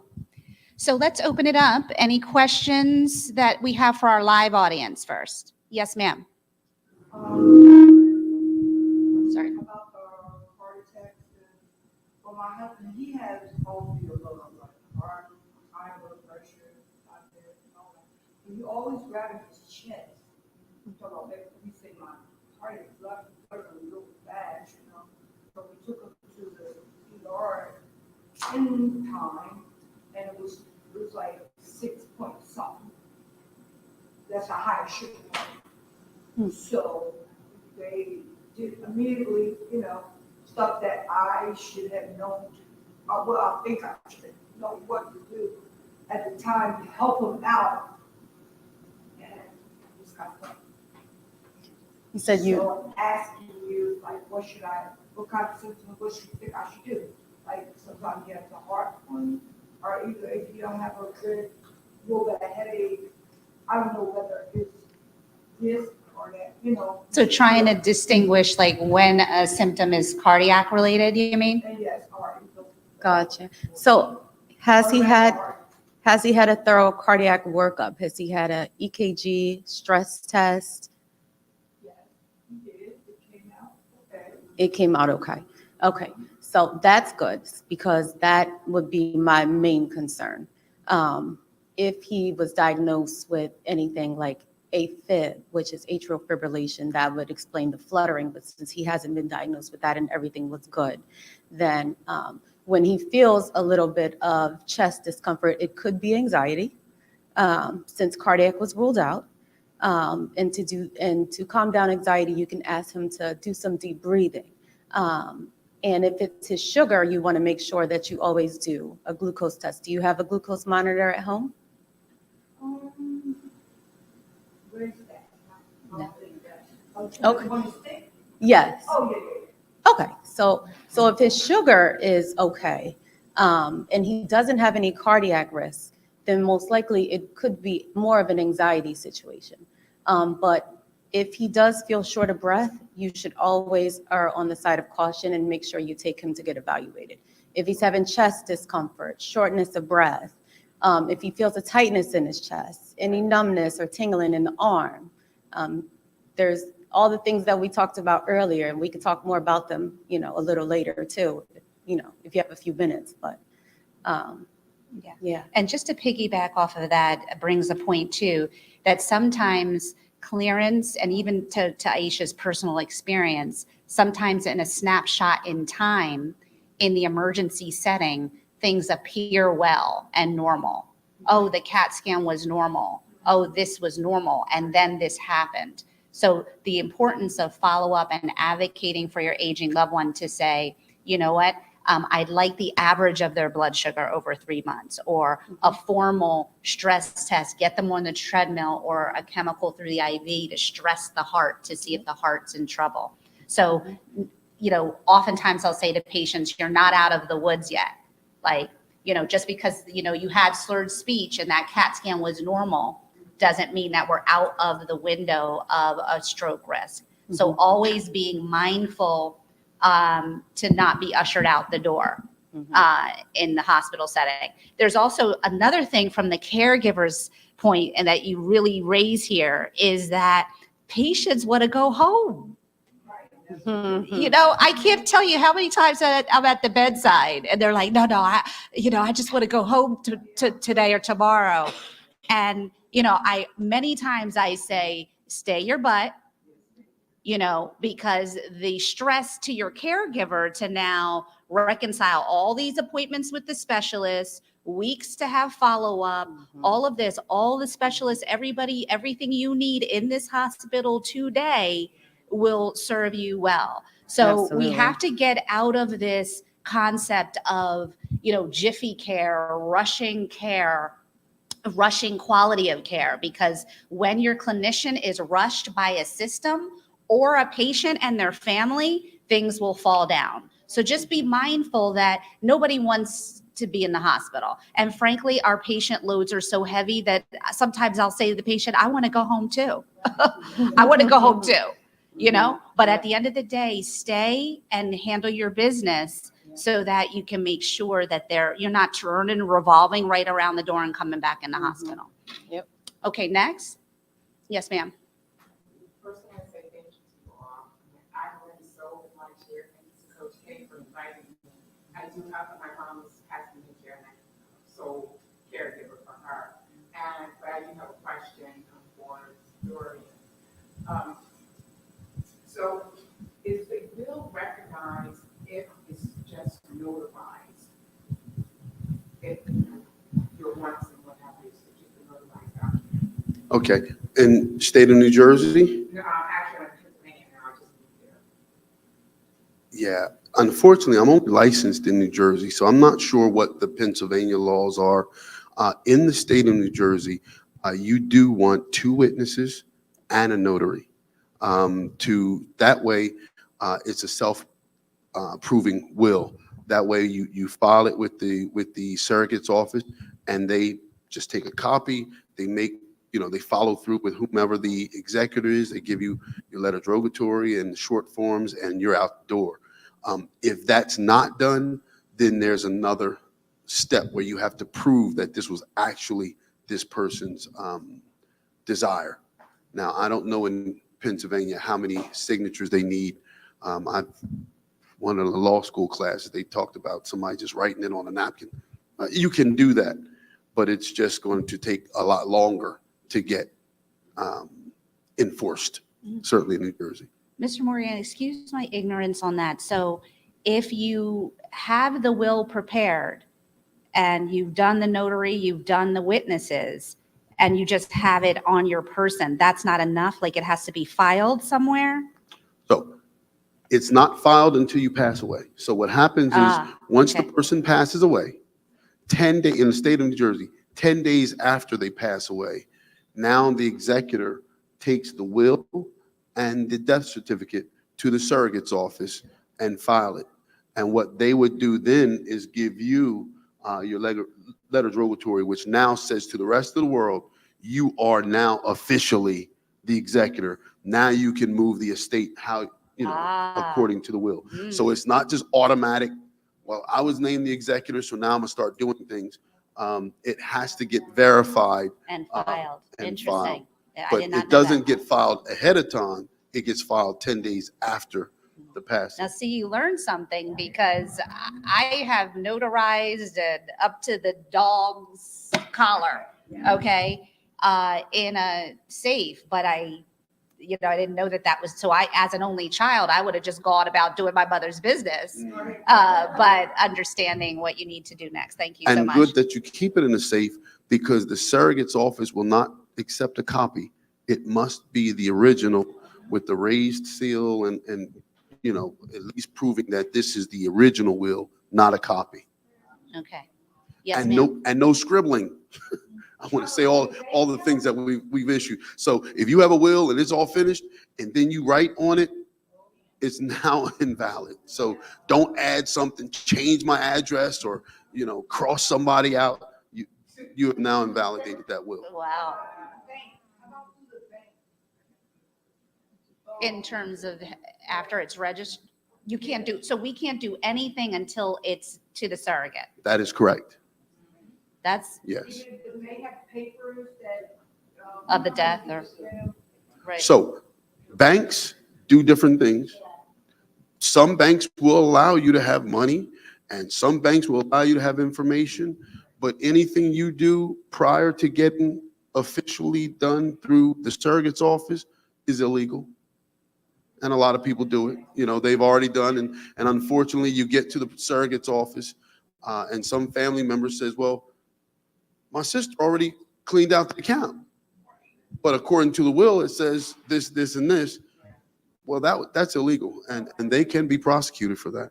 Wow. So, Yes, ma'am. Go ahead. This is about the trust, you saying, people call it, I get a lot of questions about that, so a lot of people want to get in trust. How does that, what's the So businesses are different. So if they have a business, or if you have properties that are under your business, then trust might make more sense for you. It would still be on a case-by-case basis. So I can't just say generally this is what happens. But now you're starting to talk about those areas where we now start saying, yeah, maybe you want to look into a trust. The question was, people have businesses and they're wondering how to pass their business. You can do that if you have an LLC. You can do that through your operating agreement. Or obviously, if you have a corporation, you can do it through the constitutional bylaws. There's different ways to do it. And depending on your entity, depending on the size of it, depending on if it's in several states, there's certain ways to handle it. So you definitely want to talk to an attorney about that. Yes, ma'am. Thank you.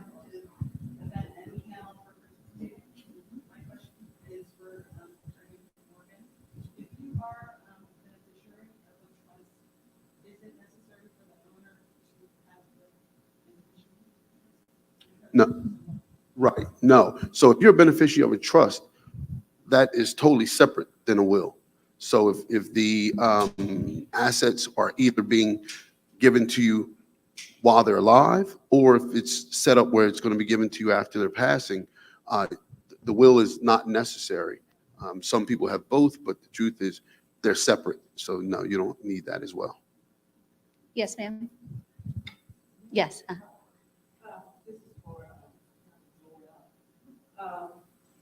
If you,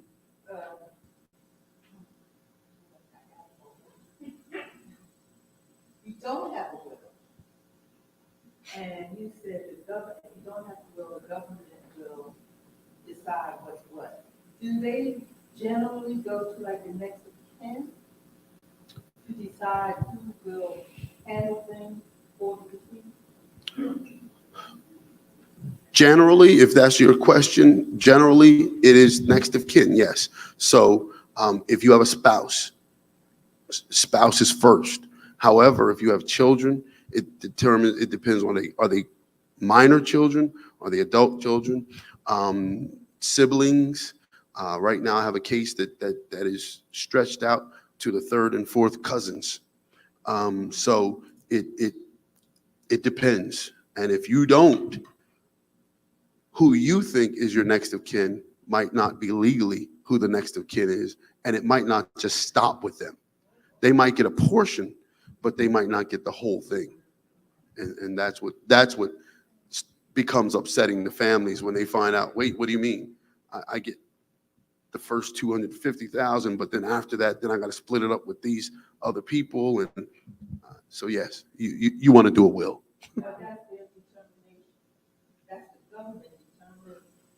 It's called the intestate laws of the state of New Jersey. Yes. Now, can you file, like, can you tell them, or put in for, can you like say something to the government, like, I'm the daughter and I think I should be the next of kin?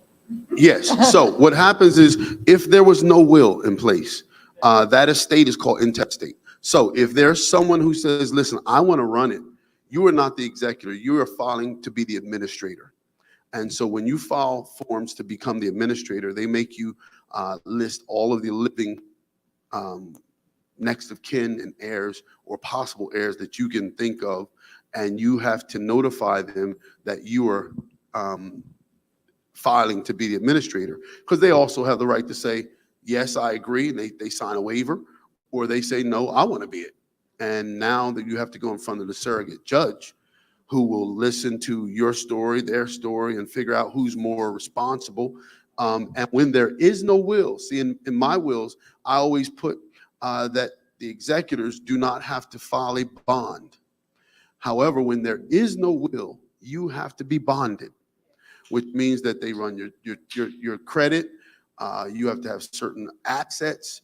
It's an insurance policy that if you mishandle these funds, the insurance company will pay the other heirs whatever they were supposed to get.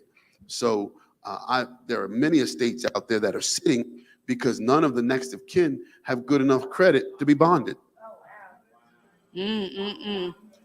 Going back to our financial house in order. Yeah. Okay, so we're at 2:05. I'm just going to see if there's any questions online, and then a couple more in the room, and then I'm just going to ask you to connect with the thought leaders offline so that we can move on about the rest of the sessions. But just to again shout out to Selah Technical Consultants. Yes, Selah Technical Consultants who have it's so when you're putting on an event to have complete peace, that it's going to be executed well and with integrity. So shout out to SelahTechnicalConsultants.com to get any services for those of you entrepreneurs in the audience or thought leaders that are putting on events. Consider them, if you're a larger entity friend of mine, to consider them as a sub-vendor to your larger event offering. So again, thank you. Any questions coming in from online at all? No, not now? Okay. All right. This lovely lady had a question here. Hi, to the attorney. First of all, thank everyone for giving us the knowledge. It was awesome. Sir, unfortunately, I had lost all my family, and I had to become the administrator of the estate. But when I went down to the sheriff's office, they told me because I was the only living survivor that I was considered under the orphanage law. And they made me not only administrator of the estate, but the sole heir of the estate. And there was not a will about it. Right. That's under the administration. And I mean, obviously under an intestate estate, you then have to prove that you are the only heir, only living person, and there's no one else. Unfortunately, I have a case right now where we thought that was the case, but then there was family from North Carolina, distant relatives that found out that this person had passed away. And now after the administrator had already started to distribute some of the estate, these people are showing up saying, no, now you owe me what you've already spent. So just, Now, how would they claim that unless they have a document? If there's no will, how can they claim what is theirs if there's no document? unfortunately, I won't say unfortunately, because it's people's business. So when you go and you file for administration, it triggers in the system that there is an estate. There are companies out there, most of them attorneys companies, that they get a list of all estates. So they look into it because they get paid from those family members that you didn't know about. So what happens is you're not looking because you just thought everybody's passed away. I'm the only one left. And you didn't know that there was a third cousin on dad's side. And once this attorney calls the third cousin on dad's side and say, hey, listen, your third cousin passed away and there's this amount that you can get. Do you want me to go after it? A lot of folks say, oh yeah, sure, sign me up. And now that attorney, case I have now, that attorney now has 8 that they are representing that we knew nothing about. So, and now with Ancestry.com and all the different things, they can find out generations of people. Do your will. Yeah, and ask Do the questions. your will. If you do your will, it does away with all of the questions. Yeah. Do the will. And ask the questions. Ask the questions. Yes. Ms. Hollisey had a comment, and then I'll get you. So, so have you guys ever heard of VA aid and attendant benefits? Okay, so if you haven't, let me explain it to you.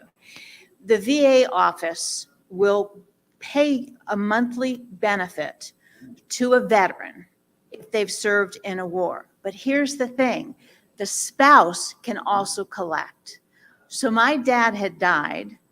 We applied for the VA aid and attendant benefit, and my mother wound up getting the money she lost, because like when she lost her money when she got my dad's Social Security. So if you are a spouse of someone who is a veteran, I urge you to look into it because it's a monthly pension. You know, it's fabulous. The other thing that surprised me that Dr. Doran is I was the POA and the executor. And as soon as my mom died, that POA was invalid, right? And so I didn't realize that initially, and they're like, no, you can't do anything about that. You have to wait the 10 days and all that good stuff. But I did just want to mention the VA aid and attendant benefits. It saved my mother's life. And when we did that, we created a trust, believe it or not, where all the insurance money went in. But in doing that, when I started Medicaid planning, it saved me, because all of that money was in that trust and Medicaid couldn't touch it. So that's a different kind of trust and something to think about. And New Jersey, there's a qualified income trust. So we did that for my mom as well. I swear to God, the worst thing I ever did was take off the daughter hat and put on the fiduciary hat to try and figure out all these finances. But a qualified income trust is where all my mother's income went into that trust, and it's designated for her care. You can take money off the top for her living expenses, but the rest is designated for her care. Again, you know, she died before we needed Medicaid, but she was going to outlive her money. So I had the QIT and the other trust in place. So it's hard to do, but you have just got to be realistic about finances. So is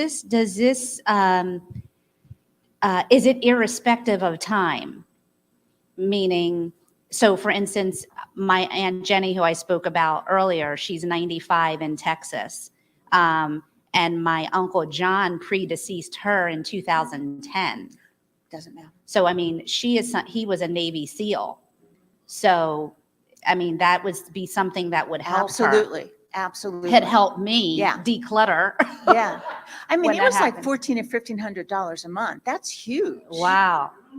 That's Wow. huge. Okay. I'm sorry. Go ahead, ma'am. Yeah. Go ahead, Marla. So, good question. And first of all, I want to say thank you to Dr. Kimball. Thank you. Thank you to the panelists because you shared quite a bit of information that I needed. But my question was initially for Chanel, but it could be for Chanel or Deb. We live in this wonderful state called New Jersey, but they really are not offering much to those who are on Medicare and not Medicaid. And so as a caregiver, I am trying to find any and every avenue possible to get paid as caregiver to my parents rather than taking the money out of their pockets. It hurts to my heart for my parents to have to pay me to be their caregiver, but that's my sole income because I'm no longer working a job. I'm taking care of my parents. And so I'm just wondering if there's any help out here in New Jersey for a person in my position where they're not on Medicaid, but on Medicare.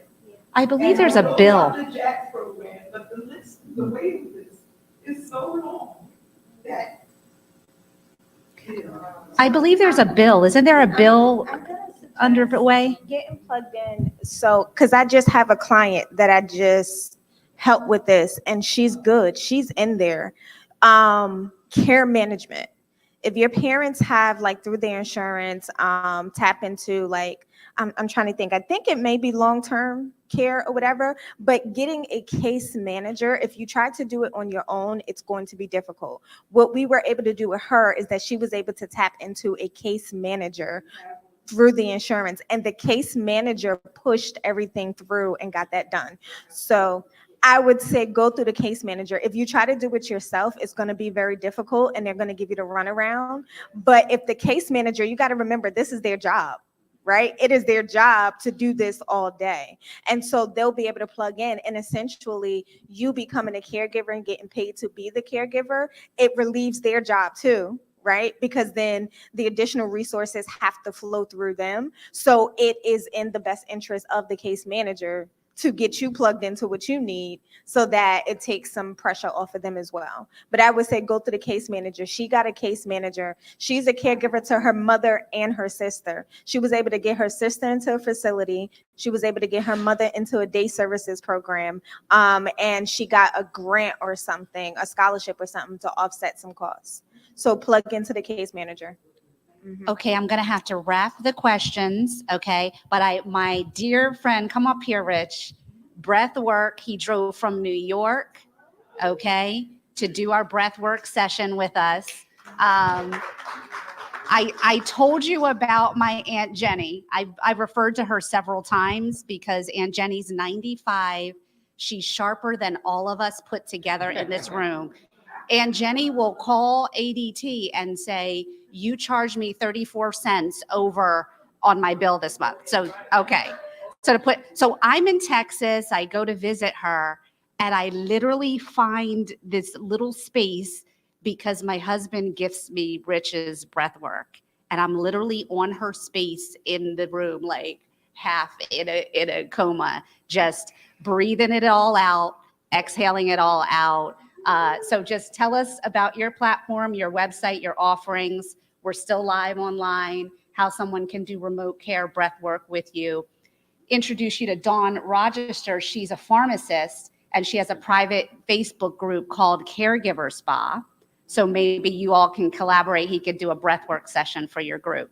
But go ahead, Rich. Okay. Not to put you on the spot. Thank you, Kim. That was a quick ride, hour and a half. Yeah, bsrnow.com. That's my website. So there's a whole bunch of information there. I do online classes for those who, aren't around New York City. I do workshops and corporate events like this and one-on-one work. And the one-on-one work works through Zoom just as well as it does in person.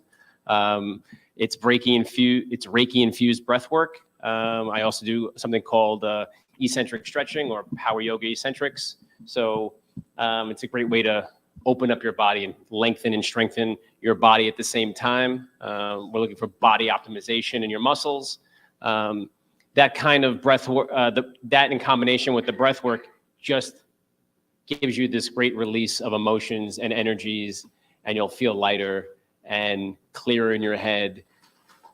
It has changed my life. Personally, I do this every day, meaning I do the actual breath work every day. I don't just teach it. I'm a walking example. I'm the laboratory. So if you're doing it and I'm teaching it, I've done it, and I've done it a lot. And I'm always trying to raise my vibration. I mean, that's essentially what I look for in my workouts, in my people I hang out with. I'm always looking for that kind of energy. I'm an energy, what's a good word? Yeah.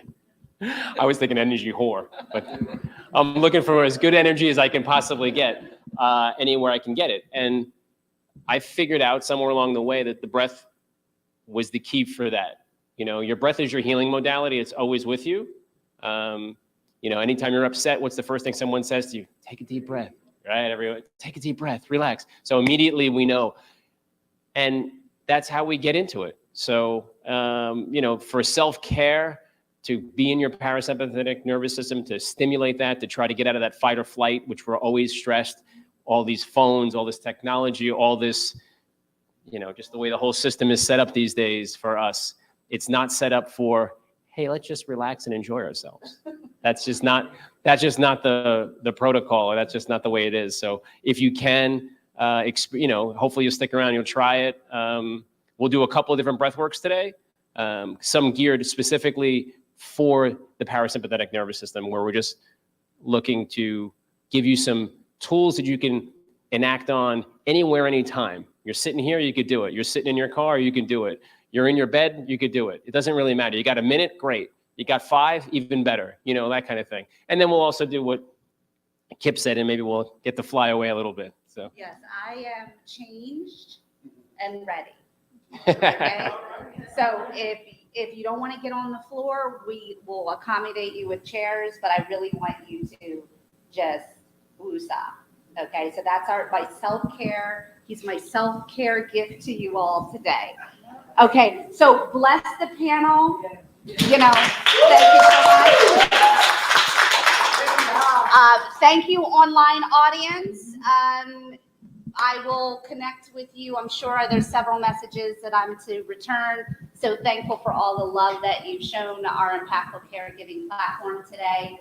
We're going to usher offline now to bring off to CPR session and advanced document preparedness. And then Rich is going to take us out. All right. I believe they have put some snacks over. Now, so who's going to CPR right now? Okay, so those of you follow Aisha to CPR, and then any advanced document preparedness. Okay, so you can head over. The conference room is literally right next door. And then anyone else can hang out with snacks and so forth till breath work. Yeah. Okay, let me know if I need anything. Thank you so much.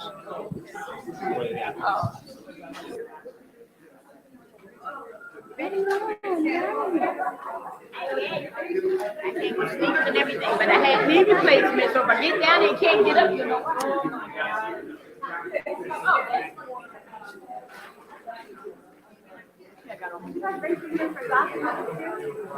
Yes, no, I'm going home. Because I've already been taking them. I've been there. I can exclude some people. When you get slapped in the face, the only other is my mom and this cousin. Then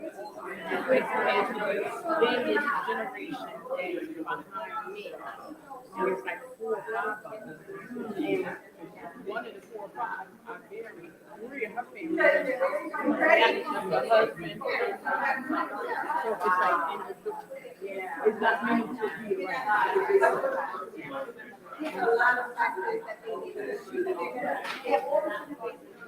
Oh, okay.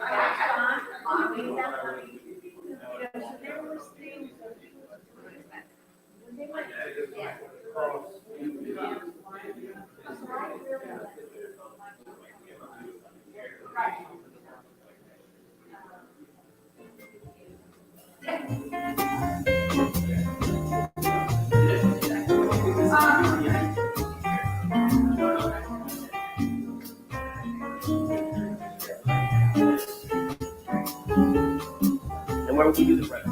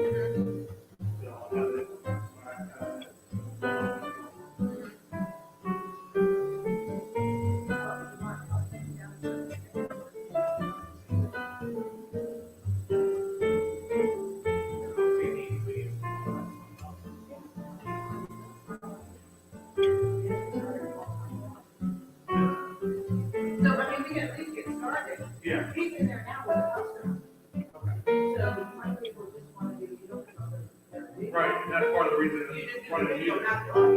So while you're here, I'm gonna swim there once I get.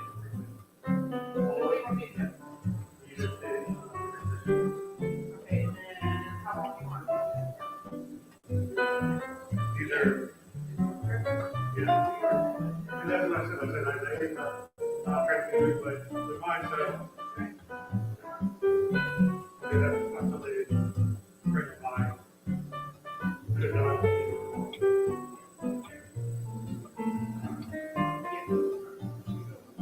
Okay, and then is it transition, I'll come back, we'll go through the transition again? Yeah, and I'll go back to whatever slides are on.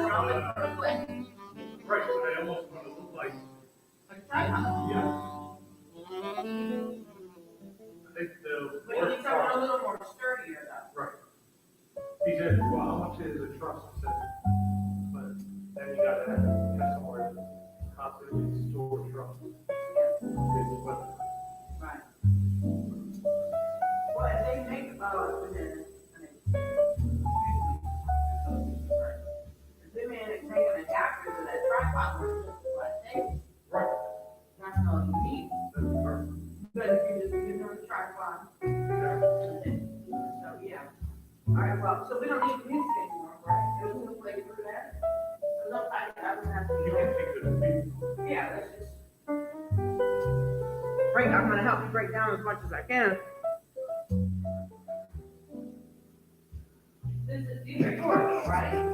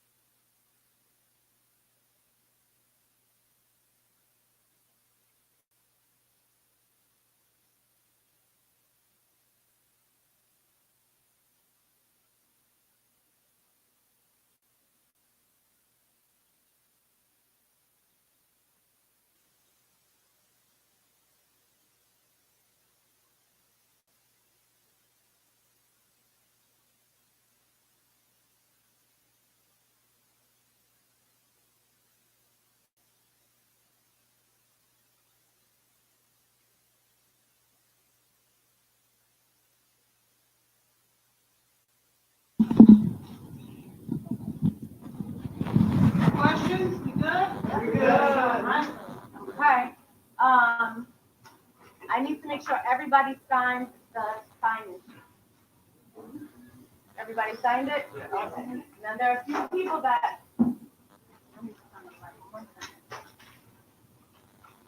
There are a few people that I know weren't able to do the compression on the floor, things of those, you know, we still got the education, like you said, right?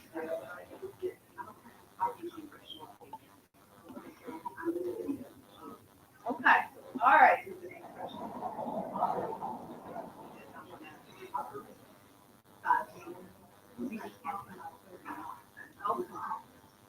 Okay, all right. Everybody feel comfortable. Does everybody feel like if somebody, their family member, their loved one, that's on the floor, you have some idea what to do? Good. Okay. Very important. This is really, really important information. Okay. Our cards are over there. There's also masks on the table that you can put on your keychain, just like the one you guys used today. Okay. Well, if you walk by my table, you might see the mask.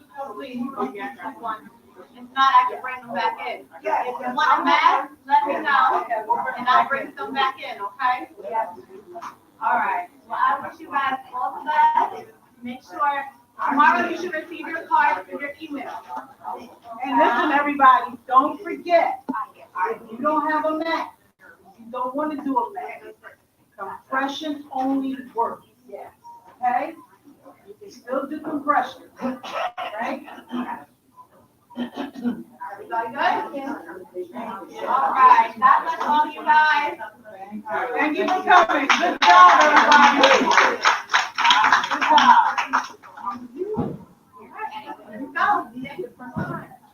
I'm gonna go. Well, how many people need a mask? Two. Okay. If they go on to this, it's coming through the email, right? How do you get a card? It's an electronic card, and you just print it out.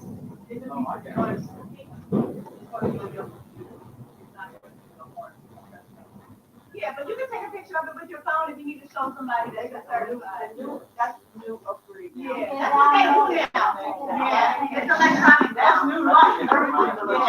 Yeah. Method matching that's used. Yeah. For the breath, for the breathing. Well, you get the card. And they're good Now, for it's gonna be the card. 2 years. Yeah, I'm just gonna go grab the mask from Levelman's mask. I'll be right back, okay?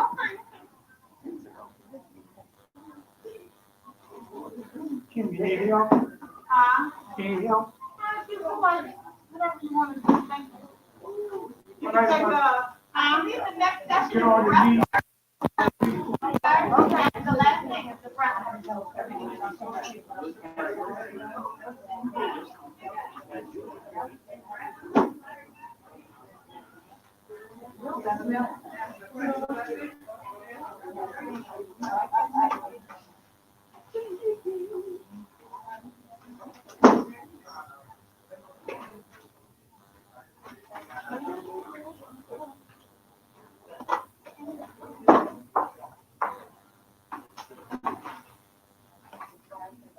Take the jacket off. Is the jacket off? Yeah.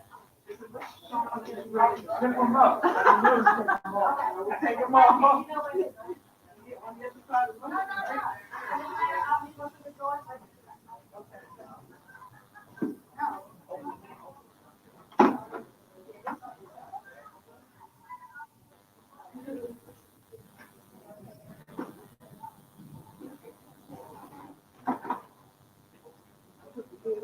It's okay.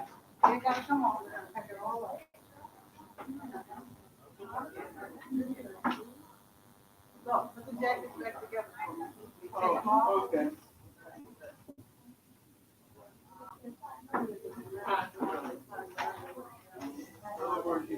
Zip the jacket back up.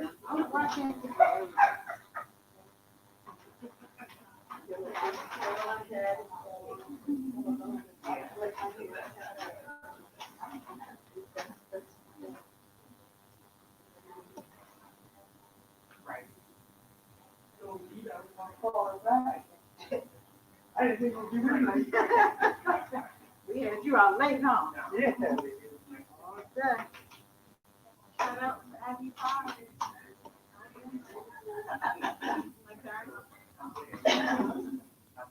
Roll Tide.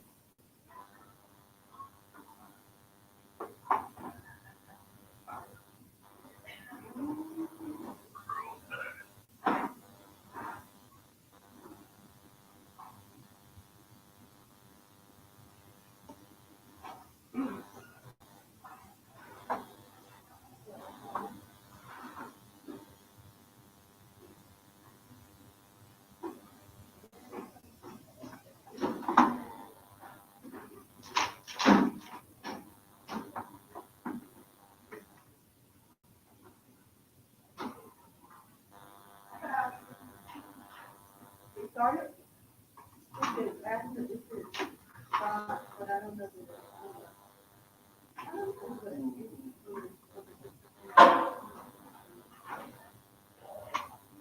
All right. You got your mask? Your mask? Camera guy. Okay? I'll steal one from you. There you go. Thank you. You're welcome. You got one camera. There you go. You're welcome. Got one? Yes, I have. Okay, you want to give it that one? Thank you.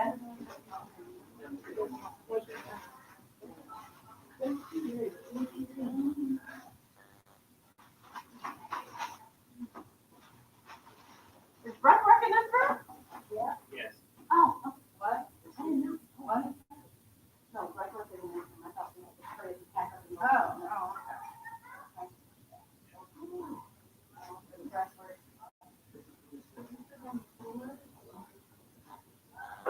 I would say in the beginning, whatever's going to make you most comfortable.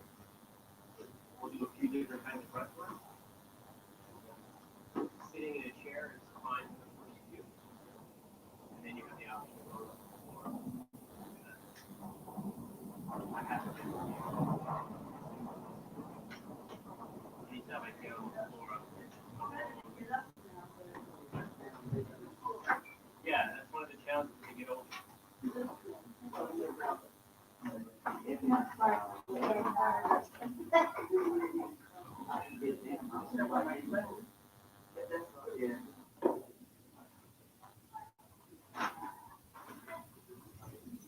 So what I find a lot with breath work in general is we don't really know how to breathe properly. We don't know how to use our full diaphragm. So I like to teach them, they call it a 3-part breath. And literally it's breathe into your belly, you breathe into your ribs, you breathe into your chest. But we start with the belly. So if you want, just put one hand on your belly, keep your eyes closed, you're focused right in between your eyebrows, that space.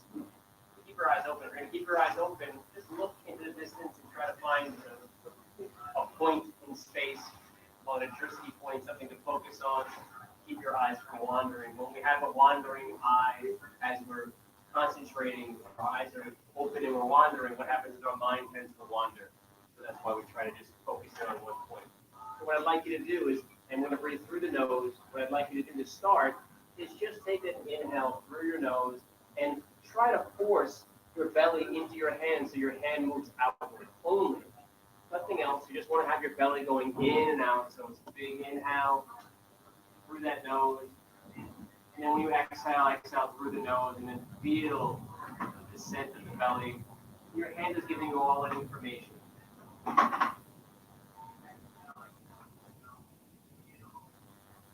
You and go slow with the breath. You're not in a rush. There's so much room in that lower diaphragm. Envision the air coming in.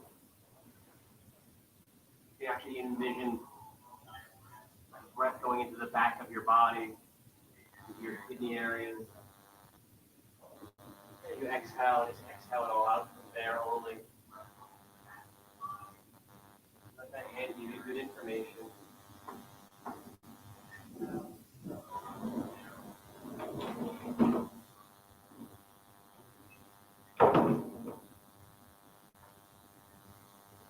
From here, on your ribs. So just bring them out to your sides, put them on your sides. And from here, no more belly breathing. Just try to breathe into the rib cage and feel the rib cage expand into your hands. And exhale only from the ribs. Feel the ribs contract. Again, we'll take a big inhale into the ribs only. Let them descend and contract. Again, everything's through the nose, your eyes are closed, your focus is your eyebrow center.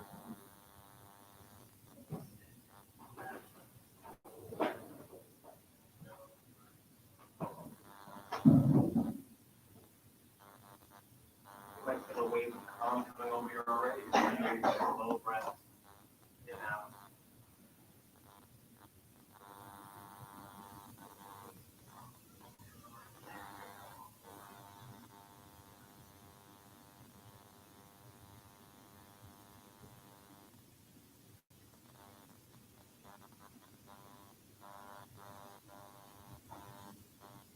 Move your hands to your clavicle area, your chest. Now we're just going to breathe where most of us normally breathe, just in the upper chest only. So we're going to bypass the belly, we're going to bypass the ribs, and just feel the intuition. Feel your chest go out and up into your hands, and then exhale from there. You know, all this is through the nose, your mouth is closed.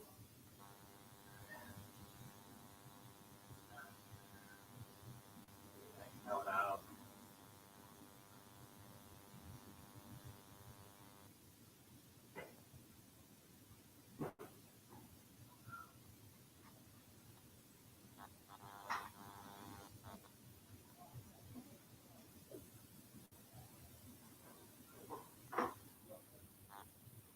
Your mind wanders away, just bring it back. That's the practice of meditation. Mind is always to wander. Our goal is to bring back to the present moment. To attach to the breath, focus on the breath. Feel the upper chest expand. Right. We did the fun part, we put it all together. So what we want to do is put your hand on your belly. We're going to go to the belly. We're going to inhale as much of the belly as we can. And then we're going to move it to the wrist. And then we're going to continue our inhale into the chest. 1, 2, 3. And just like the ladder, when you go up the ladder, then when you exhale from the top part, from the chest first, then the wrist, then the belly.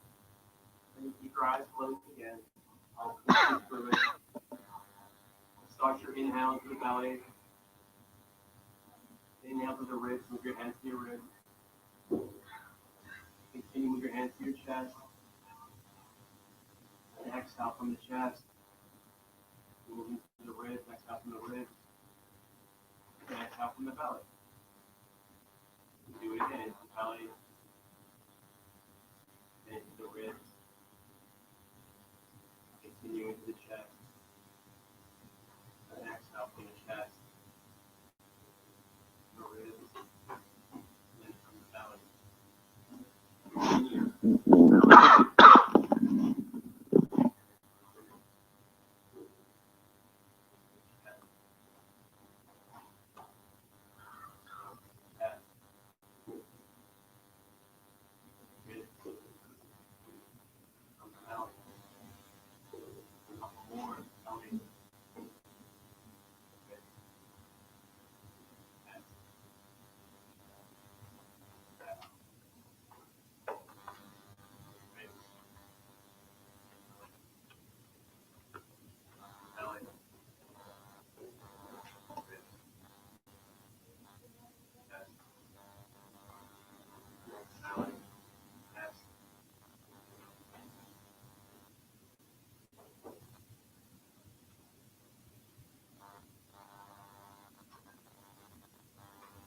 Move back in, present moment.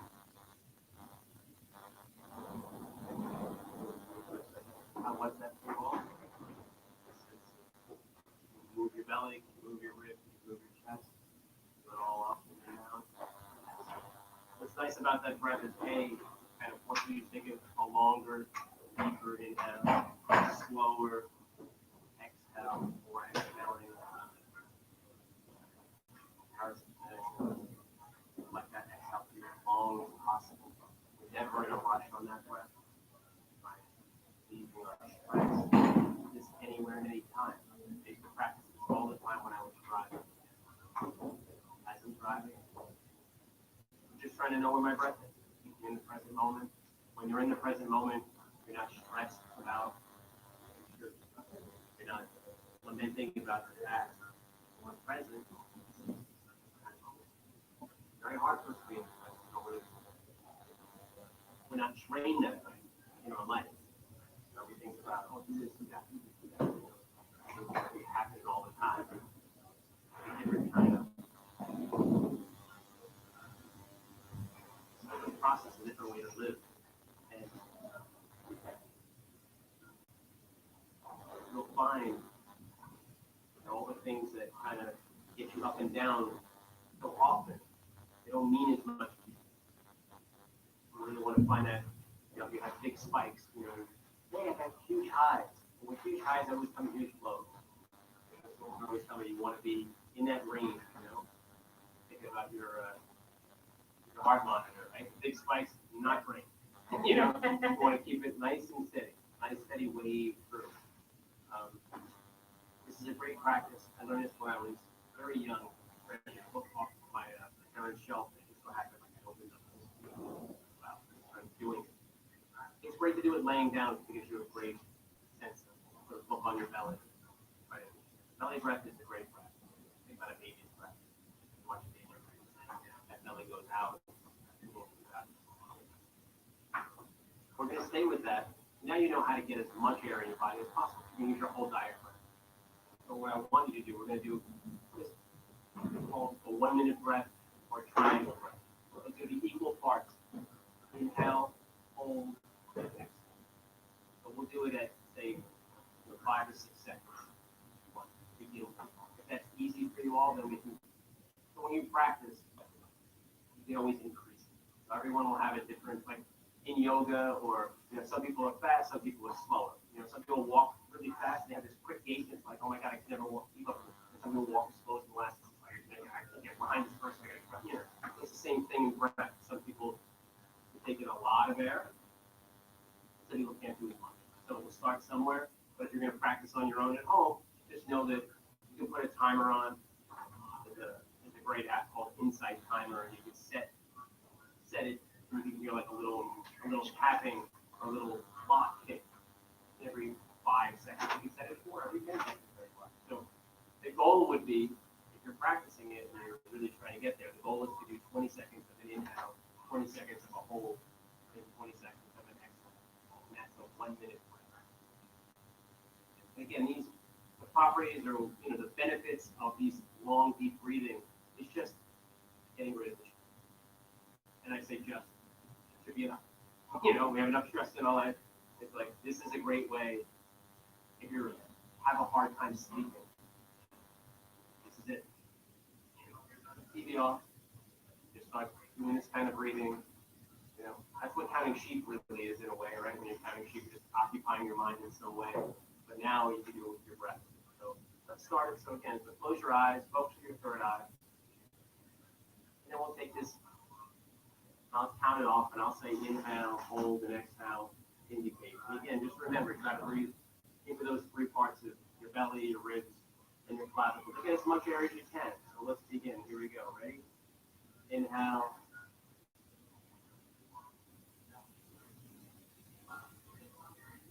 Hold.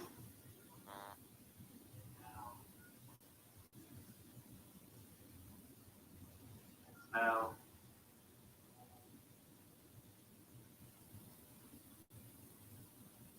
Inhale.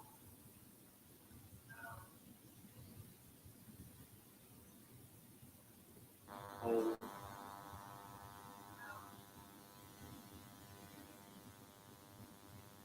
Exhale.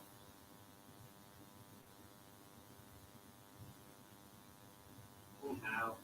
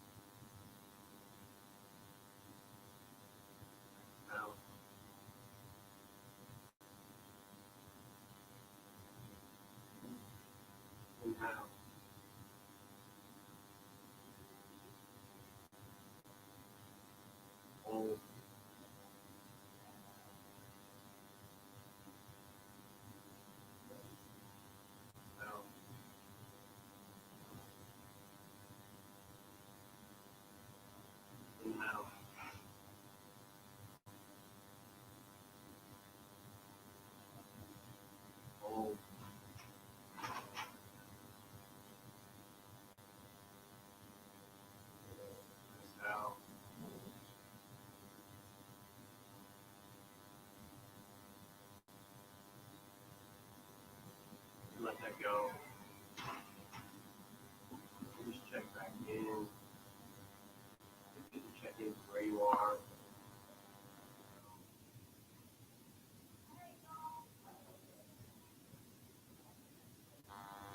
Is that hard for anyone or easy?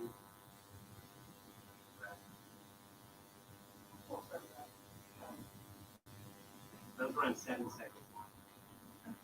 So then you would practice at 5. You know, because again, we're trying to get into the parasympathetic nervous system. We're not trying to. Not in my most comfortable. Yeah, that's possible. But I would say that, you know, if it's hard for you by struggling with it, by thinking you're sympathetic.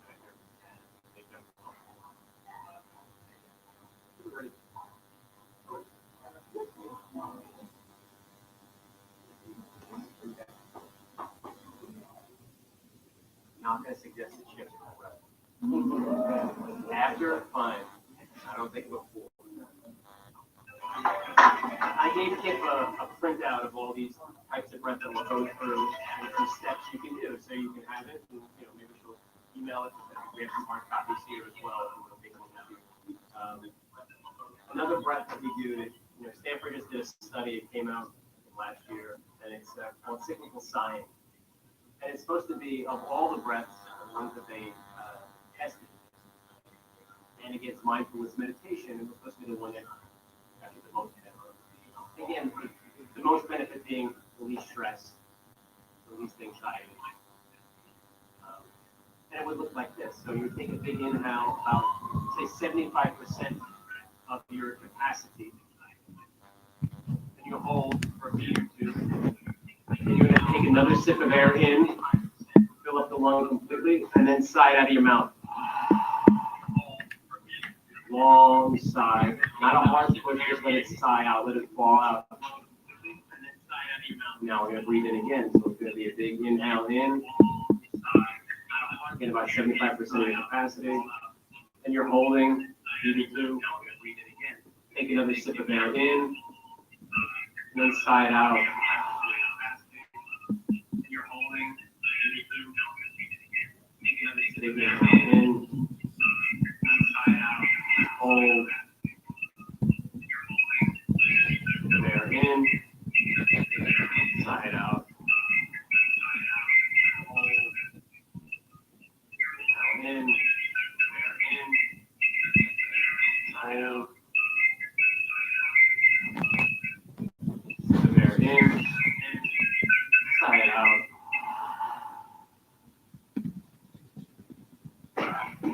Another big inhale in, hold,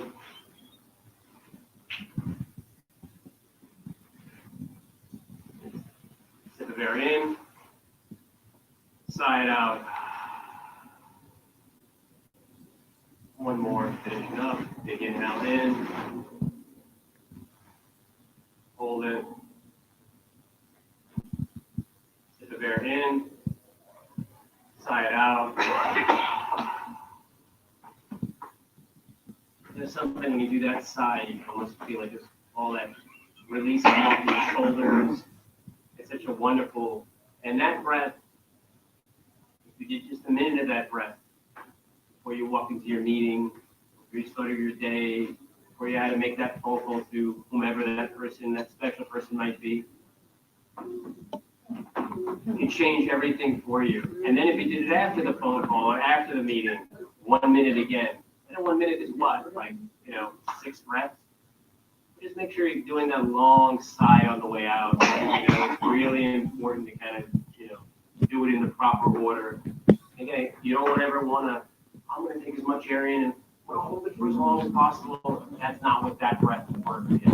This breath work is, again, like if you thought about how you felt before we sat down to do this, and now how you feel now, it might feel a little bit different. It might be like, wow, it's a little bit lighter, it's a little bit cooler. I'm like, all right, this is good. Like, I don't know who this guy is, but I'm in. Something like that. So, I don't know how we feel about laying down. Yeah. So yeah, let's talk about it. So everyone can find a little spot, but what I want you to do is I want you to, we're going to combine these breaths. And Kip, what time are we at? What are you guys doing? I mean, I think, are you guys good till 5:30 or 5:50? Yeah. So let's say it'll probably be 5:30. Okay. Or I'm not going to teach this one right now, and we're going to do 5:15. We'll just go right into the other one. I'm good for 5:30 if you guys are good. What time So- is it? About 4:45. So this is a body stretch as you breathe.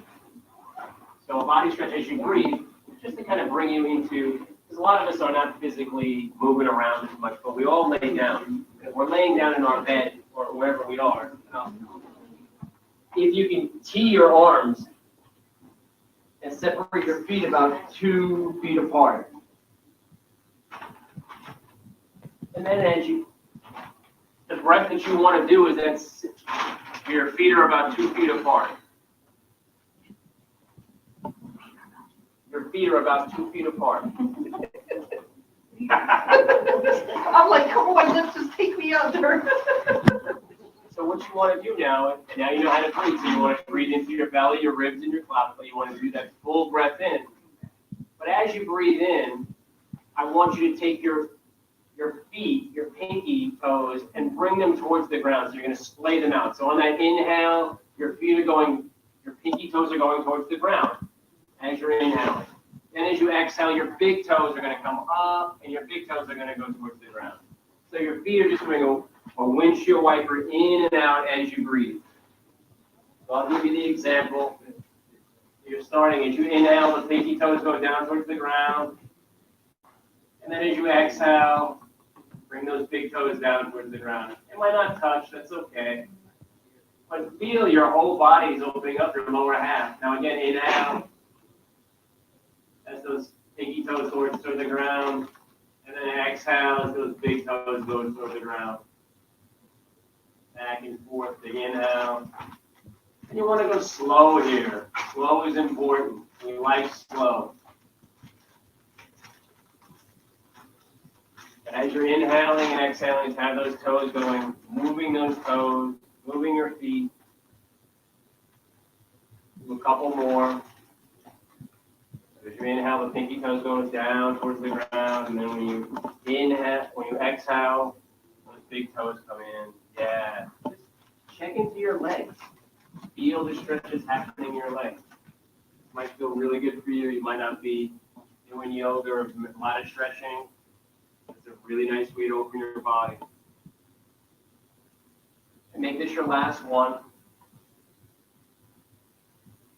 And then from here, bring your legs back to center, neutral position. Now we're going to concentrate on your hands. And as you inhale, you're going to bring your palms up. Your palms are facing the ceiling. And as you inhale, they're going to rotate up towards your shoulders. So the pinky's going to try to come over the top of your palm and touch the floor. And then as you exhale, the thumbs are going to rotate all the way down, and your hands will go down, facing down on the floor. So with the inhale, you're rotating up. And then exhale, you're rotating back down, palms facing the floor. It's nice to do it laying down if you can. And now, you're going to feel it only in your shoulders, in your arms. That's all that's moving. So the inhale, bring those pinkies up over. And as you exhale, rotate your thumbs towards the floor. Palms are facing down. And just continue with that rhythm.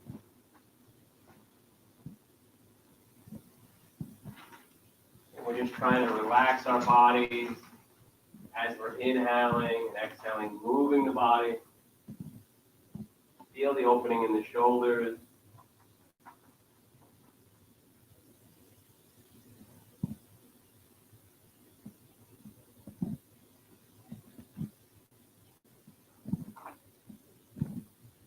Slow. Time with your breath.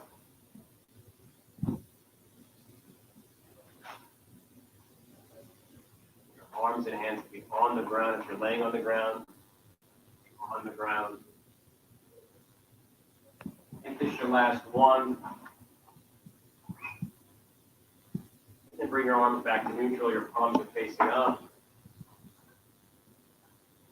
Now we're going to finish the sequence off. The third part of this sequence is when you inhale, you're going to turn your neck to the left. And then when you exhale, you're going to turn to the right.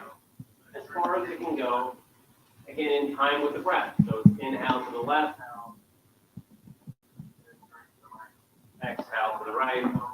So you're on the ground, your head is staying down on the ground, the back of your head is on the ground the whole time.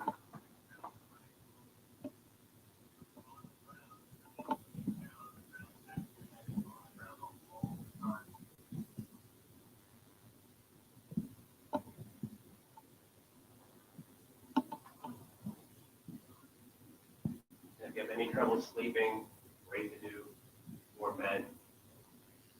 Great to do first thing in the morning as well to kind of wake the body up. So make this your last movement with the neck. Bring it back to neutral after you finish that last breath. And now comes the money. We're going to put it all together. Maybe moving the feet, the hand, and the neck all simultaneously.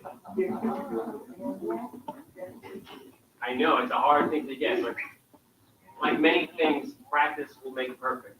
You know, if you're going to do it for the first time and judge yourself on the first one, you're going to lose. You're going to feel like, I can't do it, I don't know what I'm doing, I'm not coordinated. That's not the point. The point is the more you do it, the more you get out of it. So again, separate your feet about 2 feet apart so you have enough room.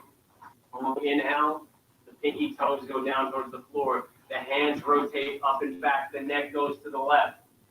And then when we exhale, the neck goes to the right. The hands rotate back down. The thumbs are going towards the floor. The feet go in.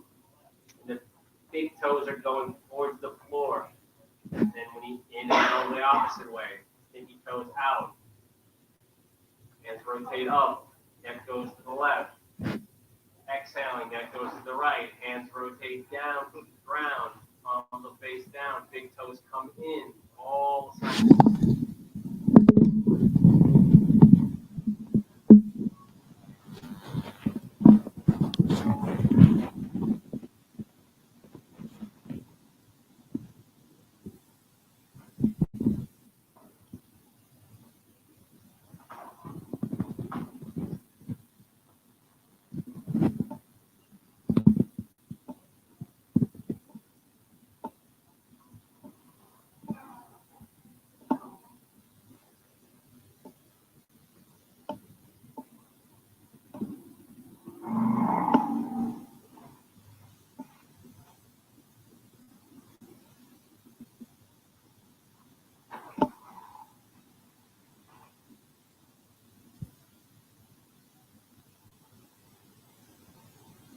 Make this your last one. Come back to neutral.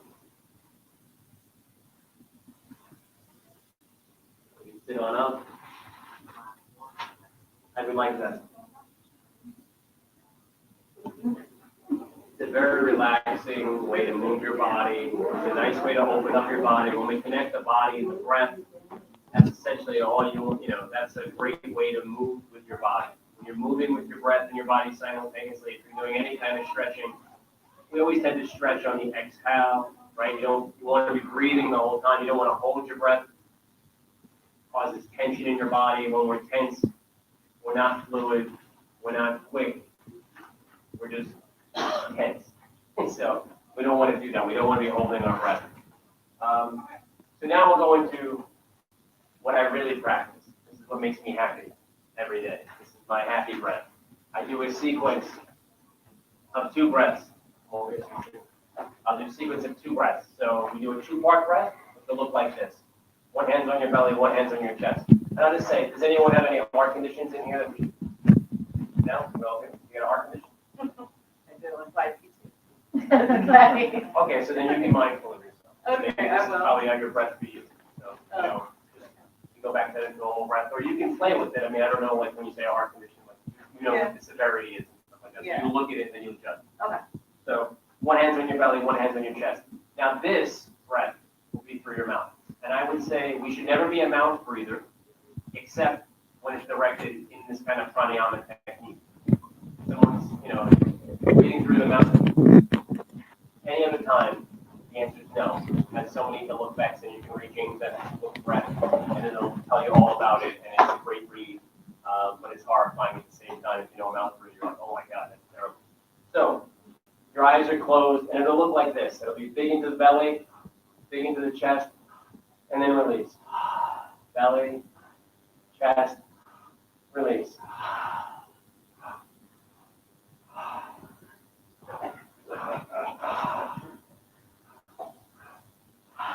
So now you know how to breathe into the belly, you know how to breathe into the chest.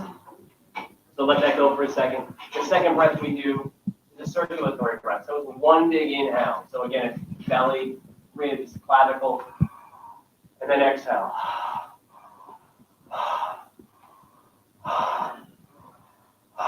People call this over-breathing. You're trying to get as much oxygen in your body as possible. So it will trigger something called CO2 deprivation or over-oxygenating your blood. It can trigger so many different things for you at the same, and I don't mean in bad ways, I just mean, you might feel tingling, you really feel the energy moving through your body, you really feel a lot going through you. And everyone is different, every time it's different. Some people might get tetany in their hands, which is a cramping of the hands or the feet or even the lips or somewhere else in your body. Someone might float away. It doesn't, everyone's got a different experience. Someone might cry, someone might laugh, someone might do both. That kind of breath work is a somatic therapy. So that's why that happens. It triggers emotions and energies to release out of your body. I always equate it to like when I opened the door and the dog just ran out. I was like, what the hell happened? We get him back in, all hell breaks loose. And that's about the first 5 times you do it or so, 2 to 5 times or something like that. And then it becomes a cleansing technique. So as someone was telling me the other day, it's like, it's a gut renovation in your house the first 3 times you do it. Like, oh, you're taking everything out, you're crazy, But then you just start cleaning your house. You don't need to renovate your house all the time, but you do need to clean it all the time. So that's what I do now. I'm in the cleaning phase, and it makes me happier. So I'm really trying to up level. We're going to set an intention, release some stuff, and go from there. I should have handed these out already, so I apologize, but we're going to do this right now. Play some light music. I do this with headphones. It makes it more intimate. It puts you in a certain spot. You don't have to think about the person next to you breathing or anything else. I'll explain how to turn them on in a second. So just hold on to them for now, and we'll get it going.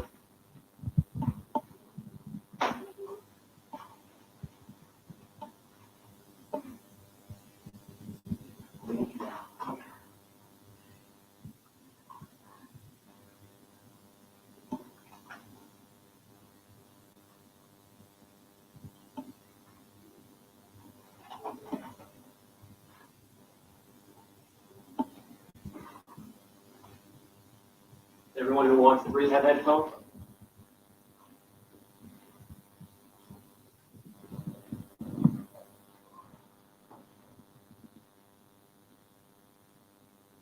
So if you want to be good students, what you can do is close your eyes, take your normal breath, go that 3-part breath. While I set up, it's going to take me about 30 seconds. Or you do your sigh breath, whatever one you like the most. Try that one for a few beats.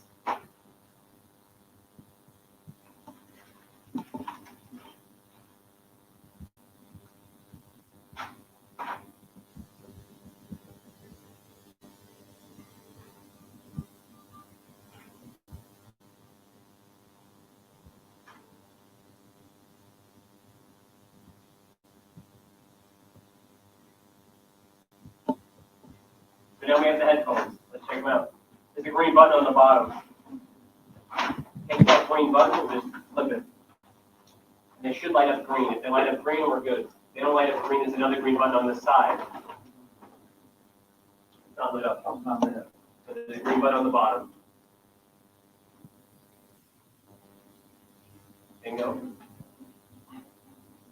So yours are blue. No, yours are blue. Yours are red. There's a green button on the side. Just take that green button and push it up. Bingo, bingo, bingo. Yeah, so we're all good. There is a wheel on the other headphone. My eyesight's not so great, and it's dark in here, so there's no way. So I'm just telling you. So you see this green button here on the opposite side on the other headphone, there's a wheel. If you wheel it down, you'll feel it with your finger. If you wheel it down, you'll hear more volume, and if you wheel it up, you'll hear less. And then you put your headphones on, and maybe you'll hear me. I don't hear you. Can you hear me now? Can you hear me? Can you hear me?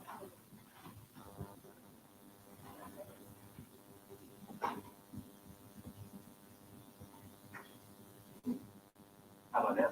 Yeah, Now you can hear me. You can hear before you can. I thought you could hear the music. No, music. All right, so now I would say lay down, or if you want to sit, that's fine. You're going to get a bigger effect if you lay down.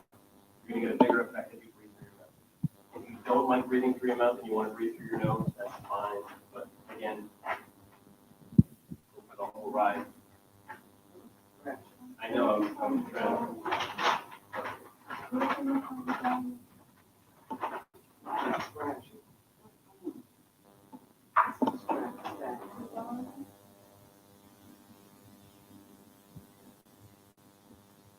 One hand on your belly. One hand on your chest. You can hear me now, right?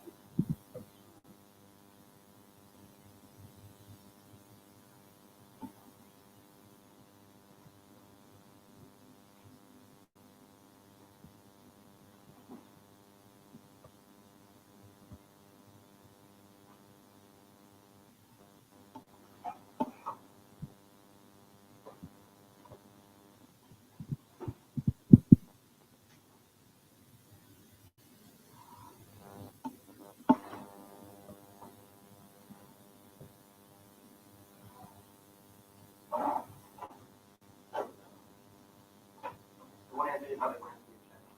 We're going to go for a little while, not much. One hand on your belly, one hand on your chest. All the breath.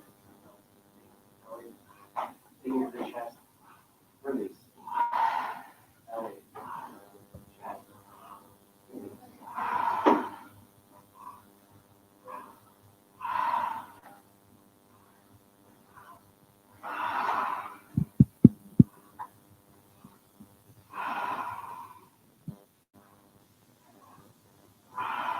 One after the other.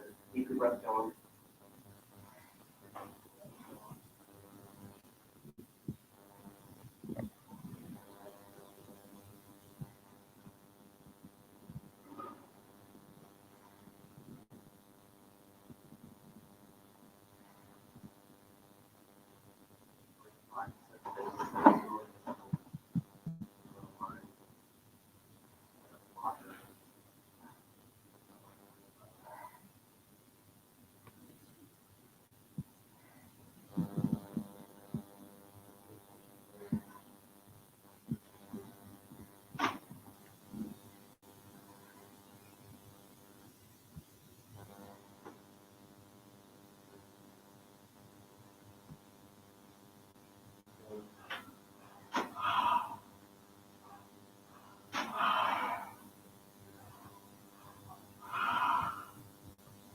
Fast, not too slow, feel comfortable for you.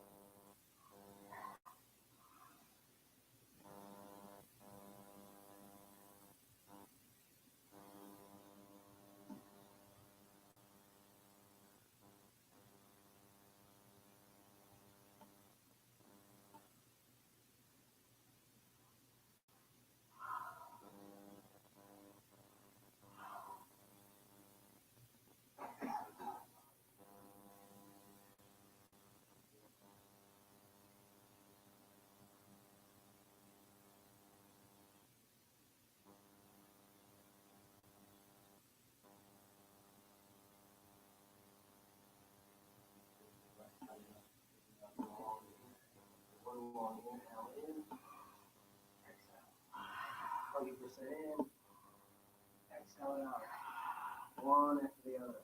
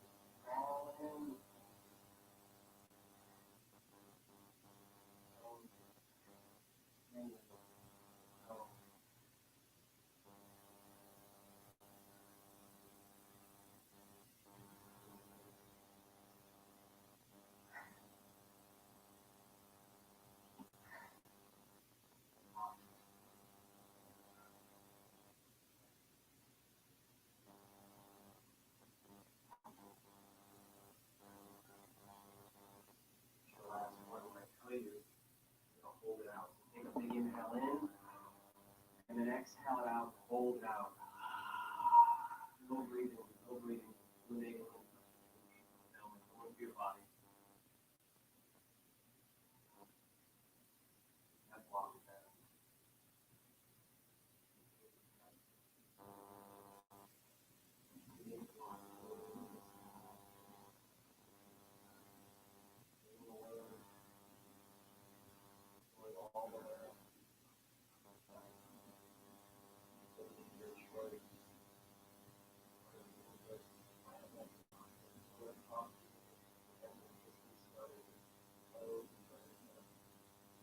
Inhale in, hold it in, squeeze everything tight. Squeeze tight, tight, tight. Squeeze those hands, push the weight down. Tense every muscle in your body. Squeeze.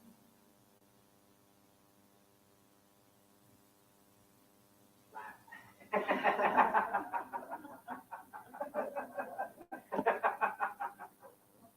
One more round, one more time. Big inhale.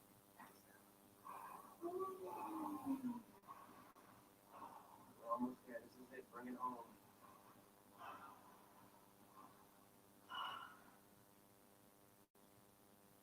The belly, the roof, the clavicle, and the release.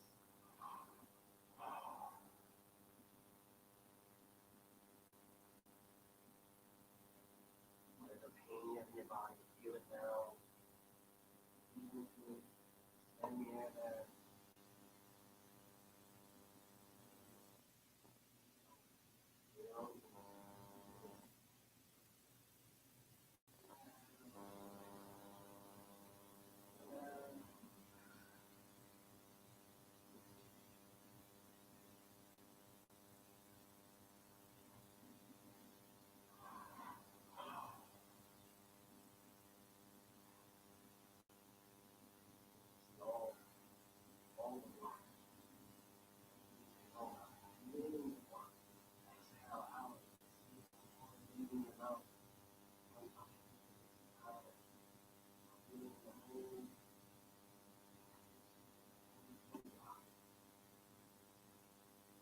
Last one, take that big inhale in, and then exhale it all out and hold it out.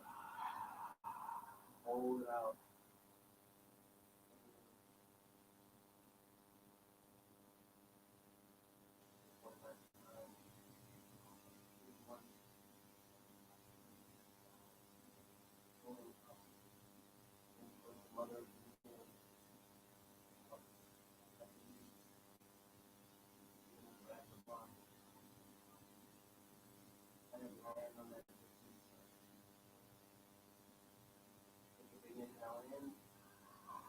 Hold it all in, squeeze everything tight. Squeeze, squeeze, tight, tight, tight. Tense every muscle in your body. Tense it all. Touch the face.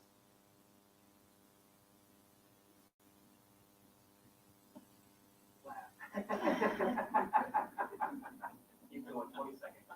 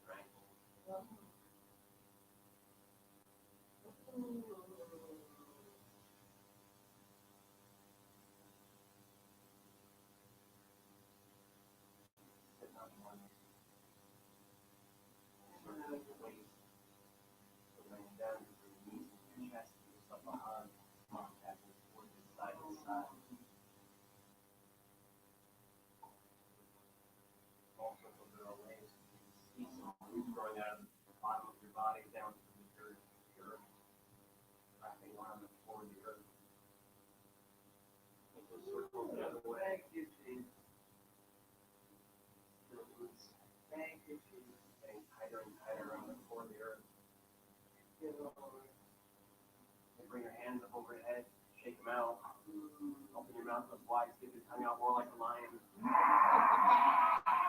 then again, one silly one. Now you stand up, if you like. Bounce in advance, move your body around. If you need help waiting for me, I'll come over and help you. Don't take your headphones off. I hear the music. Ooh, Jesus. Ooh.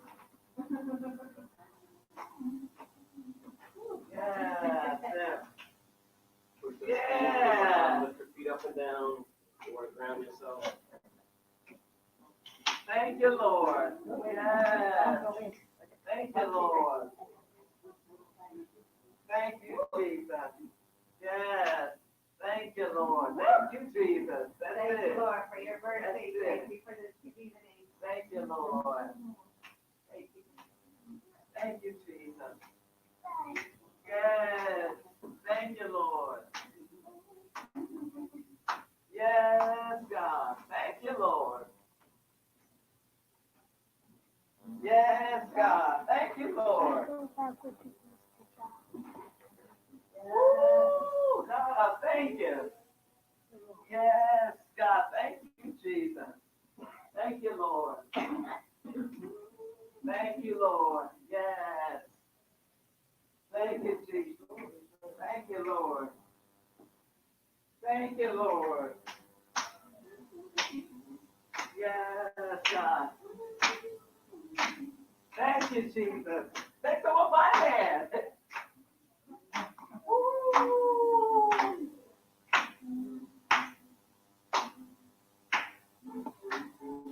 Thank you, Lord. Thank you, Jesus. Woo.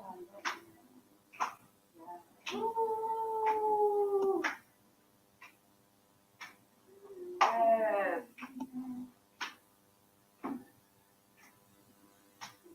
Yes, yes.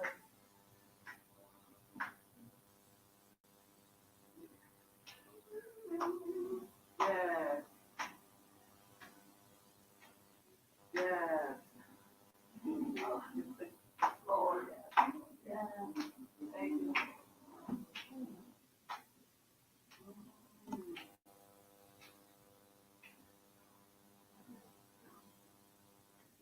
Sit back in your chair.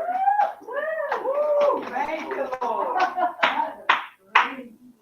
Woo! Woo!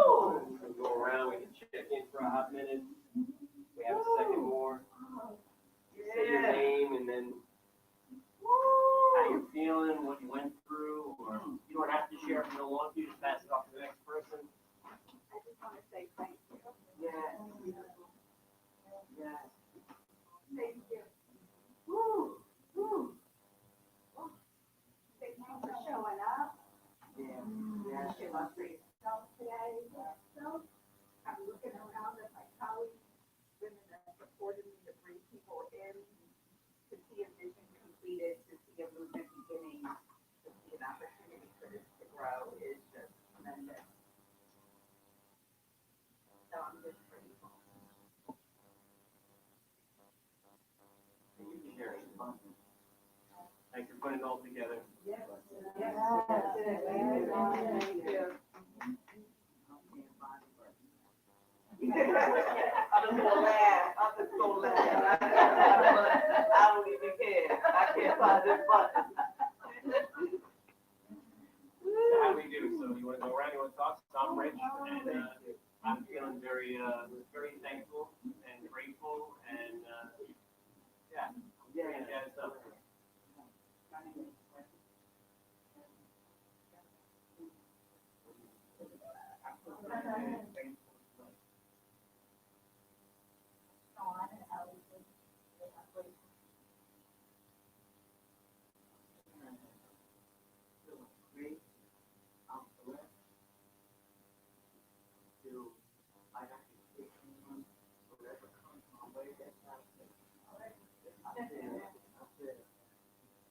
Aisha, I have never done breathwork before. I mean, I've taught 3 minutes of the concept. And I love it. I feel so much lighter. Thank you so much. And that's the thing about this kind of breathwork. It doesn't take a lot. It takes less than 20 minutes to complete it. So, you know, you can go to different experiences and they can, and again, like, you're trying, at least I'm trying to let us off in the lighter zone feel better, happier. Let's dance. Let's have a great night. And you know what we're gonna do tomorrow? Gotta breathe again. So what? You know, that's the deal. So if you're up for it, then you know that's the work. I know you share. Yeah, I didn't think so. My big boys are here. They would see what community looks like and what leadership and stuff looks like. That's their mother's legacy. That's been there for 40 years.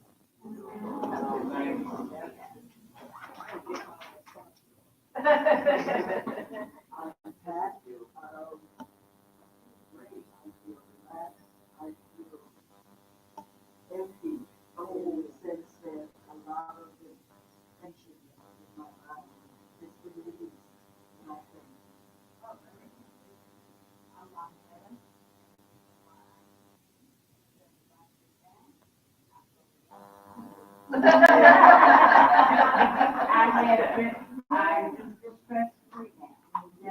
I have been through a lot in the last 32 hours. And absolutely. Like everything that one wants that you And it was a great thing. Well, it's always nice to get the free in our hand. Yes. Do a little work yourself. Yeah. They kind of come in. When you start doing the work, all of a sudden they show up a lot more.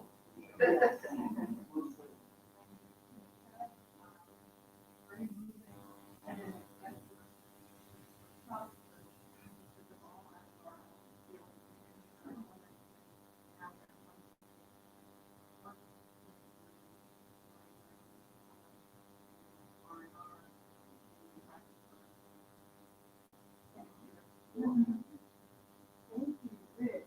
I just feel relaxed, the tightness, and it just feel like that's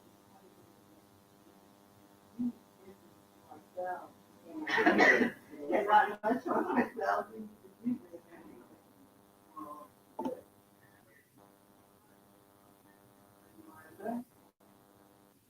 The writer and the Move my body and not be able to pain. Be able to release that some of that pain. Or just remember, like, one of the things, how we get energy in life, right? We get energy. The biggest way we get energy is breathing. You're breathing all the time, you're breathing in your sleep, you're breathing, just happening all the time. Most times we're not aware of it, but it's how we get most of our energy.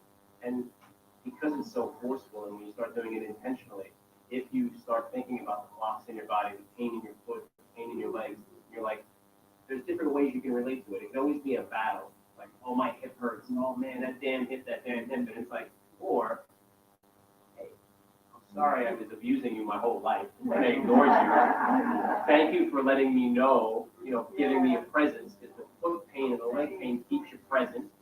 So it's like it's giving you a gift, so it's a different, you can and different perspective on how you can look at things. So, and then after you've forgiven it, you can always ask it something. It might surprise you. Well, thanks to Kip. Thanks for bringing me down here. Thanks. Thank you so much. Really nice to meet you all. I really thank you. Thank you for letting me share this. I have some cards if you want to give up. I do this online. If you're ever like, I do it live. I love these. Yeah. Those come back to me though. When you go home, if you do it online, when I do it online myself, I use my headphones. So, just get yourself a pair of headphones and the over-the-ear headphones are a little bit better because they kind of noise cancel. So when you have children or you have a spouse, or if you have other people around, neighbors, construction going on across the street, it just kind of like takes it out. So and you can control the volume on a lot of those. So yeah, so it's great. Hopefully we'll meet again. I hope. Yes. Thank you again. Thank you everyone so much. Make sure you do your surveys if you haven't done those for me. And I have Rich's breathwork exercises on the other side. I'll give those to you. What else? Any other housekeeping? anything, we'll stay in touch, build the community, spread the word. We're gonna have more events. I'm gonna sit out for a few months. We'll come up with something else to do. Thanks to my online folks who did some prep work with us. All right. That's amazing. Thank you so much.